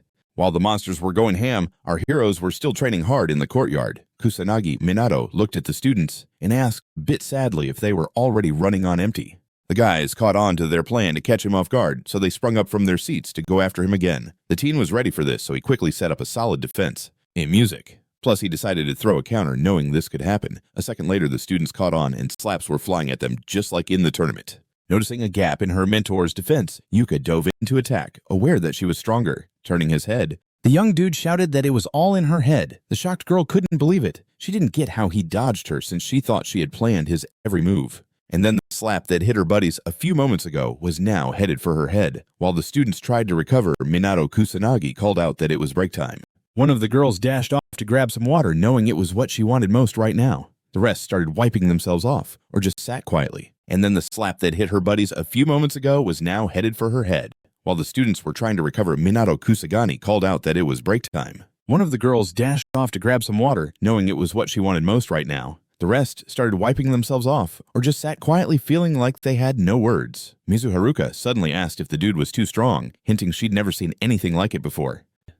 Music. Roa totally caught on, saying that the teen was so strong, even she couldn't hang with that kind of power. Yuka grinned, thinking everyone should have figured out by now that their mentor was leagues above a regular student, but that's what made them want to stick around. But then out of nowhere, the girl went quiet, locking her gaze in front of her. Next, she noticed Kusanagi Manato looked like he'd been through the ringer 1,000 times and was over it all. Realizing she was curious without asking, the dude explained he almost kicked the bucket in a car crash, and when he woke up, boom, he had powers. The reason, who knows, so let's just drop it. Music. The crew figured that near-death drama must have triggered it, so no big deal. But Yuka was thinking her friends were way too naive. Clearly the guy said that just to brush them off, but she sensed there was something way deeper going on, like some hidden secret, and he was keeping it under wraps. Then the coach glanced at his students, thinking they were way too naive to get him. Strolling down the street, Katsuragi Ruji stretched like a cat, saying that training was super intense. He immediately mentioned he was starving, but when he got home, he'd still have to whip up dinner for his little kids. looking at him like he was nuts. Our hero deadpanned that you wouldn't guess he was that type at all. But Ruji was like, what's so weird about that? So he asked Minato Kusanagi if he really didn't cook. Smirking music. The guy admitted he always makes himself ramen and added that life has gotten so much easier. Now the third-year dude was shook, thinking an unhealthy lifestyle would wreck the teen, but the other dude just said he wasn't his dad. So he couldn't say that. In a flash, he pulled our hero in, telling him to come over for some solid grub. But the truth behind that power was something way deeper or even secret, which is why the guy kept it so secret. Suddenly, the coach stared at his students, thinking they were too naive to see the big picture. Walking down the street, Katsuragi Ruji stretched with pure bliss, saying training was a workout. He quickly blurted out that he was ready to munch, but when he got home, he'd have to cook for his tiny tots. Our hero looked at him in awe, thinking you wouldn't peg him for that kind of dude at all. But Ruji was confused about what was so odd about it, so he asked Minato Kusanagi if he really didn't whip up food. The dude grinned, admitting he always made himself ramen and said life had gotten super convenient now. The third-year student was shocked, saying an unhealthy lifestyle would totally mess up the teen, but the other just shrugged that the guy wasn't his pops. So he couldn't be saying that. A moment later, yanking our hero over, he told him to swing by, promising he could chow down on some good eats. But Minato Kusanagi didn't take it to heart. He figured his student was just a go-getter, which was kinda cool. Standing in the living room, our hero was pretty chill about being swarmed by kids bouncing off the walls. Standing there with plates of food, the host felt bad, saying he had to keep an eye on all these kids. But out of nowhere, the young guy solved it by popping the kids into magic capsules, which made Katsuragi Ryuji a bit grumpy, asking him not to use magic in the house. He jumped in, saying it was just wrong to use magic for fun, though he totally missed the kids begging for something similar because they thought it was awesome. Feeling sorry for them, he added he had no clue the teen was so good with kids and that the little ones were loving him. For a brief second, our hero was taken back 50 years when everything was burning and the kids were crying on the wreckage. With a bittersweet tone, Minato Kusanagi declared that kids are the ultimate treasure. Hearing that the homeowner asked the teen not to sound like an old dude, only to catch the same vibe thrown back at himself. But after a bit, the vibe changed because Katsuragi Ryuji was about to keep cooking while our hero read to the kids. A couple of minutes later, everyone was gathered around a tiny table thanking for the food laid out before them. Once that was done, the kids dove for their chopsticks and started digging in. The guest did the same, but felt a bit shy and kinda awkward about it. But then after tasting the food, he exclaimed he really didn't expect it to be that tasty. And with a grin, he thought how he hadn't had home-cooked meals in forever, especially with war messing up all the food. The young man wondered where the kids' parents were, and he explained his dad wasn't around. His mom worked super late, so he juggled a part-time gig and looked after his younger siblings, whipping up meals in his spare time. As they kept eating, the mentor admitted that the young guy had a lot on his plate. Smiling, the host pointed out that of course it wasn't a walk in the park, but he didn't complain. Our hero knew this all too well, so he just nodded in understanding. Catching the young dude flexing, Minato Kusanagi said the tougher things got, the harder he was determined to grind. A few hours later, the whole fam, including our hero, was sprawled out on the mattress getting ready to hit the sack. The homeowner instantly started apologizing for the kids' antics, making the young man crash there for the night. Even though it didn't bother him at all, he closed his eyes and thanked the teen once again. Hearing him say it wasn't necessary, Katsuragi Ruji shrugged that it wasn't for him, but for Ruka. He quickly added that she had started to shine more than she did before, and it seemed like that just might be true. Of course, it wasn't a walk in the park for him, but hey, he never complained. As usual, our hero totally understood what was up, so he just said he got it. Seeing the young dude showing off his muscles, Minato Kusanagi was like, the tougher it gets, the more pumped I am to push myself harder. A few hours later, the whole fam, including our hero, finally crashed on the mattress and were getting all cozy for bed. The homeowner immediately started apologizing for the fact that because of his bros and sis, the young dude had to crash there. But he was chill about it, and while closing his eyes, he thanked the teenager again. When he said thanks weren't needed, Katsuragi Ruji was like, nah, it ain't for me, but for Ruka. He quickly added that she was shining brighter than before, probably after all this madness. Right after our dude showed up, he was thinking maybe this had something to do with a crush, but kept that on the down low. Still, he had to ask if the homeowner was into this girl. But the dude just shrugged it off, saying it wasn't like that. He threw in that they just didn't click, but yeah, hanging out a bunch was super chill and all. Minato Kusanagi heard that and was like, man, I can vibe with that. The next day, the crew strolled together, but this time it was a trip to the academy. The sister was chilling in the alley, watching the guys and giving them major side-eye for being late, which was totally not cool. The dude immediately tried to defend himself, saying it was all Kusanagi's fault for sleeping in, but instead of getting it, the girls started laying into them for goofing off instead of training. The dude was kinda lost, wondering why they even had to make plans to roll to the academy together, but figured it didn't really matter. Too bad the guys were stuck, because just then, the cops who were hanging nearby walked up to them. With a big sigh, our hero grumbled about having to deal with these peeps again.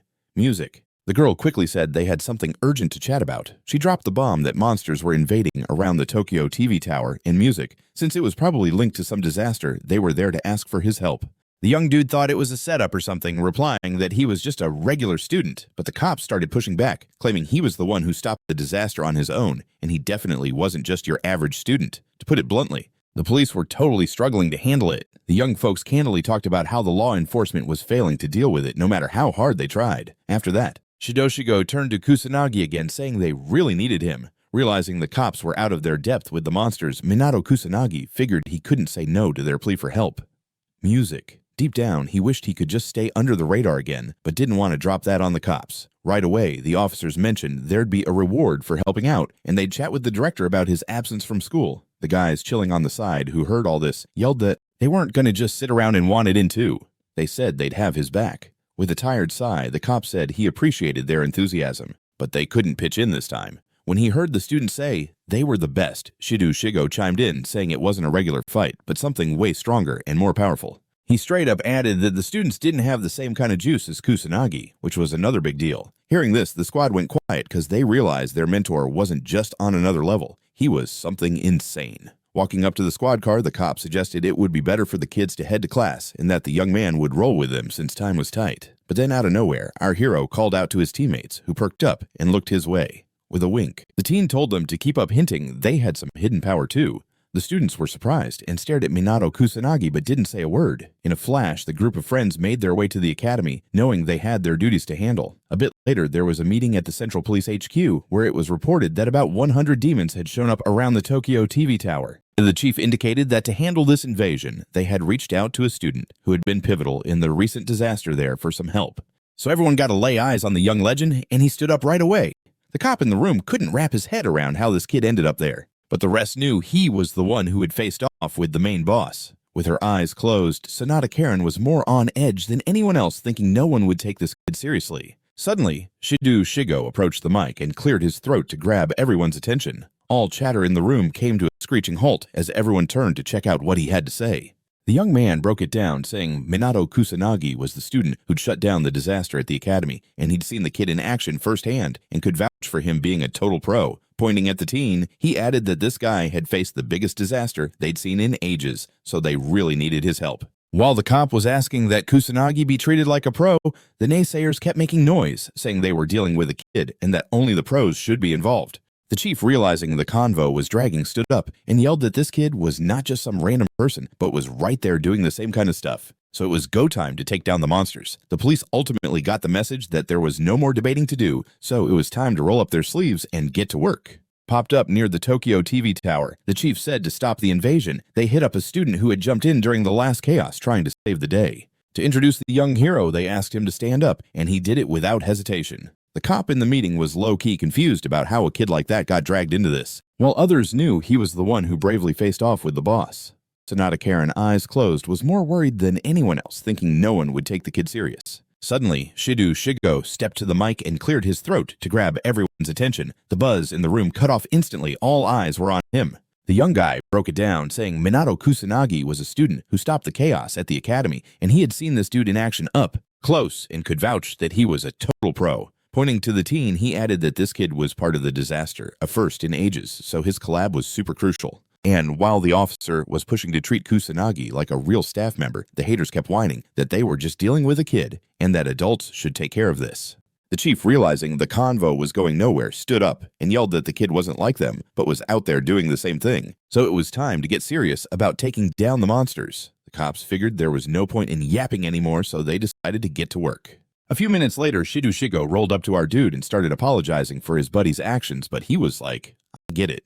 Hearing him drop those wise words, the blonde guy was like, dude, you're young, but you've got mad skills. Suddenly, the girl colleague freaked out, glancing at the dude and saying she'd go stop the other peeps. But then she got cold feet. Minato Kusanagi just flashed a smile and told her to chill, saying it wasn't a big deal. With a grin, Sonata Karen chimed in that the kid was not only gifted, but also super sweet. When they hopped in the car, the kid was curious about the total power level music and found out there'd be 80 mages, most of them, at mid-level, with only a few higher-ups.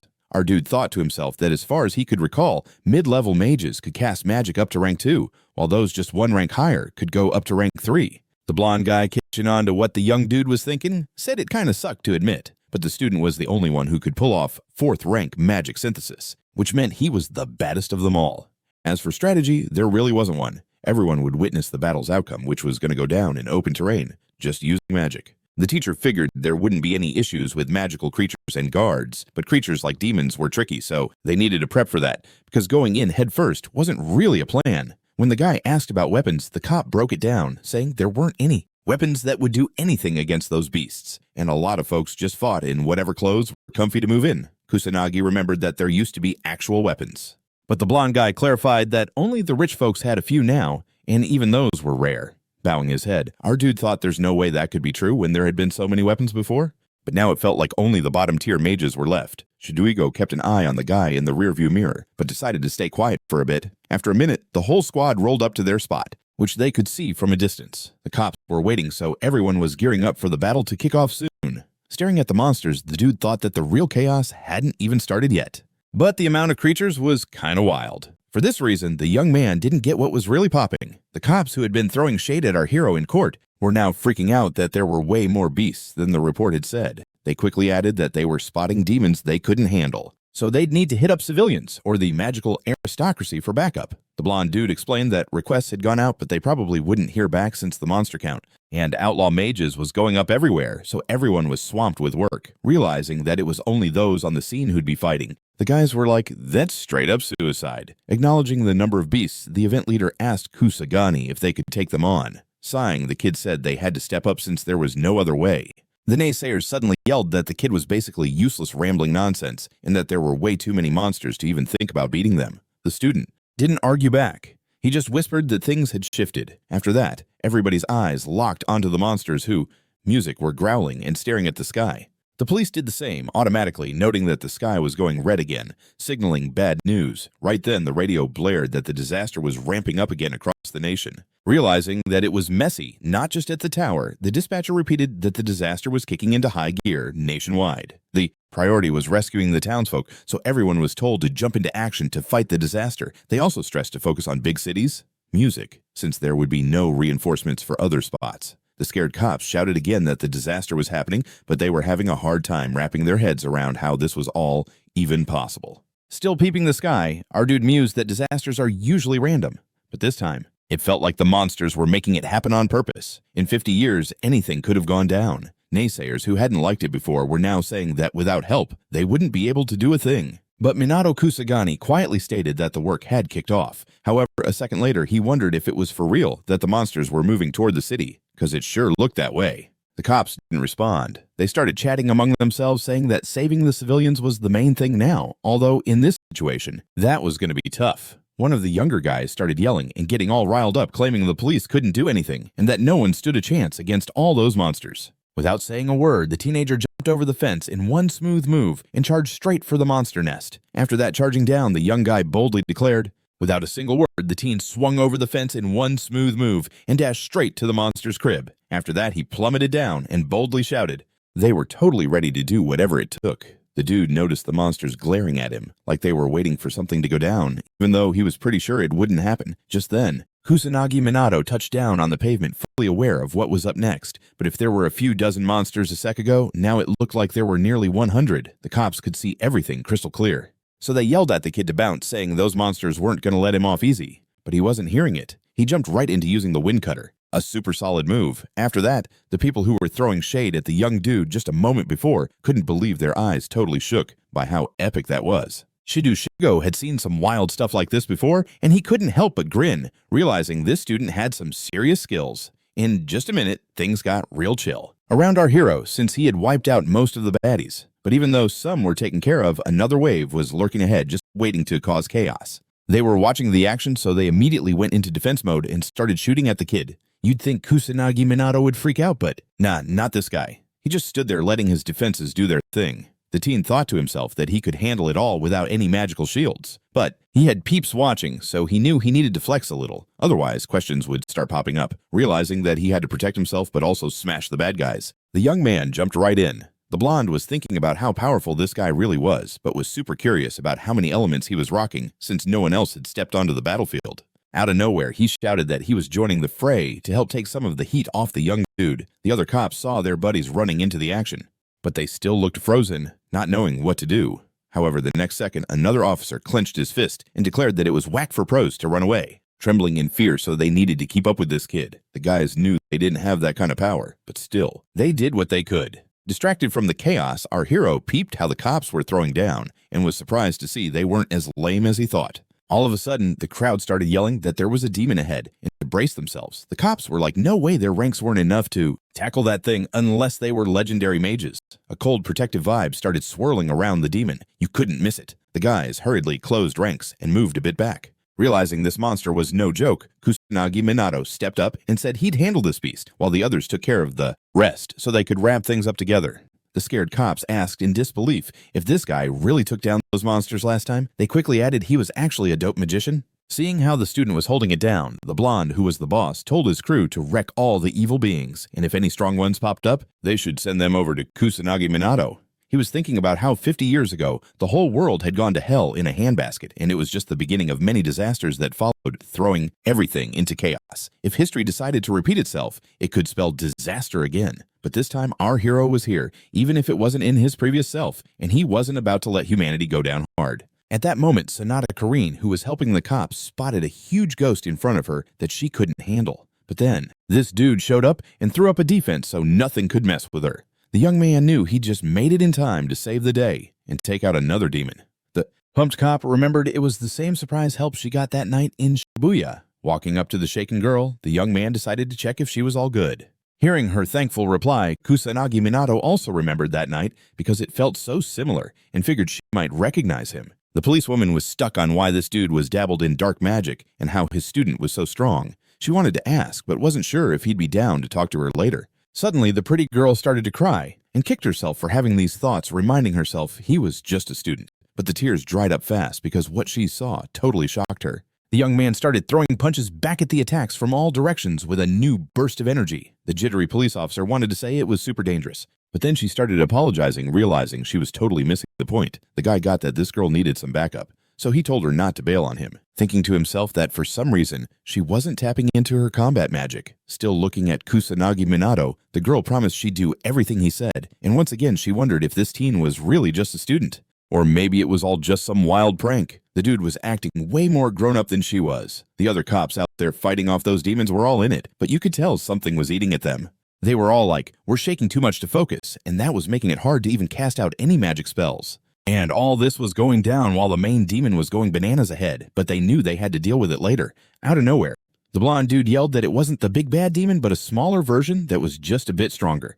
The officers plopped down on the ground, saying it was game over because they had no clue if they could actually win this fight. Even if those magical aristocrats showed up, they doubted anything would change. All that time, Minato Kusanagi was just standing there watching the little demon closely, being all quiet. When he stepped up, the guys started telling him to back off, that he shouldn't even try because he was no match. But the young man with his usual good vibes said he would totally crush it. The officers were left speechless, just watching to see what was about to go down. A second later, one of the cops looked at his hand and was like, whoa, they stopped shaking. The girl had no idea what was next, so she shut her eyes and silently prayed for Kusanagi to snag them a win. The blonde guy had a gut feeling that this student's power was on par with an aristocrat, and he was sure he could take out not just the demon, but its mini-me too. Our hero wasn't caught up in overthinking. He was just sizing up the foe he had to battle. Still, everybody else was hyped, waiting to see what insane power this young dude was hiding. The squad leader was like, no time to chat, everybody give it your all till we take down the big guy. But the boss was all like, you seriously think you can hurt me? That's probably why our hero froze for a sec, just staring ahead. He saw flames and chaos all around and realized a serious showdown was happening right there, but he had his eyes on the prize. And that prize was now front and center. A monster that had already kicked off its attack, but hadn't even tapped into its full magic yet. Even with all this drama, the teen wasn't in a rush. He was just chilling, figuring out what he needed to prep for. It felt like the fire's power was ramping up, with every second ready to incinerate everything in sight. The cops watching couldn't believe how chilled the boy was through all this. They'd never seen anything like it from a student. Kusanagi Manato stayed cool in the chaos, just waiting for the perfect moment to strike. A heartbeat later, the monster asked him what kind of creature he even was, but our hero just shrugged it off, saying he was just an ordinary student for now. After that, the demon went quiet, just watching the kid who wasn't moving either. But not long after Kusanagi Manato figured it was time to gear up his defense, because the chit-chat was over. The boss conjured the biggest flame, aiming to roast the young man. The cops shouted in disbelief, figuring they were up against a demon with 6th level fuego power, but our hero was focused solely on how to show off his skills because the enemy's magic was seriously intense. The problem was, the support crew supposed to watch their backs were totally lost. Monsters were closing in from all angles. The teens realized no amount of struggle would cut it, even though they were trying hard. The blonde guy, seeing this for the first time, figured out the monsters were somehow working together. It was totally wild and somewhat off the rails. The female cop, watching it all go down, couldn't help but worry for the kid. She yelled out to him, realizing he was holding his ground while getting attacked from all directions, urging him to bail and save himself, because there was no way he could beat this mob. But time kept ticking, and Minato Kusanagi stayed right where he was, taking in the scene around him. Finally, the young man activated one of his defenses, just as the hellish flames crashed into it.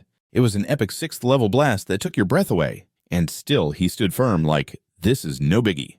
Crazy stuff was happening all around him, attacks coming from every side, yet the young man was wrapped up in a protective bubble. It felt like the monster right in front of him, locked in on him, caught on too.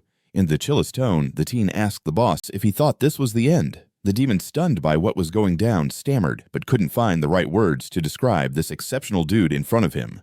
The other female officer picked up on his shock, trying to wrap her head around what they had just witnessed. Scratching his head, the blonde dude pointed out this student's power was off the charts, and wild things were unfolding right before their very eyes. Peeped at everything around him like a hawk. Finally, the dude pulled up one of his defenses and watched those hellish flames smash right into it. It was some next-level action like 6th rank or something, and epic blast that took everyone's breath away. But no cap, this guy just stood there like it was no biggie. Stuff was going down all around him, but somehow he was wrapped up tight in this protective vibe. The monster across from him, totally locking eyes with the teen, seemed to get it too. It was chaos all around him, with attacks flying from every direction. But the young dude was totally wrapped up in this protective net. It looked like the monster directly across from him, all locked in, totally got that. In a chill voice, the teen asked the big boss if he thought this was game over. Shibuya, taken aback by all the craziness, tried to spit out some words, but was totally tongue-tied, trying to process how mind-blowing this kid was. The other lady cop caught on too, struggling to wrap her head around what they just saw, but couldn't even find the right vibes to explain how awesome the guy in front of them was. The other policewoman was feeling the same way, trying to wrap her head around what they had just seen. Running his fingers through his hair, the blonde dude commented that this guy's power was off the charts, and impossible things were just popping off right in front of them. So like folks from the Magic High Society could totally throw down with 6th rank magic plus remote activation was some next level stuff. Hearing this, so now Korean was trying to wrap her head around it, but didn't want to say anything dumb. The blonde dude noticed there was one more wild thing that threw him off, something that hinted the young guy used a different kind of magic he had no clue about. Normally, you can only whip out magic once, then you gotta chill for a few seconds before using it again. But this dude pulled off magic again in a heartbeat. Magic is lit on its own, and the fact that the teen fired it up without skipping a beat showed he was no ordinary aristocrat. He thought to himself that his gut was right. This was literally the guy the cop was hunting. Right in front of him was another Minato Ichigami, and honestly, it didn't even matter what the student was, because the monster wasn't ready to back down. So he let out a growl, making it clear he had the strength to take the kid on. For some reason, the monster mentioned that the space was way too tight, so clearing out was probably the move. Our hero got the memo and started busting out some first-rank aerobics. The opponent wasn't vibing with that, but had to roll with the flow since the rules were already set. Looking at the results, Minato Kusanagi quietly thought maybe he could actually rock some aerobics, though he had his doubts for a sec. The monster was watching closely, completely clueless about where this was headed. At last, the monster figured out what was up and realized the kid was trying to mess up the overall coordination. But our hero casually said he wasn't bothered by the monster's clumsy moves and added with a grin that he could totally hold his ground here. He kept it vague, but the hater got the hint he had to do something. So like he jumped into attack mode right away. Thanks to his quick reflexes, the young dude dodged like a pro, no magic needed. He totally knew his strengths, so he was all about maximizing them. At one point, it looked like Kusanagi Manato had pulled it together, but it was kinda hard to tell what he was planning. The monster was in the dark too, so it just lunged, but it didn't bring its A game. For a split second, the teenager paused and looked up. He knew he had pulled a fast one that should have made a splash. All of a sudden, everyone watching caught sight of a gnarly explosion that lit up the sky. Only the boy turned his back on the blaze and the monster lurking behind him. Then things got even weirder, with tricks happening that seemed totally impossible to everyone there. The monster realized this was a wild battleground for him, music, since up to that point he had never faced anyone as powerful as this young dude. Clears throat. A moment later, it looked like our hero had vanished into the clouds while the monster was stuck right in the center, even though it couldn't figure out where its rival was. The beast looked around nervously, but saw Nada so attacking felt pointless since there were no targets hanging around. The young man was right there, but it felt like he was wrapped up in some veil or something. Music. Finally, the hater got it all figured out, so he started throwing shade at Minato Kusanagi big time. But that didn't faze the teen who was already changing his game. He then said that the monster's guess wasn't totally off if it realized magic wouldn't work and switched to hand, but the villain locking eyes with the teen said that he still flopped the attempt, even though he deep down knew that was true.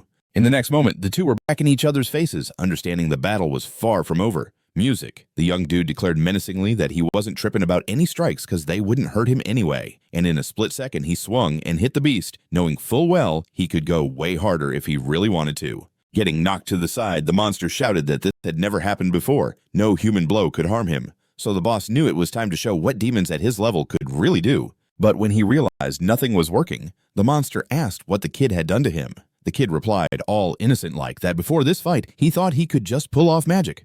But it turned out he could handle himself in a fight too. Kusanagi Minato was hyped that his little trick had worked, meaning he was already boosting his game. He announced out loud that he was about to hit his opponent with his own move. It was clear that the young dude was using something super rare, and even the monster was scratching its head trying to figure it out. The cops were just as shocked as everyone else. And while the blonde dude felt a chill, the girl felt like some celestial energy was coming down from above. And for real, everything around them switched up and exploded with different colors. The wildest part was that it seemed like Minato Kusanagi was totally in sync with where all this was headed. Suddenly, the young dude opened his eyes, which were now bright sky blue, and his face showed total chill. Stepping into a defensive stance, the disciple was completely unfazed. If they tried to wreck him, he was totally ready. The monster growled even louder, insisting that surrounding himself with magic was pointless, since all that jazz was useless against demons and just wasted time and energy. Everything around them flipped and went all psychedelic. The wildest part was that it looked like Minato Kusanagi totally knew what was about to go down. All of a sudden, the young man's eyes shot open, now sky blue, and he looked totally zen. He got into a defensive pose, no longer scared. If those fools wanted to throw hands, he was ready for it. The monster growled louder, saying there was no point in draping himself in magic because all those tricks were just useless against demons wasting time and energy. He was all set for this. The monster roared even louder, claiming there was no point in throwing up magic shields because all those tricks were useless against demons just wasting time and energy. As he charged in, the kid yelled that they were about to find out for real. At that moment, the creature realized this dude was dead serious. The one who attacked him was seriously strong. The guy knew he couldn't keep up the fight forever, so he had to rally all his strength and throw a punch, and that's exactly what he did. And it totally worked, because the monster flew backward with all its might. Strangely, there was this yellow flame swirling around it, but at that moment nobody knew what that was all about. The blonde dude watching from the sidelines shouted that Kusanagi Manato was somehow taking down the boss up close, which he definitely didn't see coming. The kicker was that regular human weapons didn't do squat to monsters, not even a simple punch. But that's a whole different deal. The monster also knew this rule, so it asked how the kid's hits were actually hurting it when it shouldn't even be possible. Our hero broke it down that normal punches and basic weapons really are useless, but that's not the case if you've got a massive load of magical power. It's all about mixing magic with fighting skills, plus an attacker wrapped in magical energy. He went on to explain that this was a magical fighting style that could pull off some insane stuff. The monster wasn't having any of it, claiming that it'd never be possible for a human to be stronger, and yelling even louder, it declared it wouldn't let that happen and would hit back even harder. The kid spotted the attack coming, but somehow managed to redirect the energy to the side. Realizing there was no time to mess around, he decided to hit back, and it worked like a charm. As the monster went flying in the other direction, the other monsters watched the showdown closely, clearly confused about how things escalated like this. Music. But a minute later, something even weirder went down as our hero hovered in the air on a disc, just watching the rainbow-colored flames. The cops started cheering that the disaster was finally over because the kid somehow took down the boss. The blonde guy, sensing his buddies were about to chill, yelled at them not to let their guard down, saying they still had to take out the remaining monsters. Still grinning, the teen figured he could trust the cops to handle the rest. They definitely wanted to step up. Meanwhile, the young man floated in the air, just watching everything unfold. The kid thought about how today he'd done a bunch of stuff he'd only done in his past life. One of those moments was handling combat techniques which he had even kind of forgotten. Out of nowhere, our hero dropped to the ground and took off running as fast as he could. But a second later, he paused and looked ahead gloomily. The folks he had been battling were staring intensely at the student with the blonde guy standing right in front. The lead cop shouted super loudly that he was grateful to Minato Kusanagi for his hard work and for taking down the boss, saying they couldn't have done it without him. After that, everyone present cheered for the respected young man. A couple of hours later, reporters went wild saying disasters had hit all over the globe that day, but everything had been handled thanks to the heroic efforts of the cops and the magical elite. Amidst worries about the disasters and blame being thrown around at the government and police, there was some glimmer of hope for the mages and their loss. As people got more hyped, someone said that the magician in black would definitely come out on top. It seemed like everyone in the city was buzzing about how awesome it was that they had their very own powerful mage. A few days later, chilling in class, Minato Kusanagi listened to his classmates eagerly asking how he managed to take down the boss and what kind of magic he used. Staring blankly ahead, the student thought about how he was honestly over all this chatter and had no clue how to escape it. Yuika, sitting next to him, was watching her mentor intently, but didn't know whether to say anything. Just then, the teacher said their class was all about the disaster that happened recently. She added that even though all the students were still in school, they were still magicians and might someday be called to fight, so they had to be ready for that. Looking at our hero, she pointed out that there were some students who already had experience in that area. Minato Kusanagi fixed his gaze on the teacher, realizing she was talking about him. But the teacher didn't get to say anything else because the door swung open and Sonata Karin walked in immediately apologizing to everyone. The woman was confused about what these people were up to, but the cop told her she could be there because she had permission from the academy director. Then the girl turned to Kusanagi and shouted that they needed to ask him for help again, which they couldn't do without. Embarrassed, the guy thought they were no longer putting on a front. But what about the police's reputation, which should at least count for something? At that moment, the students were all staring at their classmate, but he didn't get why they were looking at him like that. After that, the teen hung his head and sighed heavily, realizing he couldn't say no if someone needed help. Strolling down the corridor, the girl yelled again, turning to Kusanagi, saying they had to ask for his help once more, which they couldn't do without. Embarrassed, he thought they'd stop pretending. But what about the police's rep? Shouldn't it stand for something? The students were still watching their classmate closely, but he had no clue why. After that, the teenager hung his head and let out a heavy sigh, realizing he couldn't say no if someone needed help. As he walked down the hall, everyone kept staring at him like that. After that, the teenager lowered his head and sighed heavily, recognizing he couldn't turn anyone down if they needed help. Moving down the corridor, the dude wanted to know what the deal was. But the policewoman was like, "Chill out, you're going to be rewarded," and then spilled the tea on why he was getting placed in the academy. She quickly added that there were monsters and magicians breaking rules all over the globe, and major crime syndicates were getting into the mix too, so the situation was totally whack. They were totally low on crew members. Minato Kusanagi got that they couldn't roll without him. The girl was like, "It's kind of embarrassing, but it's true. We don't have any other strong players like you." He noticed that he didn't want to be in the limelight, so he was like, "Next time, hit me up on my phone." The girl was shocked when she peeped his number, saying now she had Kusagi's digits. Figuring he was called for a reason, he asked what he needed to do.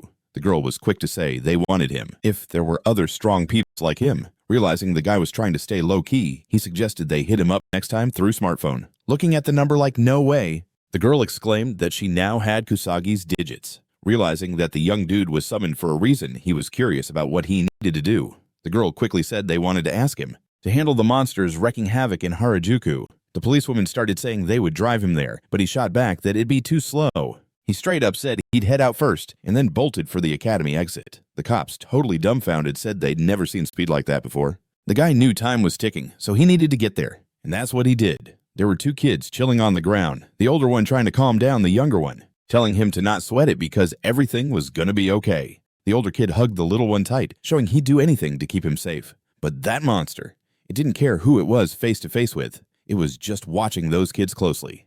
The older boy grabbed his younger bro and shouted that they needed to book it. But then, bam, held an eye on the kids in front of it. The boy grabbed his younger brother, yelling they needed to bounce as fast as possible. But then, the little guy tripped and hit the ground, his doll flying out too.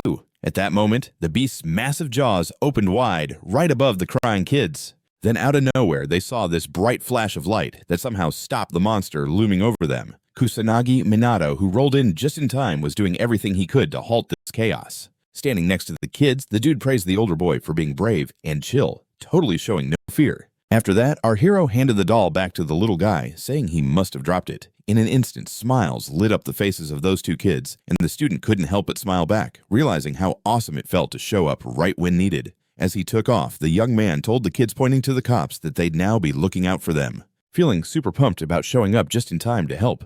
As he sprinted away, the young man pointed at the cops, telling the kids they were now under their protection. Watching the young man disappear, the kids continued bowing to Minato Kusanagi, thanking him like crazy. The little boy was the happiest of them all. thinking of the young man as his very own angel who'd worked some kind of miracle. Sprinting through the wrecked area, the teen figured that fighting in the city streets was way tougher than in the academy. This wasn't the Shibuya ruins. There were loads of obstacles and people freaking out all over the place. So, using magic shells was a no-go since the magical vibes of monsters and humans were pretty easy to spot, but folks who didn't have magic couldn't sense it. So if the boy wanted to save everyone, he needed to play it smart. Just then, the cop yelled to his squad that they gotta focus on taking the monsters down first, and the fire department could handle saving the citizens. But then out of nowhere, the man noticed someone he recognized. Calling out to our hero, he said he wanted to say something to him, but he didn't get a chance because another cop was yelling so loud trying to get the scoop that no one else could be heard. Realizing he needed to find out what the squad leader wanted, Minato Kusanagi jumped down to him and said he was here to help and wanted to know the full scoop. With a bummed tone, the young man explained that help for citizens hadn't come through yet and that the current sitch made it impossible to reach the east side in time, using his magic discs to give him a boost. The young man declared he'd take the lead in clearing out that area. As he took off, our hero caught the cop saying there were reports of rogue magicians causing trouble up in there. So the dude needed to be careful. For a sec, he went silent and just stared at the spot where Minato Kusanagi had just been. Then, he muttered to himself that there was no use stressing over this teenager who was stronger than anyone else around there. His partner immediately asked who this amazing kid was and how he could trash a monster so fast. He added that maybe he showed up just to help out in this mess. And how he could absolutely obliterate a monster in a snap. He quickly added that maybe he showed up to help chill the chaos in these wild times. But our hero was unfazed. He knew he had to move because the monsters had been chilling for 50 years and finally decided to stir things up. What was wild was how the monsters were multiplying and beefing up, making the situation even tougher. Reaching out to someone, the student kept thinking that the area was way more than they could handle alone. If they didn't figure out a way to handle this, things would totally go off the rails. Plus, since there were barely any solid magicians around, it would just make the bad guys even more powerful. Our main dude had a bunch of plans, but he was totally confused about which one was the best. He was deep in thought, helping out people in different ways depending on what was going down. But before he could even sort everything out, he spotted a cop chick he knew sprinting toward him, looking super freaked out. She was checking out the folks he'd saved, but didn't say a word, just like the others. Minato Kusanagi just waved, signaling he needed to keep moving, but then another cop rolled up and instantly started hyping him up, saying how much he'd helped and that thanks to him they kept the chaos in check. But our hero was like, nah man, it's all thanks to the police and firefighters. After that, the kid was all surprised, saying the guy was actually really cool and honestly, a good dude. Then he bowed and said that he and the others wanted to say sorry for how they'd treated him during the disaster when their pride got in the way. But the young man quickly explained that he got it students like him can seem stuck up, so it was cool, and they didn't need to dwell on it. But the cops were like, dude, you're actually way more mature than you look, and you've got some serious wisdom. Seda Kareen, standing a bit off to the side, added that she was also thankful to the kid and didn't quite understand why they relied so much on a regular student. But our hero, they needed to step up against them and deal with the disaster too, but he heard Mr. Shido was already on it. A minute later, the kid's older brother, who he'd just rescued, jumped into the convo, strolling over to Kusanagi Manato and genuinely saying how awesome it was that he was around. When he heard the brother was glad the kids were okay, the little dude immediately called him a true saint. The young man was confused, but the older brother explained that the kid thought he was like this great saint, though he didn't bother saying who that was. After that, the young man took a closer look at the doll the kid was holding. Minato Kusanagi smiled, not fully getting what the kid was talking about, but then he noticed there was a bit of a resemblance between him and the doll, like he might actually be. The kid was holding the toy even tighter, saying he always believed in miracles, and that's why they came true. Back in one of the offices, our hero from his past life asked someone if they really wanted to turn him into a doll. When he heard there'd also be broom mides and keychains, the young man was like, no way, that's just nonsense because no one needs that stuff. But the dude was pushing back, saying the warrior was a great saint, a total support for everyone, especially for the kids who needed that kind of stuff. However, the stranger yelled as loud as he could that maybe in 50 years, even 100 years, humanity would need saving again, so people should make those things. Holding the little one in his arms, Minato Kusanagi was like, wow. Things really turned out just like they said, but dolls alone wouldn't fix anything.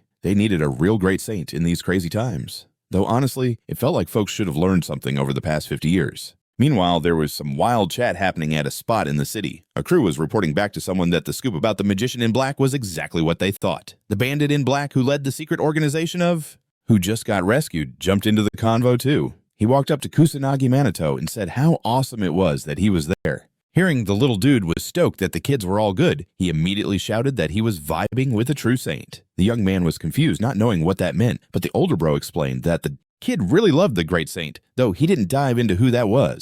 After that, the young man peeped the doll in the kid's grip. Minato Kusanagi smiled, even though he still didn't fully grasp what the kid was getting at, but then it hit him that there was a vibe between him and the doll, and he could totally be the great saint they were chatting about. Gripping the toy tighter, the kid said he always believed in miracles, and that's why they happened. While chilling in one of the offices was the epic saint they had been chatting about. Holding on to the toy tighter, the kid said he had always believed in miracles, which was why they actually happened. Sitting in one of the offices, our hero in his past life asked someone if they really wanted to turn him into a doll. Hearing about some bromides and keychains, the dude shot that down, saying that was straight up nonsense. Nobody wanted that kind of stuff. But the dude was adamant that the warrior was a total saint, a support for everyone, especially the kids who really needed that. But the random dude yelled as loud as he could that in 50 years, or even 100 years, humanity might need saving, so making that stuff was crucial. Cradling the kid in his arms, Minato Kusanagi thought it all lined up just like he had been told. But dolls alone couldn't fix the mess. They needed a great saint during these times, although it felt like people should have learned something in the last 50 years. Meanwhile, a dope convo was going down in some place in the city. A squad reported to someone that the deets about the magician in black were just like they had said. The bandit in black leading the secret outfit of Satoshi Osamu's crew, the Black Rebellion was totally vibing with the speaker. So this magician he's talking about, yeah, he's like a rogue, not part of any squad, which means he's straight up going against Satoshi. Snagging one of the dudes, he fired up his voice. The scared red-haired dude said that if not much was known about the mage, it meant he was definitely flying solo. Giving a wave, the leader told his crew to get on it and find out who this dude was, like ASAP. He added that if this guy was down to roll with them, cool, but if he went silent, then that meant he was out. Fixing his glasses, Kageshuji, the head of the Kabuko squad, said if the kid was not on board, they should just take him out. Satoshi flashed a grin, saying they could do that, but only after they had some fun with him first. The troublemaker thought for a sec and said he'd handle it. Next day, while chilling in the yard, Minato Kusanagi saw the boys totally wiped out. So he yelled that they crushed it and could catch a break now. Peeping the guys on the bench, Minato thought they had leveled up big time, and things were about to get lit, which totally pumped him up. At that moment, the crew was chatting about how their mentor was some sort of beast pushing so hard without even sweating. Mizuharuka wasn't going to stay quiet, so she asked how much magical power the guy had. The girl's sister, still chilling on the bench and pondering the same thing, figured it was around 500,000 but thought he might actually have more. Our main dude had gotten used to trusting his crew, so he said his power was at 999,000. When the gang heard that they were totally rocked, they even spaced out on whatever they were going to say next. Then his mentee pointed out that was probably a max for him, so he didn't need to push it more. When they mentioned Ichami Manato, our dude asked if it was true his magical power was 1 million. The girl said it was no cap, that was like the top of the tops, and added he probably knew, because duh, everybody knew that. Hearing that, the guy was like, no way my power is 1 million. So he decided to look it up online. A sec later, he was staring at his phone looking all confused like it was some mystery. Closing his eyes, Minato Kusanagi realized he'd totally ditched the user manual because it was way too complicated and thought he'd just let it slide. Suddenly, Shibuya hit him up saying he had some biz to discuss. The cop kicked things off, asking if all his friends were there. Hearing a yes, he told them to throw it on speakerphone so everyone could chime in. Once again, the kid was tripping over his phone, but his buddy slid in to help him out. The cop then broke it down, saying with all the chaos and monster trouble they were setting up a whole squad to tackle them.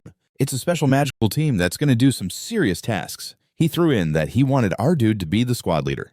The crew, who were all ears, couldn't believe a young buck like him was getting such a huge gig. Seriously, every mage would want that, and even Minado would be crazy not to want it, since it was a big deal. But before the cop could finish, the kid blurted out he was going to pass, and it threw his ward for a loop. But Shibuya didn't back down, saying he wanted to share some thoughts, and hoped the student would be all ears, which made the latter finally agree. He was like, there are way too many tasks for the cops alone, so with everything going down, they wouldn't be able to hold back the monsters by themselves, though he knew the young man got that already. Listening to all this, the teen thought the problem was just how low the magicians were training. He didn't get why the aristocrats couldn't jump in. But the cop said that the main players Mizuakaichi and Homer were still out and about after a meeting abroad, and yeah, there was Fuka, but that was a whole different story.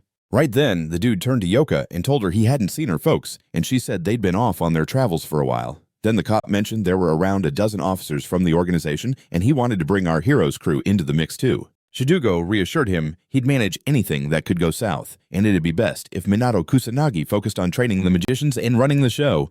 He added that the student would score some cash for his subjects at the academy, and they'd even help him secure a job. After that, the head honcho asked the young man again to step up as commander, admitting they were lost without him. Our guy went silent, not sure how to play it since he just promised himself to stay in the background. After a quick pause, the dude turned to Yuika again, saying he hadn't seen her folks, and she told him they'd been traveling for a long time. Then the cop explained there were like a dozen officers part of the organization, and he wanted to include our hero's crew as well. Shidugo was all in saying he'd handle anything that might cause a ruckus, and that it'd be rad if Minato Kusanagi focused only on training the magicians and leading them. He added that the student would earn dough for his classes at the academy, and they'd even get him hooked up with a job. After that, the head guy asked the young man one more time to take the commander spot, admitting they couldn't do it without him. Our hero stayed quiet, unsure about how to react because he recently swore not to stand out. After a little break, when she heard that was the case, she was even more shocked. Wanting to teach the guy something, the girl instantly said that polygamy is a no-go in Japan, but he didn't take that too seriously and just told her to keep it in mind. The blushing girl thanked our dude, saying it was time for her to bounce, but they'd totally catch up at the academy. The guy realized he hadn't had a chance to explain that the ring worked against monsters, but figured he'd save that for another time. He was all like, "Yeah, if I gotta do it, I will." The cop was shook, not believing he had actually gotten through to the kid, and yelled for real, just wanting to be sure he heard it right. The dudes, realizing they were in on it too, started flipping out about it, pointing out that Kusagani couldn't do all this solo. The guy was kind of bummed about it. He got that he had reasons to freak out, and honestly, he wasn't the best at training magicians. A few days later, the news was all buzzing about how the whole Fuka fam had been roasted for not helping to catch the monsters, even though the fam head mumbled to himself about how even the rich folks weren't all that strong music. He didn't get to finish his thought because there was a knock on the door. The assistant came in, all sorry about interrupting, saying that some important papers just got dropped off from the Central Police HQ.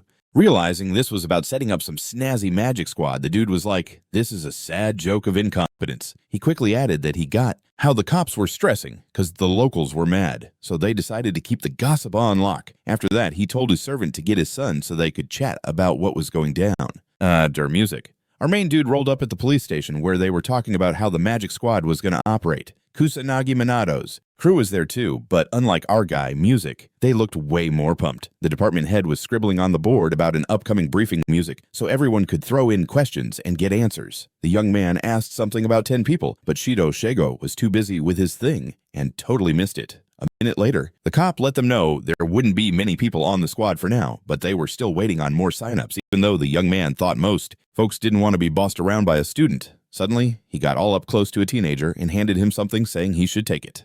Holding the badge in his hands, the young man was super pumped to find out it was a temporary magician badge. The man explained that they were working outside, but that the guys were definitely part of a state gig, which they could prove if needed. Then, giving our hero a hug, he added that if any questions popped up, the team could hit him up anytime. Minato Kusagani grinned, feeling that classic vibe of being on top. Knowing he needed to say something, Music, the young man stepped up to the board and straight up introduced himself, saying he had something important to drop. And smiling like a champ, he declared he was going to make all the guys stronger. So strong they could even go toe-to-toe with the magical elite. The team stared at their leader like he just said the most unbelievable thing ever. The cops who caught wind also couldn't wrap their heads around it and were totally taken aback. Minato Kusanagi knew nobody was buying it, so he said he'd prove it to everyone there.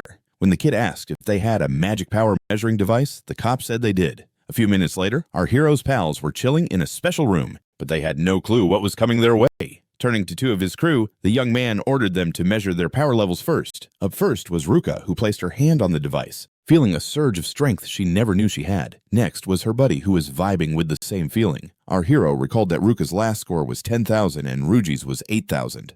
But now they were practically neck and neck with 30,000 and 28,000. The girl stared at the number, shocked, unable to believe this was real. The young man watched his results with hype, knowing he busted his chops and totally earned his level of power. And if the cops were stunned before, well, they were in for a wild ride after that.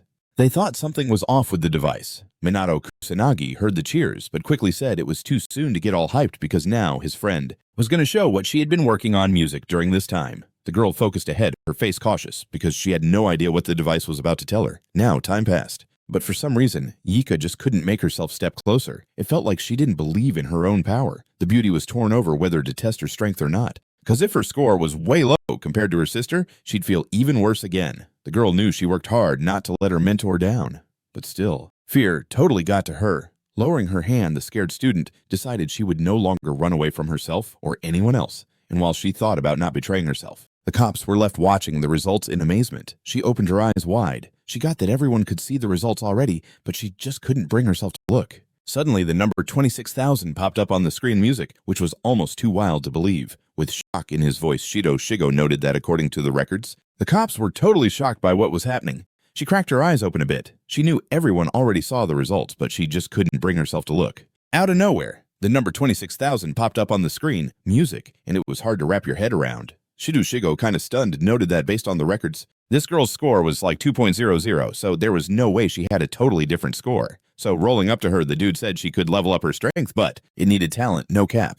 But also, having strong intentions was key, and she had to keep pushing forward, knowing something way better was waiting for her. The dude walked up to Yuika and placed his hand on her head, knowing full well she totally earned it. When he saw that this beauty started to tear up, he honestly told her she had worked super hard, which is why she made it this far. For a hot minute, she couldn't pull it together. Her sister was right there, but didn't rush to help her. Maybe she wanted to, but she didn't want to show her weakness in front of everyone. Realizing that the other peeps were also crushing it, our hero started hyping them up too. Even though the squad said it was already obvious they could do a lot, Ruka proudly said that this was just expected for someone from the Mizuha clan, so there was no need for all that praise. But Minato Kusanagi knew that everyone loves a bit of praise and wanted to hear some nice words. So he hit them with compliments too. At that moment, Katsuragi Ruji thought he always knew their teacher was brave, but right now he realized he was some sort of superhuman. Watching the scene unfold, Yuika felt super awkward. She knew her sister hated that kind of attention, so she was sure a drama was coming. And sure enough, Ruka realized she wasn't a kid anymore, and that there was no need for all that babying. Everyone watching got that the reaction could have been way harsher and more direct. Seeing Kusanagi walk over to the guy and pat him on the head made Ruka smile, but not for the reason you think. It was actually the first time anyone ever patted her head, and it felt kinda nice. Out of nowhere, a guy stormed in, sounding all annoyed that he couldn't find the boys for like 10 minutes, and he said they should definitely let him know where they were headed to avoid stuff like this. Shibuya stepped up, sounding all apologetic, saying they were told the guy wouldn't show up for work, but the dude said he changed his mind and was here now. After that, the nervous blonde guy said it'd be better if they all got proper intros. He straight up added that standing in front of them was Mr. Fuka, who was part of the magical aristocracy, or more like the eldest son. The cop whispered to our hero that whether they liked it or not, they had to deal with the magical aristocracy, and that the hefty guy was kind of forced to join the squad. When asked if it was true that this family had blown off a help request for snagging monsters, the cop confirmed that was true, but there were many rules in place to keep authority. Then Shah Fuka himself decided to chime in, pointing out that he was told this was the top magical squad, but nobody mentioned students would be involved. The cop didn't lose his chill and immediately introduced our hero as the squad commander, saying this guy was the one who helped stop the disaster. The big dude looked at the young man with total disdain, saying, "How could a student ever handle monsters?" And stepping on Kusanagi Manato's foot, he yelled some trash about how someone who hasn't reached his level would never be on top. Plus, this kid was getting way too cocky. Seeing this whack behavior, the guys instantly started yelling and demanding the jerk leave their mentor alone. He just laughed and said that mere mortals get way too caught up in their feelings, implying that wasn't how magicians rolled. And realizing he was in front of chicks from aristocracy, he commented that their crew wasn't just made up of losers. A second later, the guy burst into laughter. Even though it was unclear why Fuka wanted to be named commander, but the blonde dude said that the commander was already picked and was right there in the room. But the dude didn't catch that. Instead, he threw out a challenge. The squad member who takes down the boss of the next disaster will be the new commander, and as he bounced, he said that's how it would go down, making it totally fair. The cop started apologizing, saying he couldn't argue, but our hero said that in this situation, whatever he said would just be pointless anyway. The team members started saying they wouldn't let the fatty boss them around, so yes, they had to win this battle. Looking at his squad, the young man couldn't figure out why they were more determined than he was. Standing on the field, the team started thinking about his next steps. He felt unsure because the cop's power was on a whole other level, like 10,000. But first, he figured he'd lay it all out and kick things off with the importance of magical power. Magical power is the energy used to flex magic, but it's got another role too. After that, our hero told Ruji to step up. He immediately told the student to not hold back and to go all out on him. Rushing at his mentor, the young man said he could hit hard, but warned Kusanagi Manato not to whine about it later, and in no time, the student took a swing with all his might, but nothing happened. So our hero announced that he had been using a magical barrier. He added that with a massive chunk of magical power, it was super easy to use, and if the amount was totally insane, you could totally work magic without even realizing it. He straight up said it was like automatic magic, and it was super convenient. The most important thing for a magician is to level up their magic skills. Like that's something you gotta remember forever. After that, our dude started working with each of the cops. So they could see mana, right? This was all brand new to them, so they were peeping at their hands like it was the coolest thing ever. Before long, the crew started practicing, realizing it was definitely going to come in handy. Sitting at home, Minato Kusanagi was thinking that besides magic training, he also needed some weapons. You know, something to use against monsters. But from Shido's reaction, it seemed like waiting was gonna take ages, and that could not happen. He mentioned that there were no masters available for the task at the moment, so it was all on the young dude. He was totally aware he had no experience with this, but hey, he wanted to at least give it a shot. Opening his cabinet, the guy figured he had to find something useful. A small ring immediately caught his eye, but he thought it was a cheap throwaway, like totally useless. Kusanagi Minato felt like this item could work, but it wasn't enough, so he was like, time to hit the shops. Just then, his phone buzzed, so he figured he'd better answer. When he picked up, he realized it was Ruka calling, but she was taking her sweet time to spill any tea. Out of nowhere, the girl said he was the right fit for commanding their squad. It was kind of weird for the dude to hear they were trying to boost his mood like that. Smiling, the mentor was thinking that those words of encouragement didn't sound too convincing, but whatever, he had his own agenda with this girl. So he jumped right in, asking if the beauty was free tomorrow and could help him shop, because he had no clue where to get accessories. Ruka thought her sister and friend would tag along too, but the young dude said they could roll without that big crew. The beauty went quiet for a sec, feeling kinda weird about going out just the two of them. Not dropping any hints, the young man asked again if she was down to go with him. In a chill voice, her friend said she wasn't really against it, so yeah, they could go hit the streets. A minute later, the guy suggested they meet at the station in the afternoon to hit up a shopping center together. After hanging up, Ruka stared at her phone for a hot minute.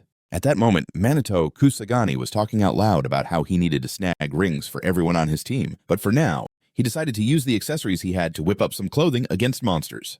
The dude wasn't exactly a pro at it, but while he was messing around, he was hoping it would all work out. Yui, who had no clue about the call, walked up to her sister's room, saying she was all set, so they could go grab some food. The girl called out to Ruka like a million times, but there was no answer, which was hella weird, so our hero's friend figured she might have gone to bed early. Not sure about it, the girl thought it was best to keep it low-key, but still knocked on the door, saying she was planning to come in. She expected to see anything but her sister trying on dresses. For a sec, the beauty was frozen, not sure how to react. Realizing someone busted in the room, owner turned around and was like, "Why are you staring at me like that?" In a confused voice, the younger sister explained that dinner was ready. She had called, but there was no answer, so she decided to check it out herself. Standing in the hallway, Yuika thought about how this was the first time she'd seen her sister pondering what to wear. Maybe she was getting ready to meet someone. The next day, at the right time, Minato Kusanagi was already chilling at Harajuku Station waiting for his buddy. Hiding around the corner, Yuika was thinking about how she had hidden her magical powers so Minto wouldn't catch on, so she had to keep her distance, so he wouldn't see her. And then closing her eyes, she started scolding herself for being like that. At that moment, the young dude who was lost in his own thoughts was peering ahead. The reason was that Ruka was walking up ahead and all the young dudes nearby were checking her out. Getting closer, the girl was all like, "How long you been chilling here waiting for me?" The young man wasn't about to lie, so he said he had just arrived a couple of minutes ago. Yui, peeking from behind a column, was watching how jealous the other guys were of her sister. The girl was like so mad. She had no idea why her sister and their mentor were at the station and didn't tell anyone else. Walking down the street, Minato Kusanagi said he needed to buy a ring. He added it'd be a sort of gift, but he needed several of those bad boys. This shocked Ruka big time. She asked if she got that straight. Once she confirmed that was the real deal, she was even more shocked. Trying to school the guy on something, the beauty chimed in that polygamy is a no-go in Japan. But he didn't care. Kusanagi Minato watched his friend walk away, just standing there and silently soaking it all in. For a moment, the girl, hurrying to leave, suddenly stopped. She raised her hand and scrutinized her ring. So our dude cracked a joke and was like, "Why'd you say that?" Realizing it was time to switch topics, his buddy jumped in and said if they wanted some cheap stuff, they should hit up this one spot. After a bit, the squad was chilling in front of the counter, totally staring at some stuff, but the guy wasn't feeling it, so they bounced to another place where he was still checking out everything on the shelves. Standing in front of yet another jewelry shop, the dude said the ring had to be tough cheap, music, and not too over the top. Basically, he wanted the plainest one. Then he added music, that there were a few pieces that kind of fit the bill, but something wasn't right, and the prices were kind of a letdown. Sipping on her drink, WA couldn't help but think about her friend's convo, feeling like they were getting closer. Just then, a salesgirl rolled up and asked what they were hunting for, throwing in that if it was a gift for a girl, they could score a discount. Minato Kusanagi shot his hand up, ready to say Ruka wasn't his girl, but the confident beauty jumped in and finished the sentence for him totally bold. The salesgirl turned red and quickly said sorry for what she blurted out. As she walked off, she dropped that they could take their time picking out whatever they wanted. Scratching his head, the young dude wanted to say something, but figured he'd keep quiet since he had to grab some souvenirs anyway. A bit later, kicking it at a cafe, our hero vented about how worn out he was from all that walking and the crowds. He mentioned that they hadn't found anything cool, so maybe it was time to switch up what they were looking for. But then he caught his friend looking all sad and staring blankly. Finally, with a heavy heart, the girl admitted she just couldn't be friendly. Ruka added that the dude totally knew how she was, and he agreed. A minute later, she spilled that she was even too icy with her sister and couldn't chat normally, so it took her a ton of effort to get any words out. She believed UKA would be better for shopping, since all she did was get in the way. But Minato Kusanagi straight up said, that was totally not the case, music, and he didn't want to hear any of that. He was sure his friend had her shopping game on lock and was being serious about the choices. Even though he was looking for rings, the girl picked them out like they were for herself. With a grin on his face, he noted how well she was handling the task. After hearing that, Ruka softened a bit. She figured the guy wasn't just blowing smoke. Standing by the window, Yuika was hit with the realization that she'd never seen such a weird look on her sister's face before. Instantly taking off her glasses, she scolded herself for being so odd. The girl decided she was over this whole charade and that it was time to bounce home. A couple of hours later, walking out of another store, Minato Kusanagi was stoked to find the rings he wanted. When his buddy mentioned he had snagged 5, he was like, that's more than enough for everybody. The dude had a plan, but he wasn't spilling the beans just yet. Out of nowhere, Ruka gave him some props, saying he actually took the selection seriously and that the peeps getting those gifts would be super stoked. Our hero totally agreed since it was gear for the army. Finally, the girl got what those rings were all about. When he thanked her, she mentioned having some free time, so she figured she'd help out, especially since it wasn't a big deal for her. The dude wanted to show his appreciation somehow, even if she thought it was unnecessary. But just then, he whipped out a ring from his pocket, catching his friend totally off guard. Then Minato Kusanagi asked Ruka to hold out her hand even though she was kind of confused. As he slipped the ring on her finger, he said it was just a little memento he wanted her to have. He quickly added that it was a special ring for their crew, so she better take it seriously and keep it safe. The flustered girl thanked him and said it was time for her to head out, but they'd definitely catch up at the academy. The guy thought he hadn't gotten around to telling her that the ring worked against monsters, but figured he'd save that chat for another day. Minato Kusanagi watched her walk away, just standing there and quietly admiring her exit. For a hot sec, the girl, all hurried and ready to jet, suddenly paused. She raised her hand and stared at her ring, pressing her hands to her chest and turning all red, even though she had no idea why. The next day, in training, Minato Kusanagi announced he was going to hook each team member up with some dope gear. When they grabbed the rings, the squad noticed a magic reaction right away, which meant the items were good for boosting against monsters, and that was a shocker. Strolling over to UKA, the young man explained that the rings had wind magic in them, and by charging them up with his magic power, he could totally use them.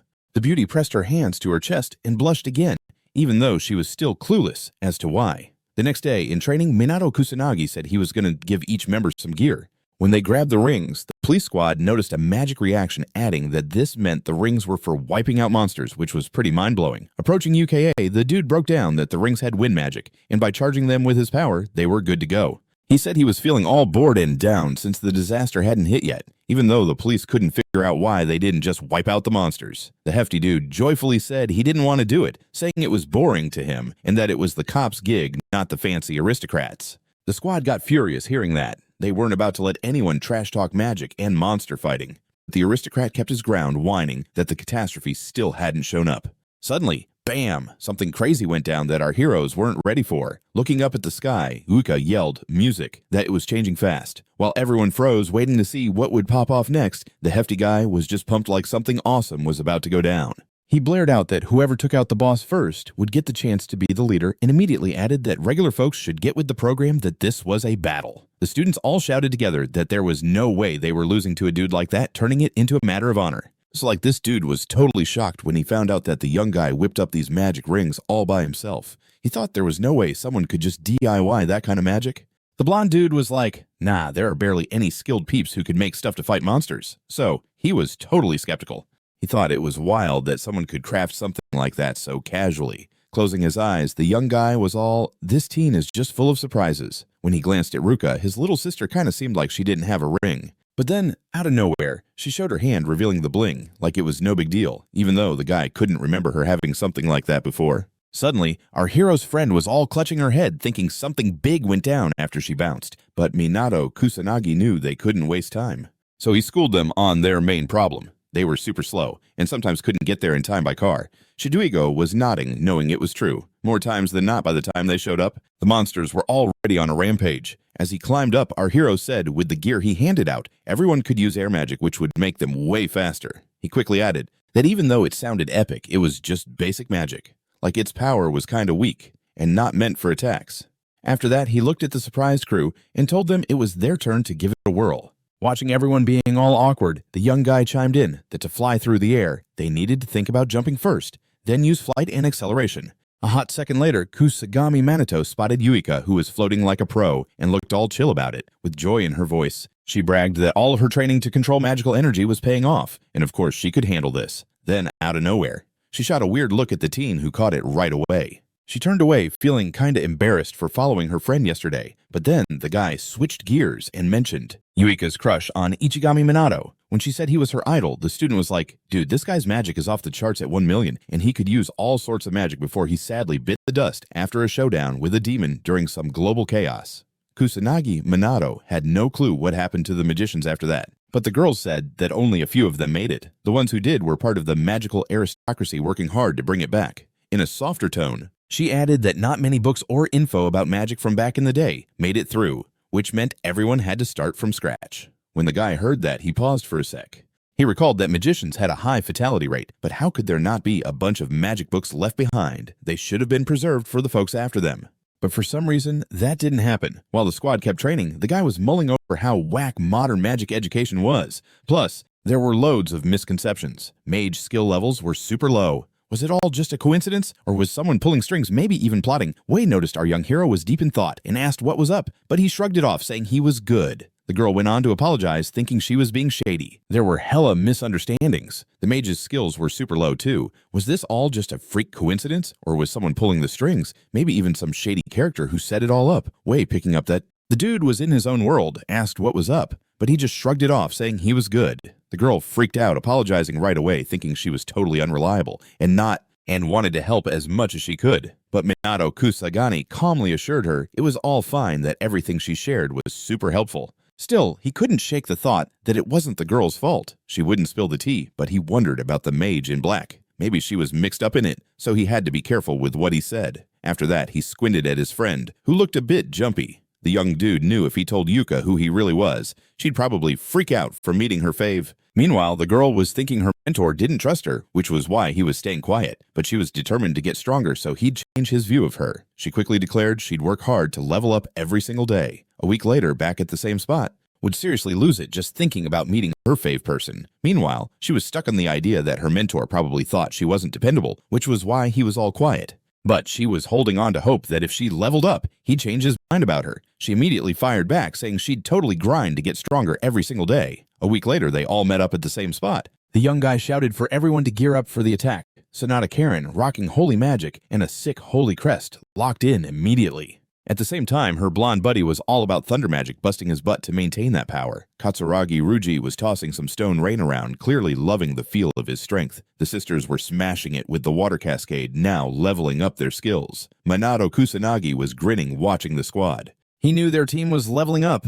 Even Sonata had gotten the hang of offensive magic, even though she used to be shy about fighting back. But what caught his eye the most was the sisters. Realizing their teamwork was lit, Yuika took everything seriously, ignoring everyone else and just focusing on what she was doing in that moment. Since they had killer compatibility, Yuika took it super seriously, paying no mind to anyone else and just focusing on what she was doing at that moment. Even though the girls were totally crushing it together and vibing better than ever, the dude knew that he had to keep his students in check. After finishing one task, Yuika was all hyped and jumped up, realizing she was nearly at the top of her game. Kusanagi Minato was watching her reaction and couldn't help but smile, seeing how hard she had been grinding. A minute later, the mentor was all praises, saying they had totally nailed it and reminded them not to get tricked by the rank up, since just having a bunch of ranks didn't always mean they were packing more magic. Turning to Ruka, he told her to hit him with some 4th level magic and make it rain, which she did like a pro. The dude just kept his eyes glued on the action. A moment later, the young man was working with a wooden spear. Nothing fancy, just first rank gear.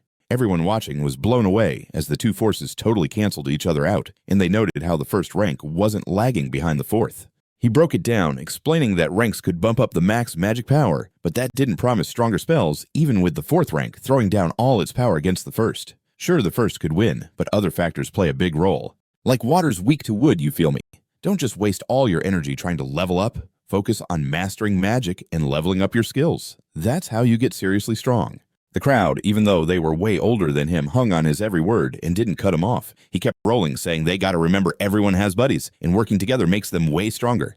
Hearing this, the squad huddled closer and cheered that they were down for whatever. Suddenly, a nasty voice cut through, saying that it But Sha Fook wasn't even fazed by what anyone thought. He yelled he'd go first while everyone else was still trying to figure it out. Our hero jumped in and told the crew it was time to start reminding everyone not to forget their headsets with mics. The dude said this was their squad's first practice since they started, so they couldn't slack off. Everyone needed to team up. Just then a car was rolling up to the scene, and the hefty guy was peeved but wasn't backing down. He yelled that everyone showed up too late, and that the aristocrat was first and was going to take the win. The squad looking at him was confused, wondering how he could move so fast, especially since he was pretty solid.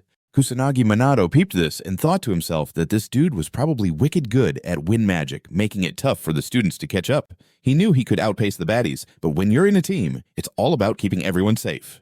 They didn't have to take the lead, but the hefty dude was happy to claim he and his crew were ahead of the pack, so he started trash-talking the Magic Squad. This dude was acting ridiculous, calling them toddlers like they hadn't even started to throw down yet.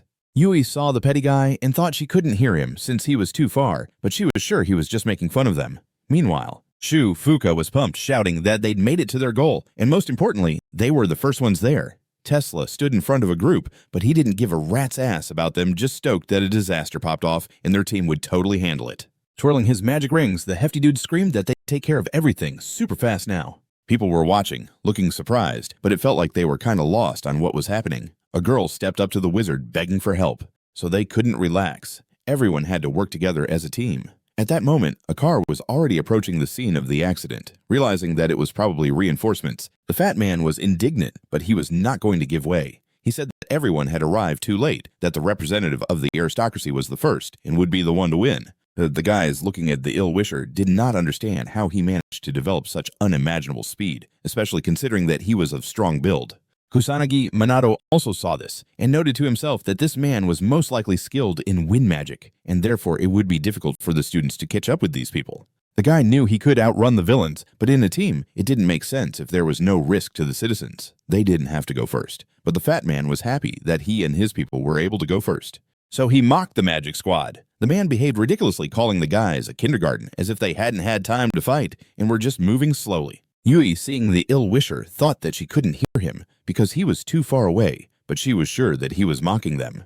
Meanwhile, Shu Fuka was happily shouting that they had arrived at their destination and, most importantly, that they were the first ones there. There were people standing in front of Tesla, but he paid no attention to them, simply rejoicing that a catastrophe had occurred and that their team would be able to easily deal with it all. Spinning his magic rings, the fat man shouted that they would deal with everything very quickly now. People watched in surprise, but it seemed that they did not fully understand what was happening. The girl who approached the magician immediately began to ask for help. People watched in shock, but it felt like they didn't really get what was going down. The girl who rushed up to the magician started begging for help, but he acted like she wasn't even there, still rambling about wanting more monsters. Realizing it was probably pointless, folks watched in despair as the monster got closer and closer. But the peeps who showed up to back them up just stood there doing nothing, leaving everyone clueless about where to turn for help. Then, out of nowhere, they noticed our hero had stepped between them and the monsters, throwing up a serious wall of defense. The dude sized up his opponents and straight up asked what they were doing, hinting they should get to work instead of just talking. The guys lurking behind a door were watching everything like hawks, but totally freaked out. Suddenly, the chubby guy said something felt off because he couldn't move, and he had no clue why. When the guy's crew got there, they immediately started asking the victims how they felt. Yue glared at her rivals, telling them they were pulling some messed up stuff no matter the situation, and regular folks shouldn't get dragged into it. After a bit, the chunky dude noticed he could move again, though he was still clueless about what went down. Then he started barking that everyone was messing up his big aristocrat job. He claimed he'd be the one to take out the boss, and said the students should stick to protecting the regulars because that was an easy gig. Watching the hefty guy stroll off, Minato Kusanagi thought about how he could wipe him and his team out easily, but that felt way too easy. After some thought, he figured it was the right moment, though he didn't say why. Then the young dude yelled he'd protect the townsfolk and that the team should focus on taming the monsters instead. The blonde dude wasn't so sure about that, honestly saying it'd be tough for the young man to handle it solo, even with his powers. But the young guy proudly proclaimed he was in charge of the Magic Squad and had to show them what's up. Rubbing the back of his neck, Shidigo said sorry, noting it was kinda dumb to even ask. Just then, Yuika shouted that they couldn't keep looking to Minato for help and needed to start taking out the monsters. Hearing that, our hero decided to hype up his squad, shouting they were charging towards victory.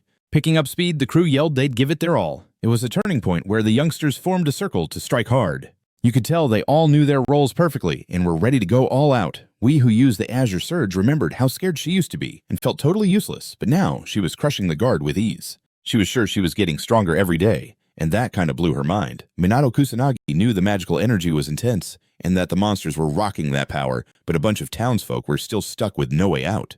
So pulling off a rescue here was no easy feat, but it had to happen. The guy knew he couldn't waste time thinking, so he jumped right into action. The fat man was doing the same. But for him, it was all fun and games. Meanwhile, the crew reminded each other to stay sharp, get into formation, and hit with group attacks.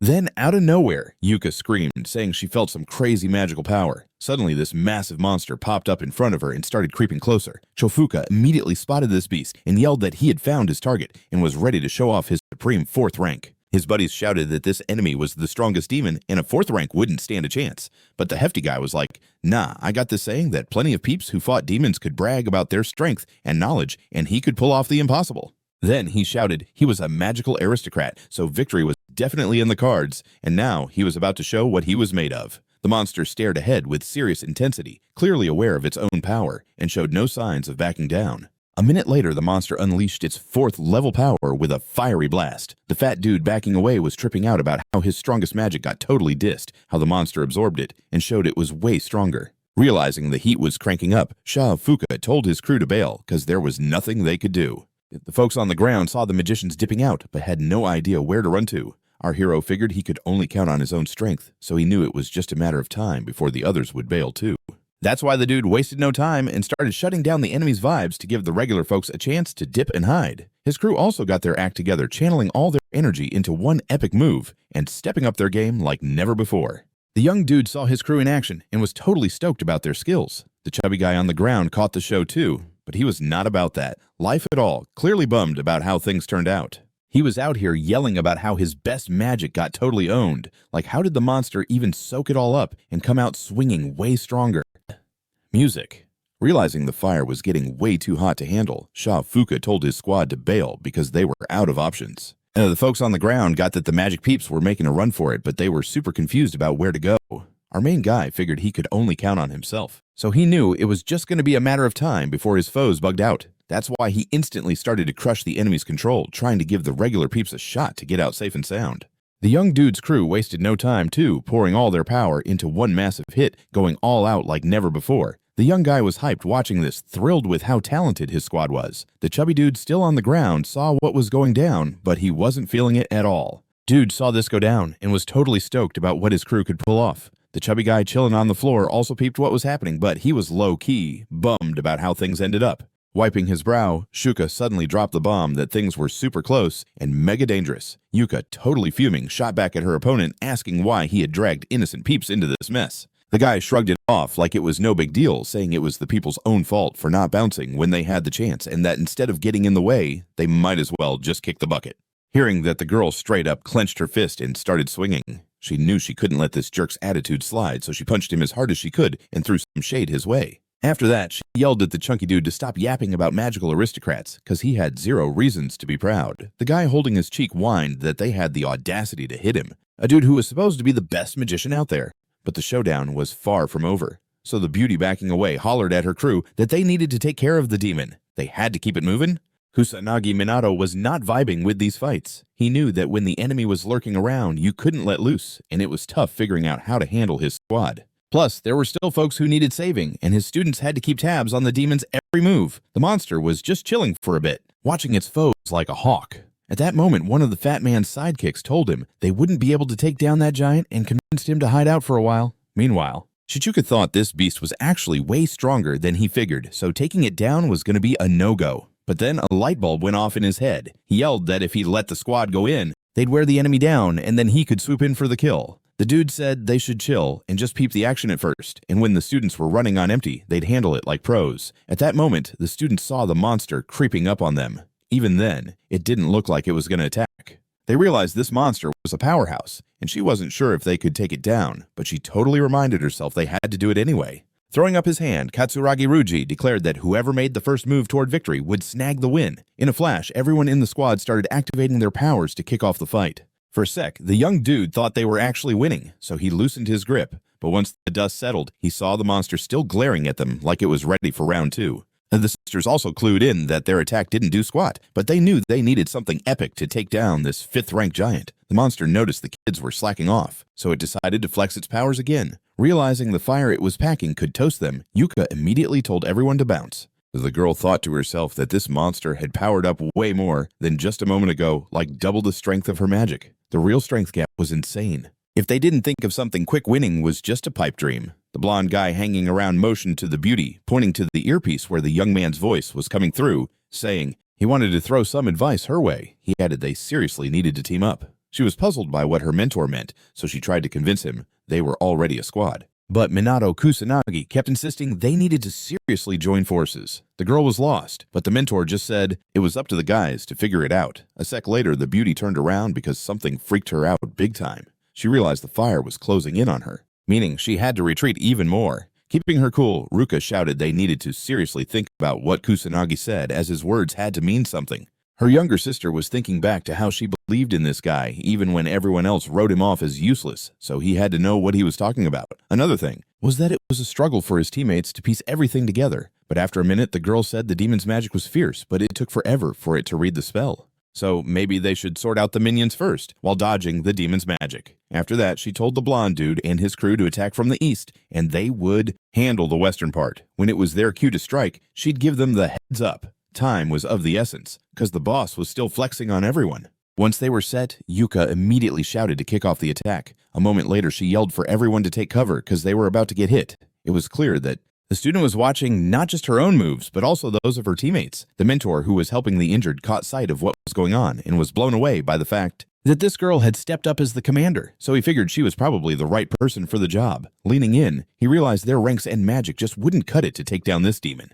But somehow they could pull it off. But she didn't lose her chill. She paused and tried to remember the words of her pal, knowing she'd find something useful in them. But somehow, they pulled it off. She kept her cool, though. She paused and thought back to some advice from a friend, knowing there had to be some solid gems in there. For a sec, the girl thought she totally misunderstood the dude. Then she wasn't even sure if what she wanted to do would actually work. But in this crazy situation, common sense was out the window. She had to risk it. So Yui quickly turned to her friends and asked them to back her up for a bit. The chunky guy, who was peeking from his hideout, couldn't catch what they were saying, but he was super curious. For a moment, the guys huddled together, staring ahead like they were ready for action. The guys had no clue if they could pull off their idea, but they knew they had to roll with it, so they just went for it. Sonata Karin said that if their plan bombed, they'd just think of something else, but they couldn't waste time stressing over the little stuff. Meanwhile, the monster kept flexing his power. Music, thinking nobody could take it down anyway.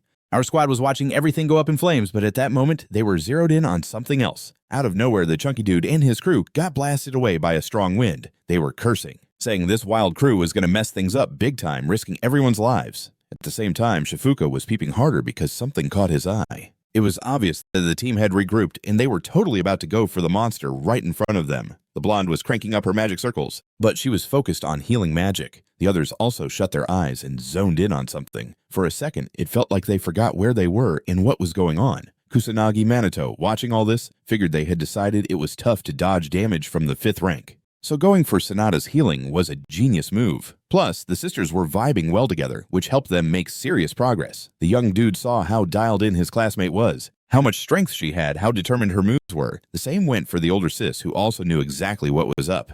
At that moment, something started shifting.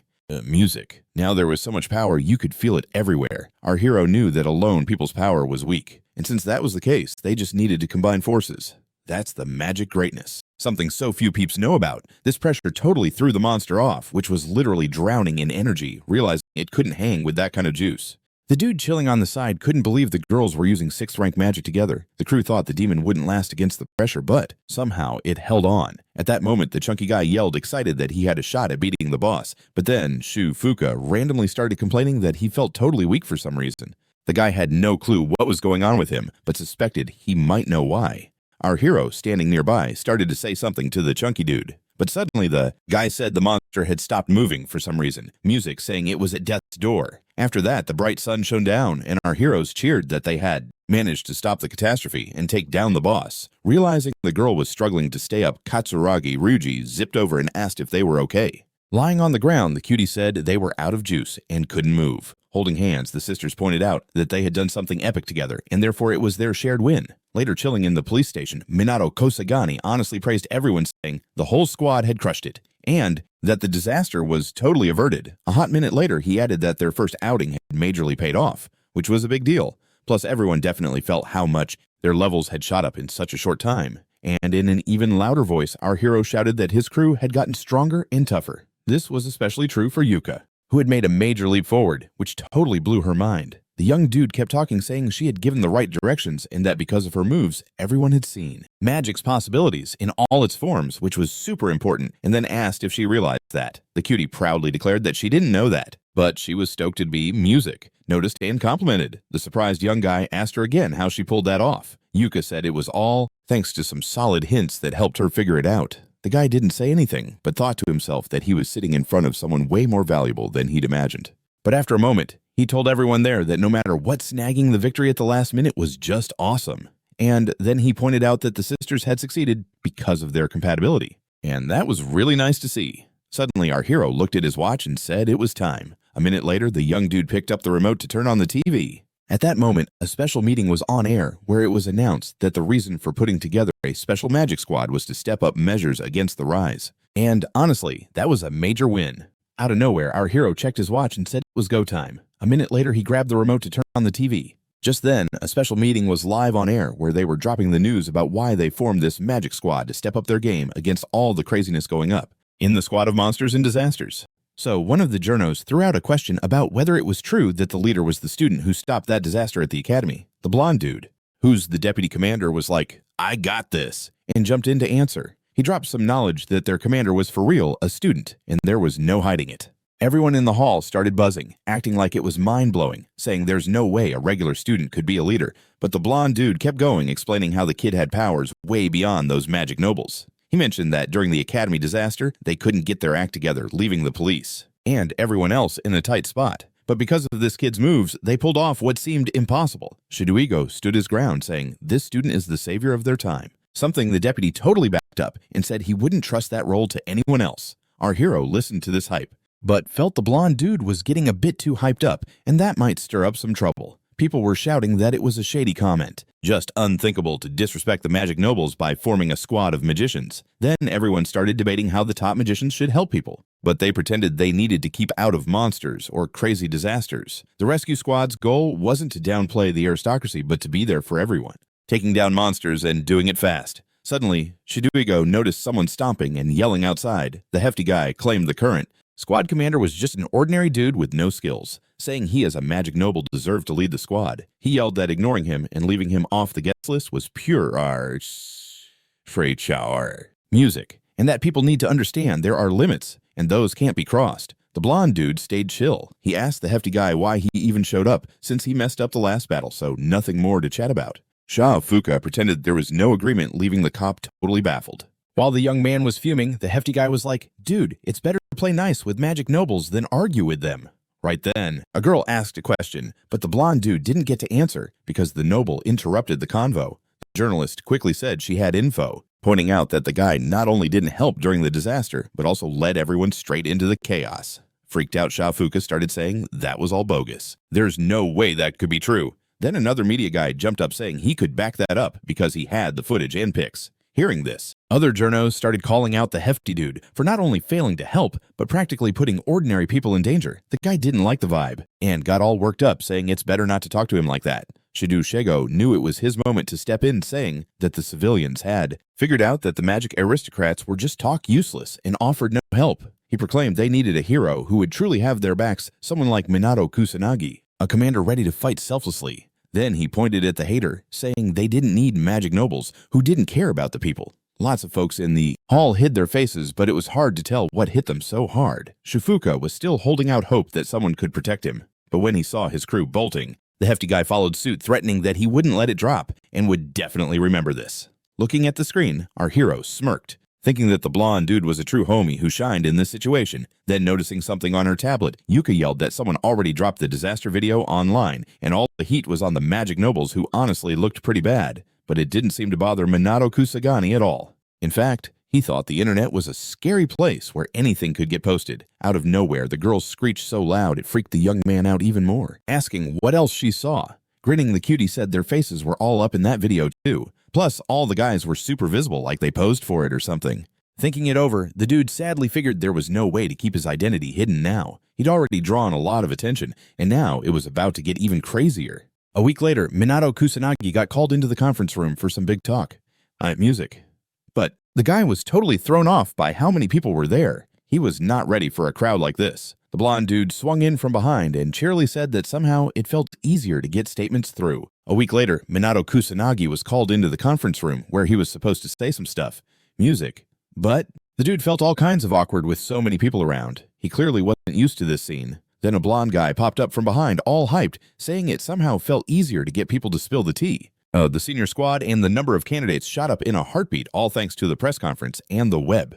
Music. He instantly started saying sorry for losing his chill that day and maybe spilling too much tea. Our dude thought he could teach magicians, but he wasn't about that spotlight life.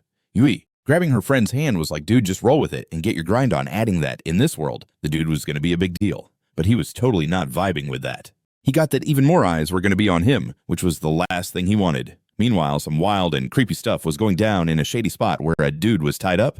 An unknown figure was all like, I'm going to ask you again, and you better spill the beans. The mystery person was dying to know everything about the magician in black, so they weren't going to let the poor guy go until they got all the deets. The captive stared hard at the knife, then shot a look at the captor but wasn't rushing to chat. He then said he already dropped all he knew, which was that this was a young dude into magic, and he had nothing else to add. After hitting the captive, the stranger turned away. Music. Then they said there was surely some dirt they hadn't been told yet, even though they should have. Looking at the smirking stranger, the man explained that there were rumors flying around that this mage was just a student, but the cops had searched the whole academy and still hadn't found him. After dealing with the hostage, the guy in glasses straight up said that he needed to track down this kid to do what had to be done. Later that evening, Minato Kusanagi hit up Shinjuku knowing monsters could be lurking there, and he might be called to save the day. Music. Plopping down on the ground, the young man stared hard in one direction, but he was really just trying to get his head straight. A few dudes were chilling in an alley with cameras clearly waiting for something to film. Out of nowhere, one guy turned to another and asked if it was true that the monster they caught on tape got wrecked by a magician in black. If that was the case, it sucked they showed up late. Eavesdropping on this convo, our hero thought everyone had calmed down ages ago. But nah, the hype about the mage hadn't cooled off at all. Even though nothing intense had happened around, kids were still roaming everywhere to catch a glimpse of Kusanagi Minato. Music. The only silver lining was that the cops had started stepping up their game, running constant swoops across the city. So the young man thought the magician in black was no longer needed, and the law should handle things. Just as he was about to bounce, he spotted a brawl going down. One of the jerks was shouting at a guy, yelling for him to cough up 10 million, or they would just snag him and sell him off for his organs. The music young dude was sweating, claiming he only borrowed 200,000 and didn't even know what all these millions were about. The jerks clearly magician said they were going to teach him what interest meant. But then, out of nowhere, they realized something was off. A bright light shielded the poor guy while also taking out the bad guys. Seeing his chance to bail, the poor dude jumped up and took off. His enemies had no clue who was standing in front of them, so they started saying the kid was trying to play hero and mess with them without thinking about what might happen next. Just a minute ago, the guys who thought they were untouchable were now apologizing for all their actions. Minato Kusanagi found it weird that the cops weren't doing anything about the illegal magicians running wild. At that moment, the jerks were talking about how this was the magician in black and remembered that the secret organization was on the hunt for him. To bring him into their crew, the young man nearby caught wind of their talk about the secret organization, so he went up to one of the opponents and asked what they were on about. The young man instantly said they had no idea about the Black Rebellion crew and begged him to forget everything that went down in the alley. Realizing his rivals definitely knew something, our hero promised to leave them be if they spilled all the tea. The Black Rebellion turned out to be a low-key group of magicians who kept to the shadows. They pulled all sorts of shady moves, including scamming people out of crazy amounts of cash. It's crucial to know that the Yakuza gangsters and the Mafia are all part of this scheme. And rumor has it, they've got ties in the media and even some political scenes. And in Kabakaite, there's a branch of these folks, and the jerks wanted the magician to hook them up with this organization if he could. Our hero decided he wasn't down to hear any more from these bad dudes, so he gave them the cold shoulder and took off. He recalled Sanada mentioning that outlaw mages had been moving more lately, but he'd never heard of a crew like this. The young man decided it was high time he checked this out. He thought to himself that Sanada had told him the outlaw magicians were stepping it up lately, but he'd never heard of this whole society thing before. The young dude decided he was definitely going to dig into this. But first, he had to think it out. Best to let Kusanagi Minato handle the big mess with disasters and monsters while the mage in black takes care of the underworld cleanup. Music. Looking ahead, the dude decided to wreck the nearby branch first. The place our hero rolled up in was super loud, even though it was late with peeps stumbling around everywhere, and music not exactly sober. There were also some pretty chill girls around here who were turning heads. Folks were talking about hitting up a cabaret saying the prices were decent and that everyone would have a blast. Minato Kusanagi figured this lively modern district was just off the charts. You were scanning the scene totally unsure of what to pick, but the young guy was way more worried about this magical energy he could feel coming from all over and couldn't focus.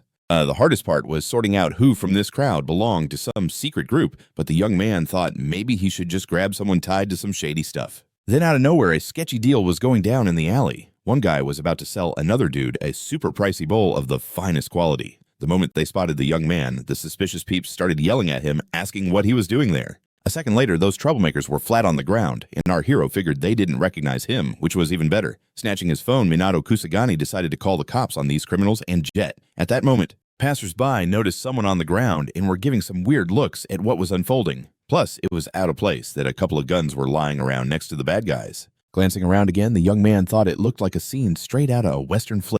Getting up off the floor, one of the guys shouted that members of a secret organization were hanging out in this bar, Music, but he didn't have any more info to give. Walking down the street, our hero called out after him, hoping the info he got wasn't just some wild goose chase. Meanwhile, several folks were chilling in the bar, deep in conversation.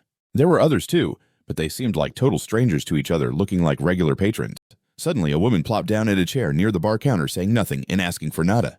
Instead, the bartender asked the young lady what she wanted. Slapping some cash on the table, she got right to it, saying she was after some intel. The dude pocketed the cash and asked what she needed to know. When she asked about the whereabouts of the Black Rebellion team's hideout, the guy eyed her sharply and calmly said she was fishing for something else entirely. The girl stared back at the bartender, totally confused by his hinting. The dude kept on saying that the guest was really worried about what was going to happen next, and he said it loud enough for everyone to catch the vibe. The young crowd got up from their spots yelling that someone was digging for all their info. Music, adding that who would have guessed such a stunning woman would be after them.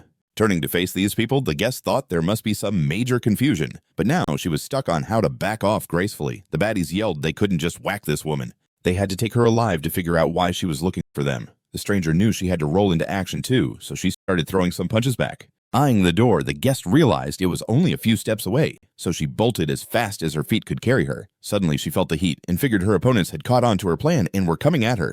A minute later, the poor girl was flat on the floor. Realizing her plan was a total bust, the baddies were sizing her up, muttering that she was done for now, especially since they outnumbered her. The beauty silently begged for forgiveness from some K, thinking, as the guy's sister, she had messed up. A moment later, one of the opponent's hands loomed over her head, and she had no clue what was about to go down. But suddenly, the door of the bar swung open, and Minato Kusanagi stepped through, watching everything unfold like it was a movie. The villains froze up trying to figure out who this kid was crashing their party, but they were totally lost about what he was doing there. Music. The young dude couldn't care less about what anyone thought, so he strolled across the room and approached the bartender. He asked calmly if there were really magicians from a secret organization chilling in the place. Out of nowhere, a guy popped up behind Ichami Manato saying the boy made a huge error by rolling in here so boldly and chatting about this stuff. Trying to grab the guy by the shoulder, the ill-wisher told him he should have been home with mom instead of partying at bars at night. But in a flash, our hero reacted lightning fast and smacked the dude right in the nose. Realizing this wasn't stopping, the young man launched the guy flying across the room. Smacking into the wall, the poor dude started mumbling under his breath, hoping his homies would come to back him up. Everyone in the room was only. The door to the bar swung open, and Minato Kusanagi stepped in, eyes locked on everything going down inside. The villains froze, trying to figure out what this kid was doing there, but they had no clue why he showed up. Music. The young man didn't give a hoot about what anyone thought, so he just walked right in and hit up the bartender. The kid casually asked if it was true that there were peeps from a secret magic squad chilling here. Out of the blue, a guy popped up behind Kusanagi Manato saying the kid made a huge mistake coming here and talking like that. He tried to grab the kid's shoulder, telling him he should have stayed home with his mom instead of roaming around bars at night. But in a split second, our hero was lightning quick and punched the dude right in the nose. Realizing he couldn't stop there, the young man sent him flying to the other side of the room. After slamming into the wall, the poor guy started mumbling under his breath, hoping his pals would back him up. Everyone else in the bar was just... But in a blink, our hero flipped the switch and straight up socked the bad guy right in the nose. Knowing he couldn't just stop there, the young dude sent him flying all the way to the other side of the room.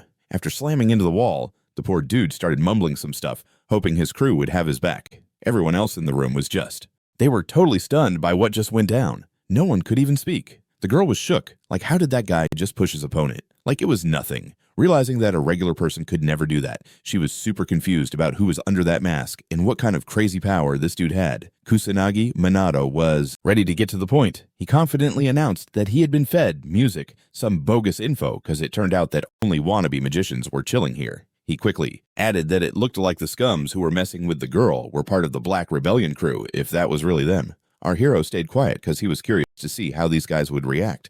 The magic users were yelling that they were going to wipe this kid off the map for being so disrespectful. Kusanagi Manato, realizing what was about to go down instantly, hopped up on the bar, which totally collapsed under the bartender. The guy was sure that no matter how tough this dude was, numbers always win in a confined space, because there's no way the young man could pull off any high-level spells, and he was basically limited in magic. So yeah, victory was impossible. So she had to yell at the teen to bounce, which she did. But it seemed like he didn't catch her drift because he was way too into the moment and was doing what he had to do. The young man hesitated for a sec, but just to figure out his next move. Then he took off running around the bar like someone was on his tail, even though he knew he was doing it to throw off his enemies, who obviously weren't expecting that. And it worked as he quickly found himself next to one of his foes and hit him hard. Just a couple of moments later, Kusanagi Manato was already next to the next bad guy. Then the teen started bouncing from one opponent to another, throwing wild punches. Everything was happening so fast that the dudes didn't have a chance. They didn't even realize who was hitting them or what was going down. It was like the best hand-to-hand brawl our hero had ever been in. The girl, totally surprised, was watching everything unfold and couldn't wrap her head around how the tables had turned for this random young dude. She was stunned that in just a few minutes, he had taken out all the baddies. Minato Kusanagi stood there calm while watching the chaos, gauging his skills. At that moment, the stranger thought everything went down so fast that she hadn't even processed it all. So she was dying to know what kind of magic that was. One of the villains, sitting on the floor, looked up at our hero and asked who he was. The guy coolly answered that he was a mage in black, the one who was going to take down the Black Rebellion falling down. The enemy was like, no way that's possible. They couldn't believe the one they were hunting was right in front of them.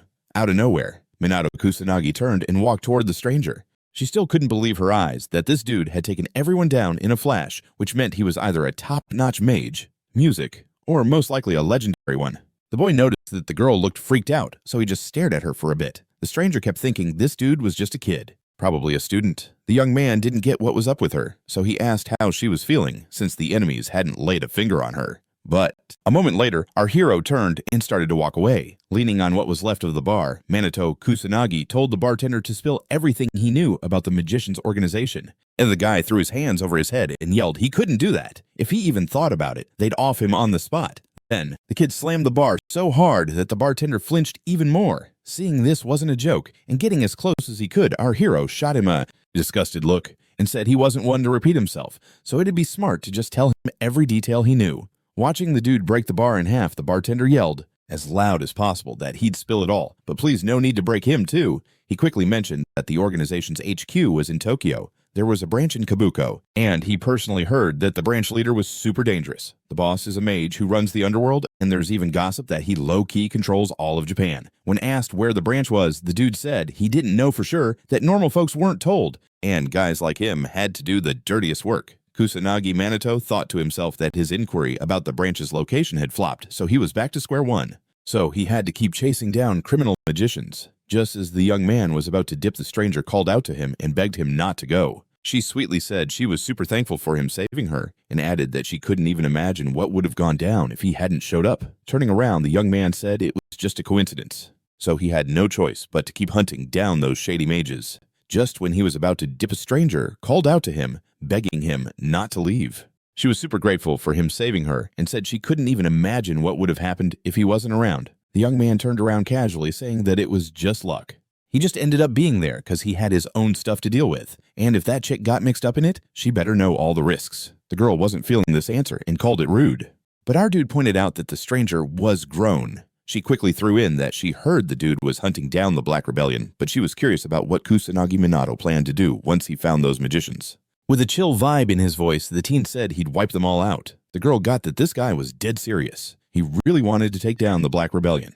No doubt he was strong, but he definitely couldn't do it solo, just like her. So the stranger asked if they should team up and work together. The young man asked if the hotshot was actually suggesting they roll with each other. She shot back that she was a detective and had more deets than a teenager, plus connections, but didn't have the skills that the mage in black had. The young woman realized this young dude was way stronger than people were saying. And if they teamed up, she could reach her goals. Our hero said that for his power, the detective was offering him intel, and she added that it could be an amazing partnership.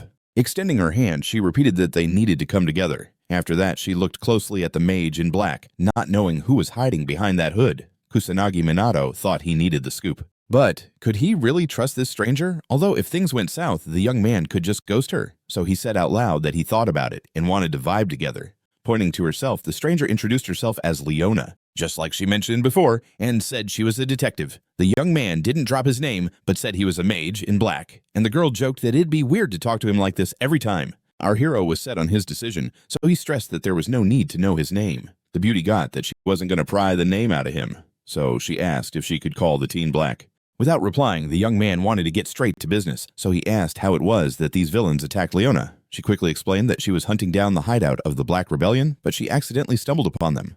The young man said that was reckless, but the beauty pointed out that she didn't want to hear that kind of rudeness, even though the teen added that he could handle himself. A bit embarrassed, the detective admitted she didn't have any other options. She had to do what she had to do. The girl said that recently in Kabukite, rogue magicians were running wild, and the cops were too swamped to track all the mayhem, let alone these guys. Hearing about the chaos and monsters, the boy remembered that he'd already heard all this from his cop buddy. While the girl was spilling everything, the teenager noticed how badly her hand was shaking, so she grabbed it with her other hand. The young man had no plans to hide the truth, so he said there were probably deeper issues going on. For a sec, Leona went quiet and stared straight ahead, looking kinda unsure about how to kick off the next part of the convo. After gathering her thoughts, the girl shared that her younger brother got attacked by those rogue mages. The detective added that their parents passed away a few years back, so she stepped up to raise her brother and make sure they were good. She was grinding like crazy. Of course, it was tough for the little guy since his big sis was always working, but he never complained. One day, while she was on the job, robbers broke into their place, and her brother saw the whole thing.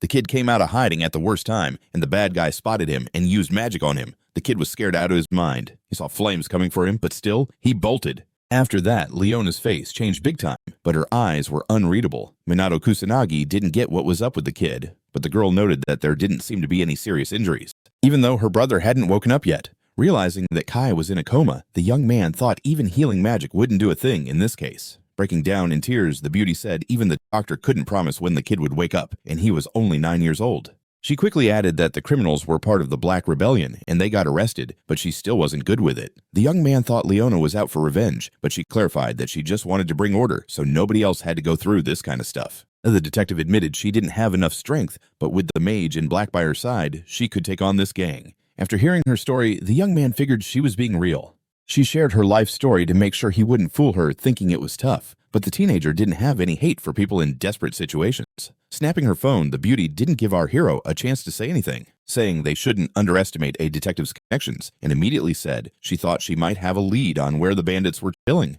9 years old. She immediately added that the criminals were members of the Black Rebellion and they had been arrested, but she was still not satisfied. The young man thought that Leona was seeking revenge, but she noted that she wanted to establish order so that no one else would have to go through something like this. The detective admitted that she didn't have enough strength, but with the help of the magician in black, she would be able to fight this gang. After hearing this story, the young man decided that she was not lying. She told him a story from her life so that he would not deceive her, deciding that it was harsh. However, the teenager did not feel hatred towards such desperate people. Picking up the phone, her life so that he would not deceive her, deciding that it was harsh. However, the teenager did not feel hatred towards such desperate people. Picking up the phone, the beauty did not give our hero a chance to say a word, saying that we should not underestimate the detective's connections, and immediately stated that she thought she might know where these bandits were hiding. At the same time, Leona was like, yo, there could be a bunch of places. So the dude wanted the scoop on all of them. Then the detective asked him what his next move was. Kusanagi Manato, staying chill as usual, shot back that he was just gonna bust in, but Leona was totally not into that plan, yelling that it was straight up crazy. Like, no matter how tough he thought he was, it was basically a one-way ticket to disaster. But the teen was all calm, saying he wasn't going anywhere because he was a black mage. Leona didn't want to waste her breath arguing. She just said that in that case, she was rolling with him. Our dude wasn't feeling that idea at all. He got that something could go down with the detective, but she was like, chill if that happened. She'd just get insurance money. A minute later, some wild memories hit him, and he zoned out, staring hard at one spot. Then he declared out of nowhere that cash didn't even come close to family, so the girl needed to remember that she couldn't just be okay with kicking the bucket. But she yelled again that someone as strong as a magician just wouldn't get what weaklings like her felt. Even if you tried to live clean, you'd still get hassled by a bunch of losers who'd mess you up, and you couldn't even fight back. Then she screamed even louder, saying she had no clue what else they'd do to her bro. Leona dropped her head and started crying. It was obvious this hit her hard. For a bit, the room went dead silent. Neither the girl nor the dude could say anything. The guy felt like they were wasting too much time, so he told the detective to spill the beans. As he was stepping out of the bar, Minato Kusanagi said he needed to scope out the hideout. And as he opened the door, he added it was time to go teach those bad guys a lesson. Wiping her tears, the detective hyped up, saying they were definitely going to do that, once outside. The girl pointed out that walking would take forever, but he shot back that they didn't have to hoof it. Getting close to her, he told her to hold on tight. Freaked out, Leona was lost, not sure what he had in mind. Meanwhile, a group of peeps gathered in one of the city offices talking about something. One guy squinting into the distance said something weird was going on and suggested the others take a gander, but they didn't get the chance because at that very moment, Kusanagi Minato and the detective crashed through the glass and flew into the room. One of the strangers dashed to his buddy who was on the ground after the surprise guests. Our dude wasn't going to waste time figuring that out. He asked straight up if they had hit the Black Rebellion's spot. Coming back to reality after the wild ride, Leona muttered she thought she was about to bite it, pointing their guns at the kids. The bad guys demanded to know who they were, and that they must know they'd busted in uninvited. Looking at these dudes, our guy thought that the Yakuza hadn't changed a bit since his last gig. Suddenly, another dude, probably the big cheese, stepped up to him and asked again who he was. The young man was all chill, not hiding, and said he was a black mage. At that moment, the dude started yelling at someone, but it was hard to tell who. Kusanagi Manato reacted fast, telling his girl not to even think about bailing. But just like that, one of the bad guys swung a hammer, trying to knock the guy out. The teen was just watching while the girl shut her eyes, knowing the young man was about to take a hit. But then the villain suddenly froze, confused about what just happened. The other goons didn't waste any time and figured it was best to start blasting. But the bullets just bounced off because our hero had set himself up with some dope protection that was even silencing the shots. Realizing they were out of luck, the villains shouted that he was some monster that bullets couldn't touch. But the dude was just standing there, eyes locked on the man right in front of him. A minute later, Minato Kusanagi called out to the guy, saying he could tell he was the leader, but then asked if their crew was linked to the Black Rebellion. The dude stayed quiet, but his face was all sorts of unhappy looking, like he knew something. For a heartbeat, the man bowed his head, and our hero noticed a little shake in his body. Out of nowhere, the leader yelled that the kid had some issue with the Yakuza and wouldn't be leaving their place alive. After that, all the boss's goons aimed their weapons at Kusanagi Manato, who just stood there like a statue, while the kid was bummed they couldn't hear him. Leona tried to say they were dealing with the Yakuza, so duh, it made sense, even though she didn't get how the bullets were missing them. The young man was unfazed. He simply stated that there definitely wasn't any magicians in this crowd, hence these guys had nothing to do with the uprising. He was eyeing the guy right in front of him real closely. A minute later, Minato Kusanagi spoke up, saying he got the vibe that this guy was the boss, but shot him a question about whether their crew was connected to the Black Rebellion. The guy didn't say a word, but you could totally read the frustration on his face, so it was clear he had some info. For a sec, the dude hung his head, and our hero noticed a tiny shake in his body. Suddenly, the boss yelled that the kid dissed the Yakuza for some reason and was definitely not walking out of their office alive. After that, all the boss's goons pointed their weapons at Kusanagi Manato, who stood there frozen as ever, as the boy lamented that they just couldn't hear them. Leona tried to explain that they were up against the Yakuza, so it wasn't surprising, though she was still confused about how the bullets were missing them. The young man didn't reply. He just mentioned that there were definitely no magicians in this crew, so these guys had nothing to do with the chaos. The young dude didn't even flinch. He just said there were definitely no magicians in this crowd, so these guys had zero to do with the whole uprising business. If that's how it was, then they could totally get wrecked. But the boss, hearing what the kid said, yelled loud that this would just get him killed. Kusanagi Minato wasn't about to explain himself to these losers. He chose to just take them all out with one hit and boom, in no time. The whole crew was flying into the wall. Our dude just chilled watching the Yakuza, but didn't rush to bail. The girl was clueless about their next move, so she asked if that was everything. The guy confidently told her they were totally off base this time. Now that was settled, it was go time. Watching her partner Leona couldn't help but think about how strong this teen was, but she was lost on what else he had up his sleeve. Maybe this dude had enough muscle to take down the Black Rebellion all by himself. But the beauty didn't have time to ponder because our hero swooped her up in his arms real quick. Surprised, she looked at Kusanagi Minato and asked if they were flying again. Music. But nah, the guy seriously climbed out the window instead and dropped down, totally catching the scared girl off guard. Before long, they found themselves in some office rolling in, just like before. This time was way smoother since everyone inside dropped to their knees and started bowing to the teen. Still, the boy wondered why they came across even a little resistance here. Were the Yakuza really that dumb? Standing outside, the girl yelled that they had zero brains so no one would take the kid seriously. She quickly added she wished he'd used the door instead of the window, because that was just a raid, and she was done being up so high. But Kusanagi Minato thoughtfully replied that he figured that's how you dealt with gangs like this. But this time he decided to take her advice and promised that next time they'd go straight through the front. After a bit, the young man and his girl were knocking on one of the doors where the guard looked like he'd seen a ghost. But Kusanagi wasn't about to back down, honestly saying he wanted to know about the Black Rebellion. The girl covered her face with one hand, realizing this guard was way harder to chat with than everyone else they met. But our hero was not giving up. So he kicked that door open hard and walked right in. As the guard freaked out, another guy immediately asked which crew they rolled with. The dude wasn't about to explain anything. He just said he came to learn more about the Black Uprising.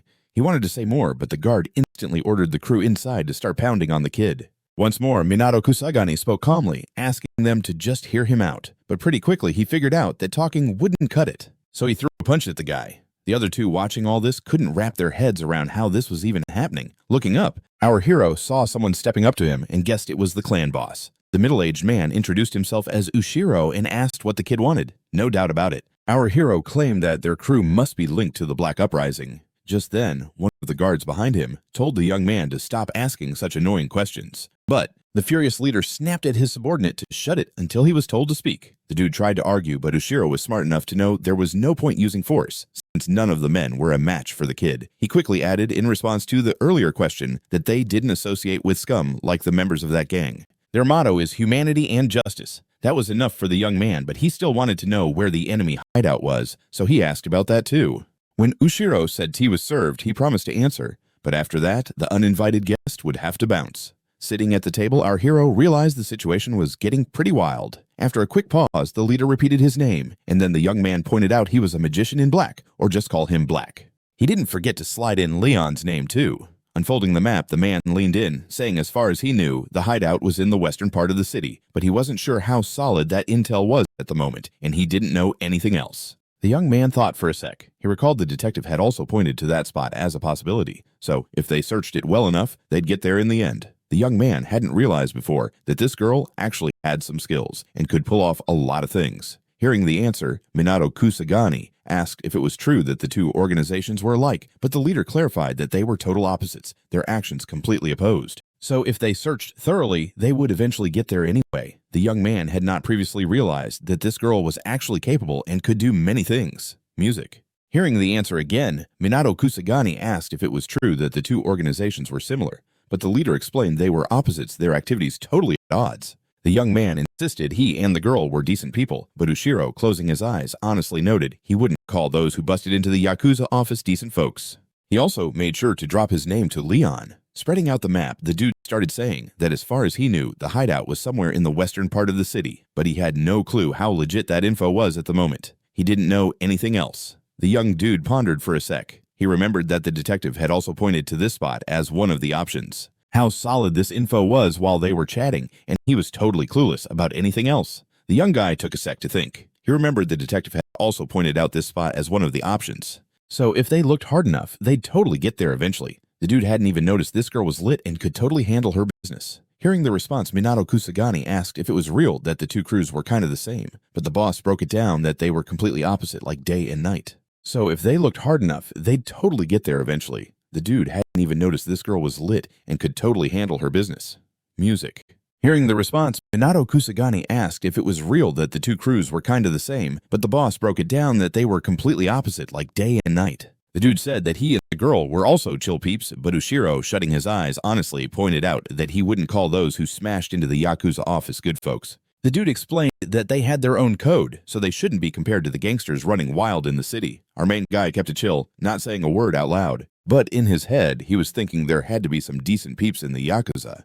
Still, the teen wasn't looking to get mixed up in all that. So as he was bouncing, he told them they heard everything they needed and were out. Oshiro was totally confused about these guys, so he asked if they were going to bump into their enemies. Then Quick added that he heard whispers about them having ties with some big shots in the country, but the dude pointed out that they weren't expecting it to be a walk in the park. Then he mentioned he's dealt with guys like this before. A sec later, the young crew was in the air getting ready to drop just like last time. The man knew his guests couldn't hear him, but he was still saying it was rare to meet brave souls like them these days. Maybe this kid could actually shake up the bad crew and wipe them out for good. At that moment, in a spot that looked like a warehouse, two rival squads were squaring off. Nobody was rushing to do anything. It felt like the guys were just waiting for something to pop off. But a minute later, the guy in black calmly told the others there were no issues with the goods. After stashing everything into a suitcase, another dude passed it over slowly like he didn't want to let it go. Opening the case, one of the guys peeked inside and saw it packed full of cash. The stranger stared straight ahead, but stayed quiet. Suddenly,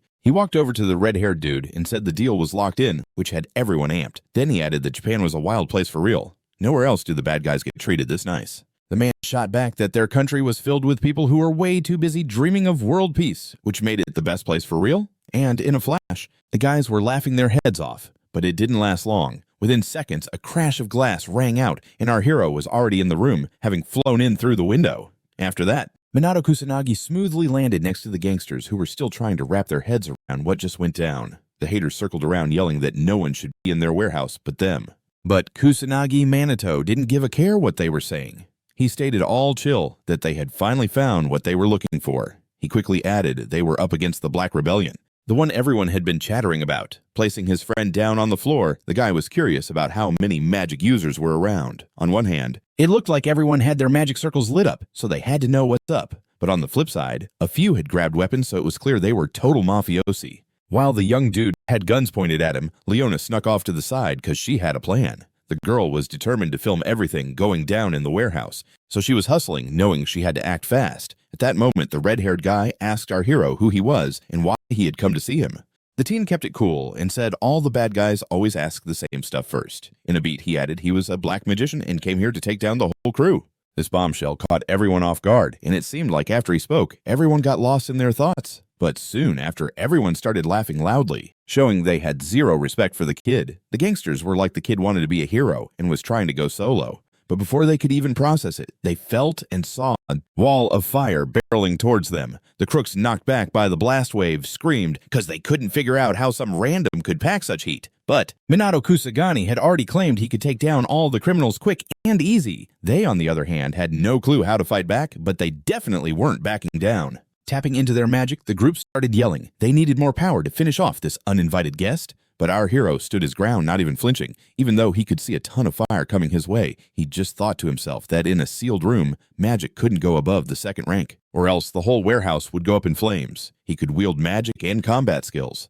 But with all these peeps around, that was a whole different ballgame. Suddenly, the baddies started shouting that neither attacks nor bullets could lay a finger on the young man. Exchanging glances, the bad guys were trying to figure out who this powerhouse was and why he was so strong. And while they were vibing about how they'd never seen magic like this before, Kusanagi Manato was thinking that he hadn't even started using magic yet. But in the next moment, the bandits perked up, remembering they had something. Attacks or bullets couldn't touch this dude. Swapping glances, the haters were trying to figure out who just showed up and why he was so OP. And while the guys were chatting about that, to try on the young dude, one of the guys yelled that the kid could flaunt his power all he wanted, but it wouldn't save him. Then the stranger tossed on a gas mask and pulled out something that looked like a grenade, but not quite. Kusanagi Manato realized it was something like a chemical weapon, so he yelled to Leon, masked up, and pulled out something that looked like a grenade, but with a container. Kusanagi Manato realized it was some kind of chemical weapon, so he yelled out to Leon, who was chilling around the corner, bolted into the street without looking back. No way, no how. His scared partner had no clue what was going to go down, so she went straight for the door. At that moment, the bad guy swung and tossed the checker right at our dude. The young man was quick on his feet, ready to dodge that mess in no time. Realizing the crew was clueless about his skills, just a few heartbeats later, thick smoke started creeping into the room. The pumped-up bandits were chatting away, thinking the kid wouldn't last a second against the toxic gas, so they were hyped that they had the upper hand. The guys noticed the smoke was fading music and clocked that nobody was coming at them. They figured the unexpected guest had bitten the dust. Approaching where the kid was standing, they said they couldn't wait to see his last face. But when they plopped down on the floor, they were shook that nothing was there at first. Out of nowhere, Minato Kusanagi popped up standing tall and eyeing the two goons like a hawk. The rest of the crew gathered around whispering about how this dude could still be alive, since there were no walls against the magic barrier or gas shield, but our guy just said, "Nah, gas is gas. So all you gotta do is use wind magic to push the air around," and with a more serious tone, he added that no way you could mess with a top-tier magician like him. This stuff was no sweat. The teen couldn't see the villains' faces because they were rocking gas masks, but he could tell they were totally caught off guard. Out of the blue, one goon yelled at the other to call for backup, but the other shot back that nobody was picking up. Grinning, our guy said it made sense that no one was picking up. The deal was something weird went down at the other spots after he stopped by, so waiting for someone to swoop in was pointless. He threw in that the only ones still breathing were right in front of him, those who planned to take him down. The young man didn't want to waste his time on these losers, so he asked if they were ready to roll. Just a minute went by, and Kusanagi Manato had already taken care of business, which wasn't a big deal for him. He announced loud and clear that the Black Rebellion in Kabuki was done, so they could hit up Leona and spill the tea.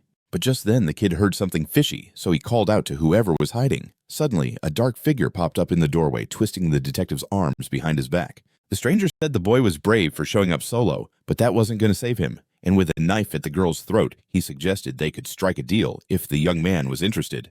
With a wicked smirk, the guy announced he was the infamous magician in black, whoever that was. In that moment, the boy figured the distance between them was pretty hefty, and just using combo magic might not cut it. But hey, if the timing was right, everything could totally play out like it should. Plus, Minato Kusanagi wanted to see if he could snatch the knife from the bandit's grip with his first-rate skills. Realizing the showdown was starting, the bad guy warned him not to pull any crazy moves because the girl might meet her fate by accident. The teenager thought to himself that this dude, Music, could somehow sense his magic, which was wild since the first person he taught this stuff to was Music, UKA, and he hadn't even considered that. The young man got that he was up against a baddie whose magic power was clocking in at 40,000. But it wasn't a sure thing he wasn't hiding even more because if he could read energy, the dude, Music, could mess with other stuff too. With a sad voice, Leona apologized to our hero, saying she regretted not listening to him and tagging along, but the young man shot back that he didn't want to hear it because he was going to save her no matter what. Suddenly, the villain yelled again, claiming he felt like the unexpected guest was just brushing him off, even though he didn't grasp the situation they were both in. He quickly added that he was in charge and everyone had to play by his rules or someone would kick the bucket. The young man didn't want to rile up the bandit, so he calmly replied that he got it and wouldn't do anything out of line. The gangster instantly flipped his vibe from angry to chummy, saying he liked this way of chatting way more. Then he realized he was kind of late introducing himself, but told the teenager his name was Kaga Shuji, Music, and he ran this joint. He quickly noted that their boss had commanded them to figure out who was really behind this mask, but just that info wouldn't cut it. It was super important that the young man also joined their crew. Plus, he kept questioning anyone linked to the magician until he finally snagged the info he wanted. A moment later, the villain went silent and stared hard at the young man right in front of him. Then he shouted, realizing that the magician in black wasn't just dissing them, but was gunning to wreck their life's work. At that moment, the girl felt the blade nick her a bit, so she shut her eyes, totally in the dark about what was coming next. But Kusanagi Manato stayed still and quiet. After that, the man said he was late introducing himself, but the teenager should know his name was Kaga Shuji, and he was the boss here. He quickly added that their boss had told them to figure out who was really under that mask, but just this info wouldn't be enough. It was crucial that the young man also be part of their squad. Besides that, he kept grilling anyone connected to the magician until he got the scoop he was after. A moment later, the villain went quiet and stared hard at the young man right in front of him. Then he freaked out, realizing that the magician in black was not only not down to join them, but wanted to take down their whole operation. At that moment, the girl felt the blade lightly cut her, so she shut her eyes, clueless about what was coming next. But Kusanagi Manato didn't budge or say a word. It was obvious he was waiting for something, but out of nowhere, the bad guy begged for forgiveness. Even though it sounded like his usual insults, he was quick to say he'd totally lost it, which was a big no-no, because if the hostage bit the dust, their whole convo would be pointless. Then, with some serious rage in his voice, he was all like they had to admit blood was still kind of beautiful. The crew figured out this dude was not in his right mind, and it wasn't just because he was a criminal, because he was straight up crazy. Back to our heroes. Kagashuji was like he wanted to spill the deets of the deal he totally forgot about. The dude with the music vibe said he was going to torture our hero soon, and it would end with the kid's demise. Obviously, the teen could bail and run, but if he did that, he'd have to deal with Leona. Then he yelled that he was giving the guy in black a choice, but it was kind of fuzzy whose life actually mattered more to him. The young dude stayed chill and said he'd take the torture, but it was clear Kagashuji was thrown off. Maybe because he was expecting a totally different response. Suddenly, he yelled that the young man had some serious spirit for wanting to sacrifice himself, and honestly, he was kinda jealous. The kid thought to himself that no attack would faze him, and torture please. He wasn't scared of squat. The bad guy kept saying it was best for him to keep his massive magic powers in check, but he should know if he used his magical barrier, it would be pointless. Hearing that, the girl was freaking out because that barrier let her buddy dodge all those hits. The dude was bummed to hear it. He realized that this jerk must have been spying on his recent fight, and that's why he had flopped. For a minute, our hero just stood there, knowing he needed to cook up a plan. Finally, he had been keeping a close eye on his recent fight, and that's why he flopped. For a bit, our hero just stood there, realizing he needed to cook up a plan. Finally, the teen asked in a serious tone if the villain was satisfied. Realizing he had to test his limits, Kageshuji suddenly launched an attack. Knowing he had to do something, Kusanagi Manato dropped to the ground because he hadn't even set up any defense for himself. The bad guy was shouting that no one was going anywhere. Everyone had to stay put. The young dude saw the attacks coming at him, but either he couldn't or didn't want to fight back. Leon was not feeling this at all, so she told Kuji to chill out ASAP, but he wasn't hearing it. After a bit, our hero finally hit the ground because he was weak without any protection. The girl had no clue how to help, so she just turned to her buddy. The detective was thinking that it was all her fault, even though she had found the guts to go after these people at the risk of her own life. Meanwhile, the bad guy was saying he was really sorry. But it was time to wrap things up and thank the young dude for the awesome time they had. The detective realized she owed big time to the magician in black who saved her, so she knew she had to act and save him now. But it wasn't just that. The young dude was her real hope. Out of nowhere, the villain shoved the girl who was about to grab his gun. After that, he was like, if Leona hadn't been around, the kid wouldn't have lost. And all cause of a small fry who didn't know his place. Someone as amazing as Minato Kusanagi was gonna bite it. The dude screamed that after he dealt with the boy, he'd go for the detective too, because he didn't need her.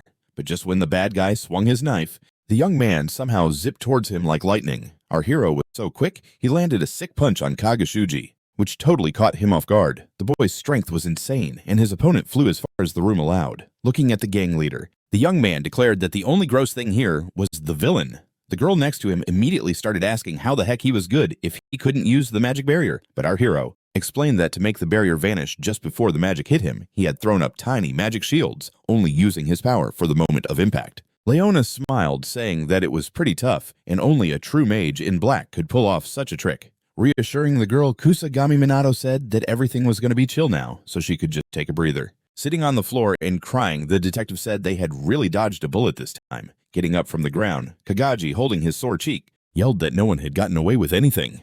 Our hero was shocked that